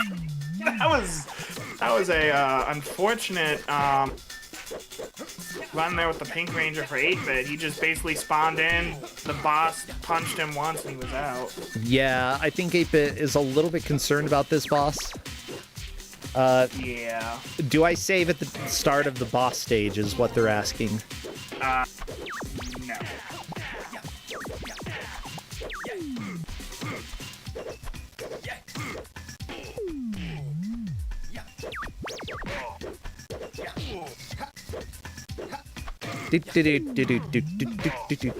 Oh, this music. Like, I fully understand that question because that guy just shot you and knocked you down immediately. Now, the boss does count as progress for, so even if 8-Bit ends up game overing here, which he might, he does mark his progress at the boss with the percentage of health. Yeah, Yeah, and there's King Mondo. He's...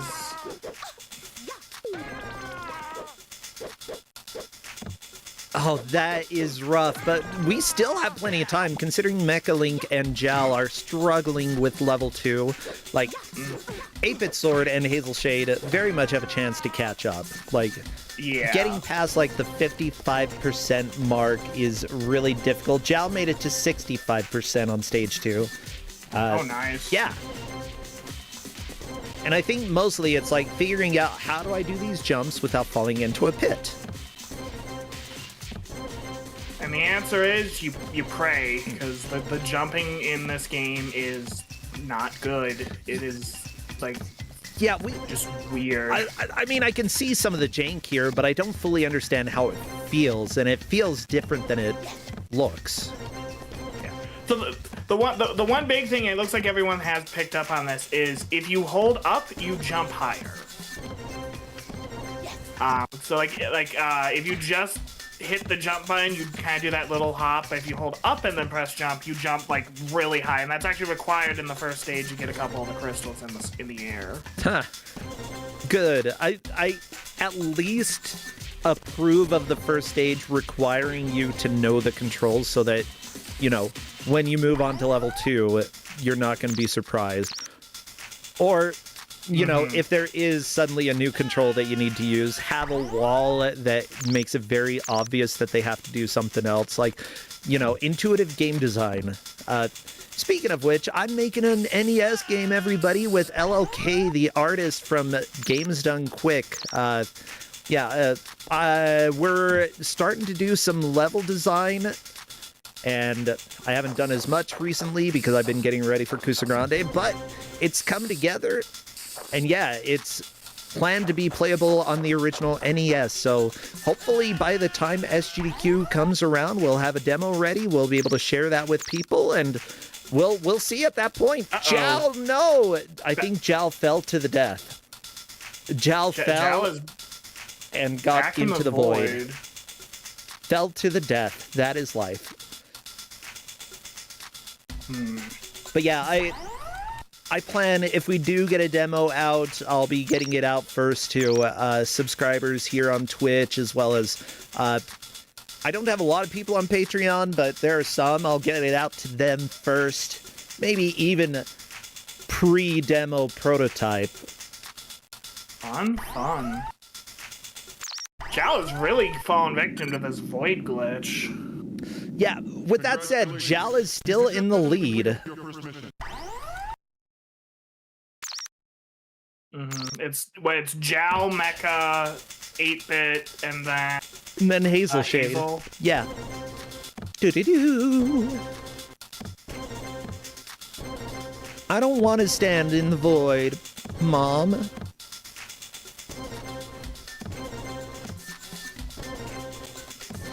Yeah, and if it comes to the point where we do give bonus time for 8-Bit Sword due to the huge loss of time at the beginning, I think that it's appropriate to give the bonus time to Jal, whether or not she's in first. If she is in first at that time, then playing an extra whatever amount of time in order to recover from that would guarantee that, like, she has a fair amount of time against 8-Bit Sword, because 8-Bit Sword might end up getting a decent amount of bonus time at the end.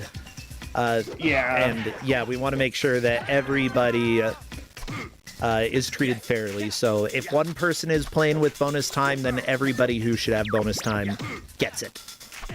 I 100% agree. Oh my gosh, this is Mac. This is not arcade. Why? Oh my gosh. Now somebody points it out.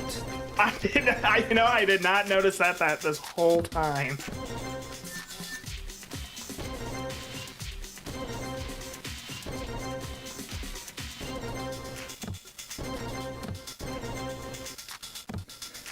Juna in chat is theorizing. I love that we have people's theories about why you might go into the void. They think that they were playing as a specific Power Ranger and accidentally selected that Power Ranger after they died. And if you select the same Power Ranger after you die, you might end up going into the void. Interesting. Yeah, I think I know, because I think Jal was the Red Ranger when she voided last time, and it happened right after her fall. That might be it. Yeah, was she the Red Ranger before the fall? I believe so. Okay, so do not choose the same Ranger that just died. Even though the game, like, it looks like you shouldn't be able to choose the same Ranger, maybe you can. And yeah, Chad is saying that yes, she was the Red Ranger before and after. Linker, thank you so much. If you try to play as a dead person, you are playing literally in hell. Hazel Shade, by the way, I love this kick by the Yellow Ranger. It looks like her leg's bending backwards.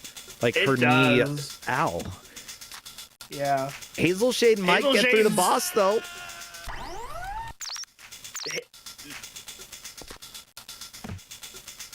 Why is the boss not dying? It boss takes has a no little bit health. after that tick of health to do it. Ah. Pink, yes. No. Switch to the weapon. Pink has the ranged weapon. There we Too go. bad. Pink did it without needing range. We got a kick.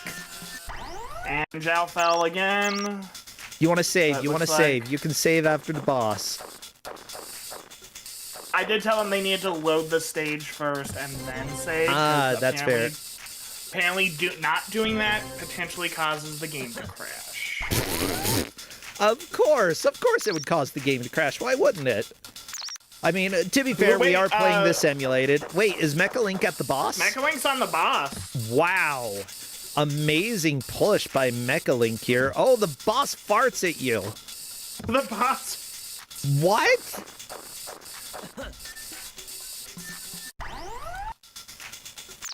That is, This is Kusogrande, everybody. and 8-bit clipped through the wall again. And is... I believe it was Jal who did it the first time. Yeah, 8-bit is in the floor. I think if 8-bit asks if there's a way out, 8-bit, we can hope say there there's is. probably a way out. Maybe try to keep going to one direction. And... Yeah, in general, we do not tell people if they're soft locked unless they ask or unless we have been doing things consistently. And Jal, we did not give information on. 8-bit switching to a different ranger, falling into the boss arena. Wait, what? 8-bit found a way to skip the level and get into the boss arena.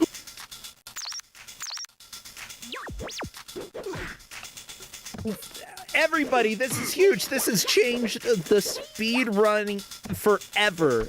Okay, now we know. How are we ruling this, I guess? Because I did tell them they needed to get the 100% to get to the boss. I would say, just as a preemptive rule, if you said that they needed 100% to get to the boss, and you weren't saying that the rule is get 100% and then get to the boss, and it was more informative rather than instructing them on how to get the boss. Yeah. Actually, let me check my doc. I don't remember. I would say that this is fine. I would agree. Let me double check my documentation real fast. 'Cause I believe I just said the goal might have just been to collect the crystal. Oh no, I didn't mention anything about the 100%. I just said progression is going to be level reached, then percentage of crystal grabbed. Oh no. I don't think it's gonna let us 8-bit collect the crystal because he doesn't have 100%.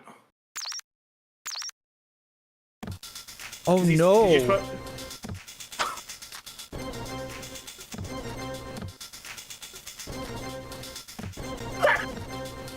Oh no!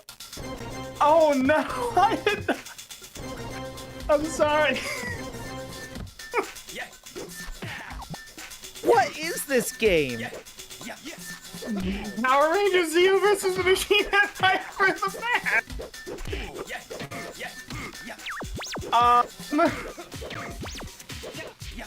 Hey, bitch ass, get fired, he's soft locked.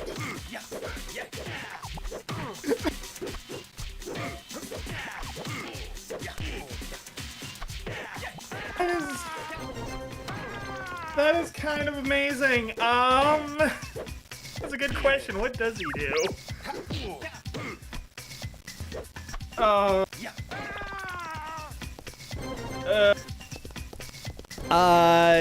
Yeah, I think, like, there could potentially be ways to get out of the soft lock. Like, if you keep moving left and right pretty quickly, and then swap characters in the middle. Oh, 8-bit sword almost got out. Okay.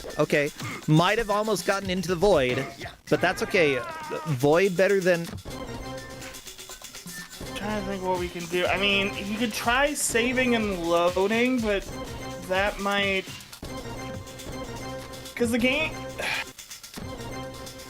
game might think he's in the... The problem is if it might either think he's in the boss, or it might still think he's in the stage, and if he saves and loads, it might just send him back to the start of the stage. I don't know!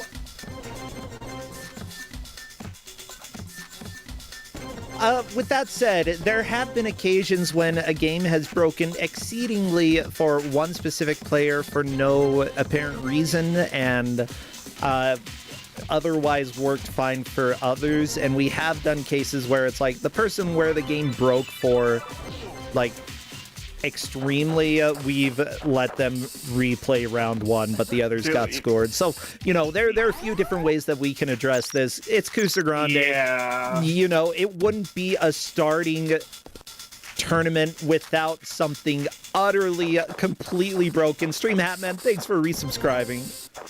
The Linkura says in the refs chat, refs are declaring this a bin, potentially. Ooh, yeah, a two-bin bin. Okay, well, we'll go ahead and see for sure. Okay.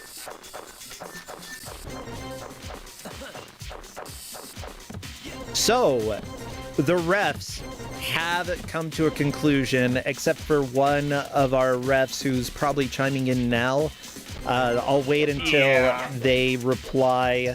It looks like odds are this is going to be a tube and bin, everybody. My first Kuso match is a bin. Your first Kuso match is a tube and bin. Honestly, though, I'm glad we had this. I don't even care. I'm not even angry.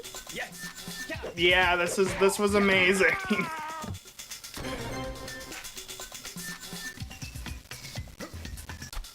But yeah, I'm waiting. I saw the ref typing, and then they stopped typing. Come on, type your opinion in the chat, and then I will go ahead and make the declaration. If it is a bin, I don't think we need to make them play the rest of the match. We've had a lot of fun already. Yeah, one person didn't get hit with glitches. Other people have been hit with so many glitches that as much as I'm enjoying this, and I would love to see a speedrun of this game, I think that we're gonna I might try and start speedrunning this. This is kind of amazing. Yeah, I want to see what happens if you manage to get into the boss arena, kill a boss, and then manage to get out of the arena, because the player almost managed to do that, but okay, I'm gonna let the players know. Oh, Juno speedran this at BBG. Oh my gosh. There's so many runs that I still need to catch up on. I'm gonna let the players know, though, that we are done with this, because hey there, that's time. We've binned the game. Bam! And it's officially in the bin, everybody. That's right. No more Power Rangers for you. Can you turn the music on, YouTube? Stop. Stop doing your stupid crap. News alert. The Power Rangers News alert. have been too big. Happened.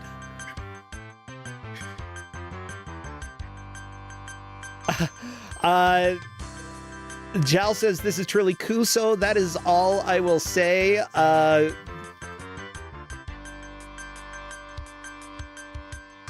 Yeah, that's the only way I could describe this too. Is just Kuso. Yeah. 8-Bit says, I have truly discovered the Shadow Realm, which indeed he has. Yeah, it's a beautiful, lovely Shadow Realm. It looks like multiple players. Oh, 3 of them have already hopped into voice to yell at us. Okay. Oh boy. That's okay. I'm bringing them all in because honestly, when you get a Tubin bin, it's a little bit of a celebration because you found a game that is too bad for Kusogrande. Hey yo. Yeah, that one was. Several different times I was like, oh, I've just high jumped into the Shadow Realm. Okay. Okay, let me go ahead and bring Mecha in as well. Hello there, Mecha. Congratulations being part of a match that is the first Tubin bin of Kusogrande 9. What happened? What an honor. Oh yeah, it was a completely normal game for you, huh, Mecha? Yeah, it was normal for me too. Oh, really? I just beat the second boss. Like, nothing too weird.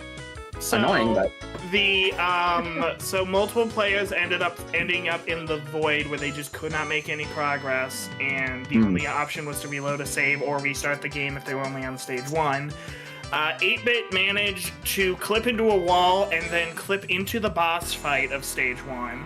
Yeah, I want to see if I can. I want to see if I can get to that same spot again, because I think I think I believe that. used the Blue Ranger to like roll through the wall. Oh yeah, he has the special animation, right? Like he's the one, like he has that special animation on his power attack. Yeah. Yeah. I feel like basically in the first level, I zipped through the wall at one point. Yep. Yeah, there's definitely enough mechanical jankiness here. Like I kicked things, and sometimes they move like the full screen, and other times they didn't move at all. And like, there's a lot of weird stuff happening here. I was getting through a bunch of the first level by just piling all the enemies up on the ledge above me, and then they just kick each other and they all die. So, speaking, because I have you all here. I had some stacks and I didn't do friendly damage at all. Oh no!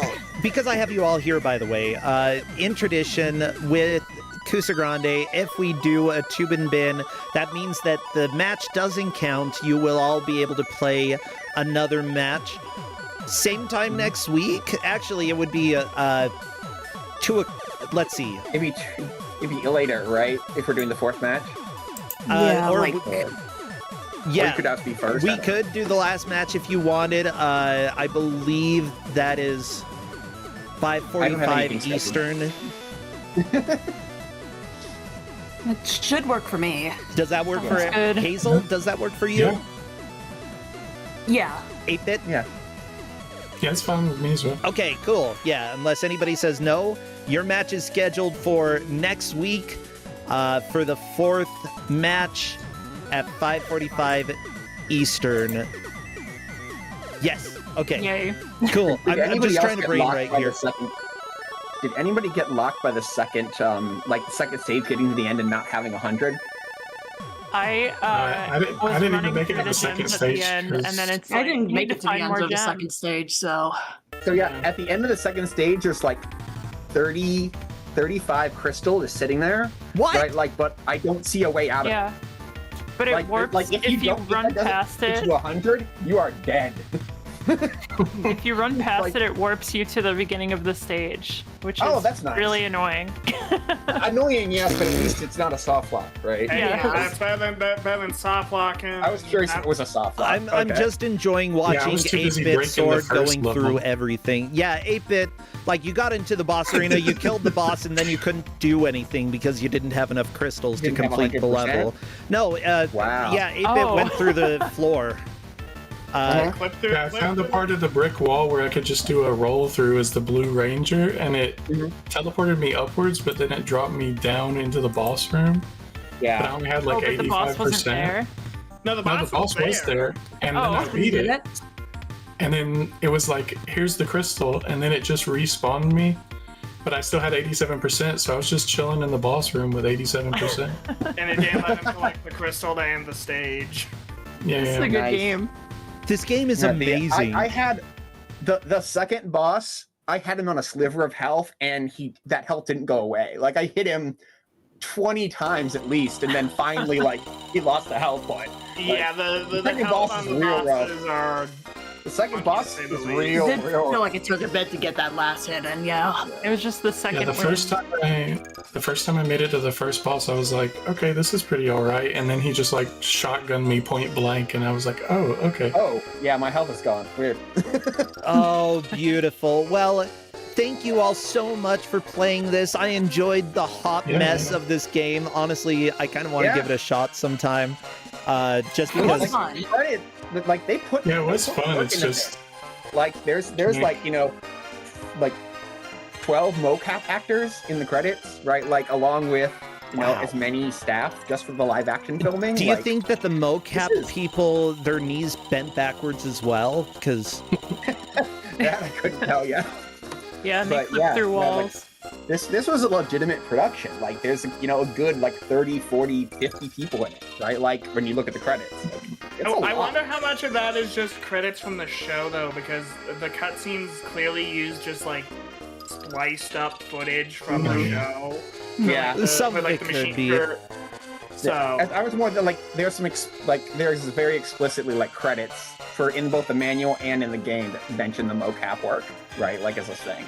So that's crazy for 1988. Yeah. Honestly, 96. really cool. Like, I don't hate the game. Like, it's got problems. If it worked, I don't hate it either. But like, genuinely, every Power Ranger game that I see has some weird thing about it that makes me kind of want to try it. But with that said, it is the end of the day. The end of our first day of Kus9rande. Thank you, everybody who came and watched.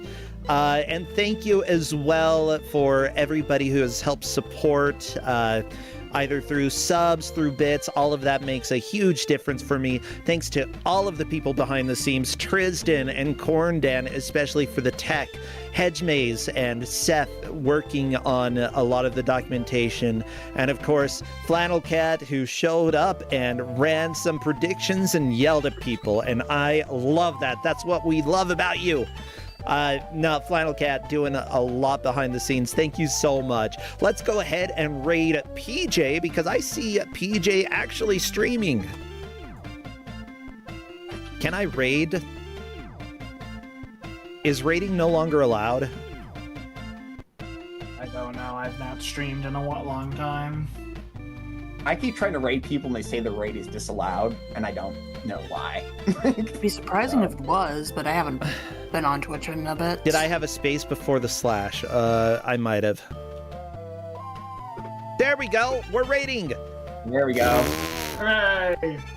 Yeah, I didn't mess up at all. I did it fine. I am good at Twitch, and we will be back tomorrow at noon Eastern. Do we have a message?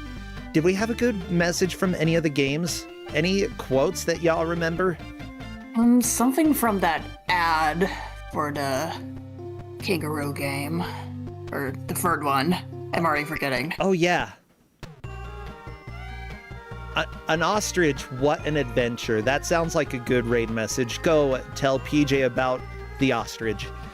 Okay, see you all tomorrow, and take care. Hope you have a good time. Bye! Bye, everybody. Bye.